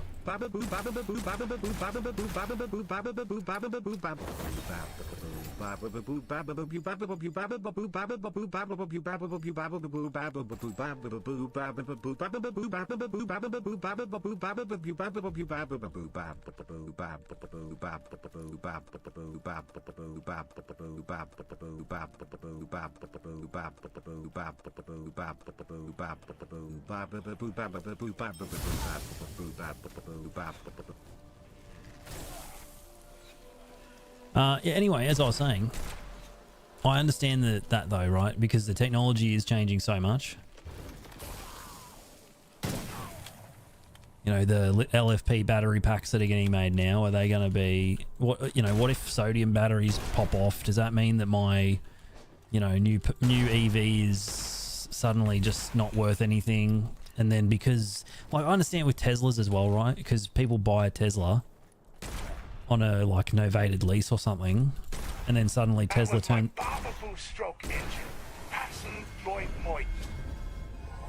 Angel bait, hello. Like, people buy a Tesla, and then Elon Musk's like, oh shit, I made too many Teslas, let's dump the price. Then all these poor buggers on novated leases are, you know, forking out these massive repayments for these things that aren't worth anything anymore. Hey, Jabba.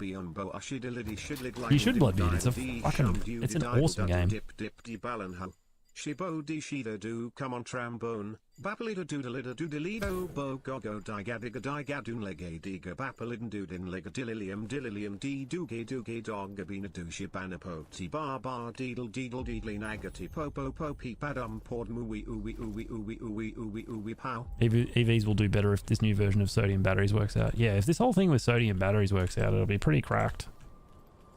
Being able to get that sort of range out of them. I mean, I don't know. It's a funny thing because I feel like sodium batteries, they're going to come too late, right? The charging infrastructure is going to get to the point where it's widely available, and then suddenly range anxiety is not as big a deal as it used to be. But yeah, sodium batteries, pretty cracked, honestly. The energy density is fucking wild. So if it works out, it'd be insane.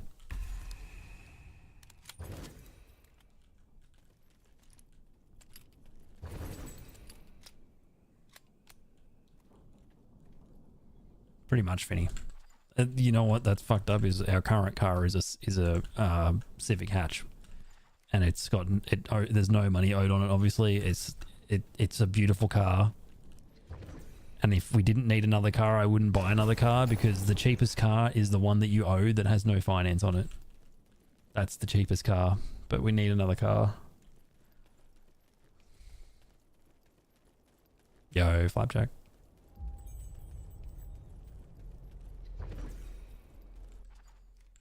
And like the main reason I'm interested in an EV, and I know it's like you shouldn't really buy things based on stuff that's... I know you shouldn't... I know you shouldn't buy things based on technology that is going to be available and isn't available right now, but vehicle to grid is just... I honestly think the electricity prices in Australia are going to get more expensive before they get cheaper. Hey, oh, you what's, hey,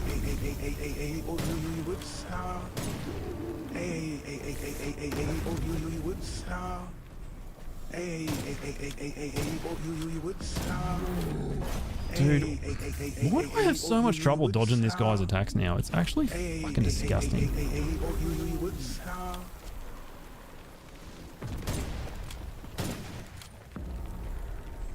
What the fuck?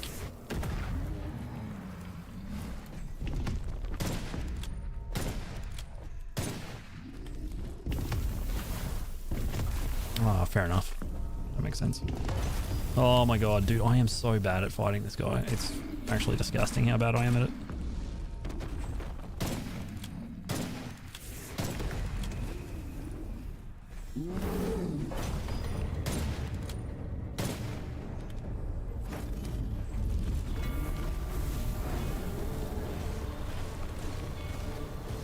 Fuck, the balls can go over the rocks. Oh my god, the balls can go over the rocks, guys. Oh fuck, the balls are chasing me. Oh god, I'm stepping in the fucking campfire and the balls are chasing me and I'm fucking gonna get hit.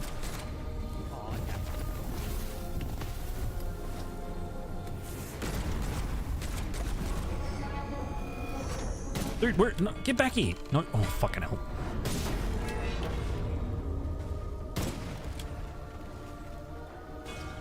Fuck, shit, cock. Damn it. Okay, where is the ammo cache? Okay, let's go. Yo, Clines, what's going on? Oh, fuck. Oh my god, dude, there's exploding barrels. Oh my god. Okay, it's fine, it's fine, it's fine. Everything's okay, everything's okay. No need to panic.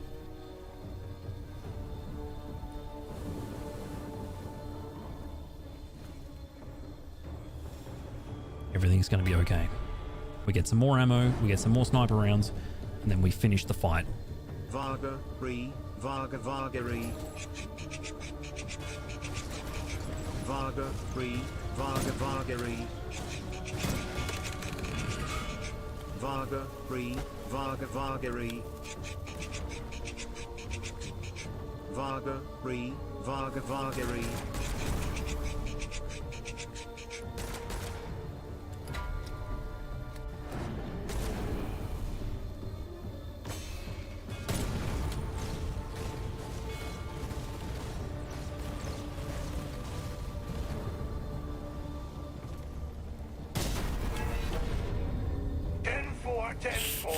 We have a high-speed chase.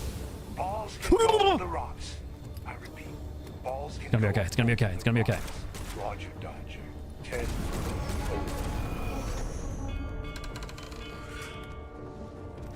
Don't drop your balls on me. Don't do it. Ooh, get fucked, idiot.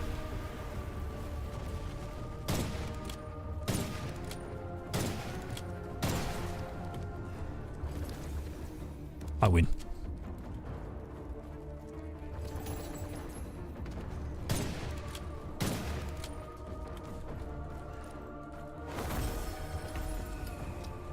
Yeah, dude, I can't wait either, Flapjacks. This game is so good.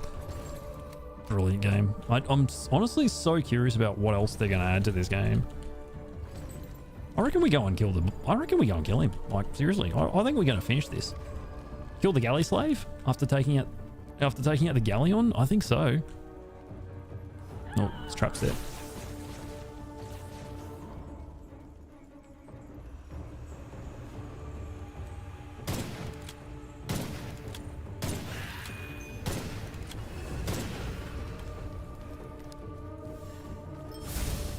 Oh, if one of these blows can drop a healing item, that would be incredible.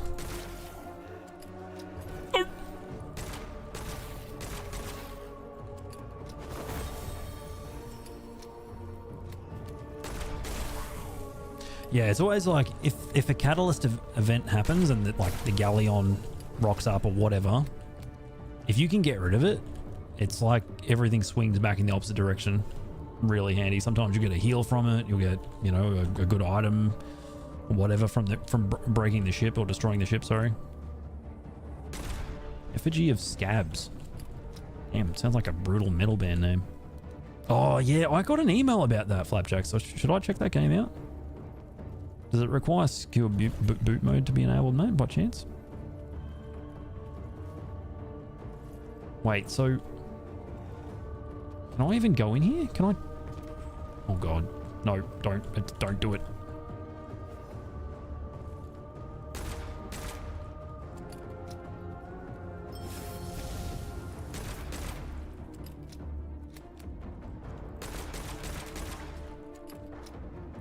I don't know what these things are. Oh. Wait. Whoa! Oh, he's here. He's here somewhere. I mean, he's on the map. The skull is on the map. Maybe, unless he's like down here.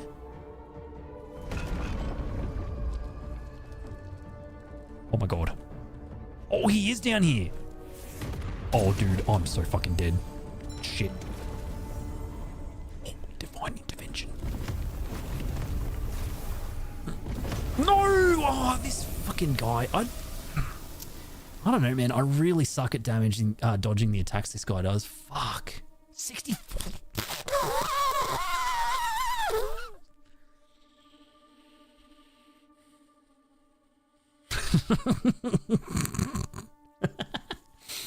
I shouldn't have jumped. I should have literally waited and then jumped later. Fucking hell, dude. I'm so bad at fighting this boss. Alright, guys. Yeah, there's pretty much no fall damage because you can, like... You get coyote time and double jumping in this game. What was you expecting? Dude, I was expecting a lot more than what I got, that's for sure. Alright, guys. I'm going to finish up there. I'm going to find someone to raid and then I got to run because it's really late and I need to go. Good game though. Like, this game's amazing, honestly. It's so good. See you later, YouTube. Thank you for watching.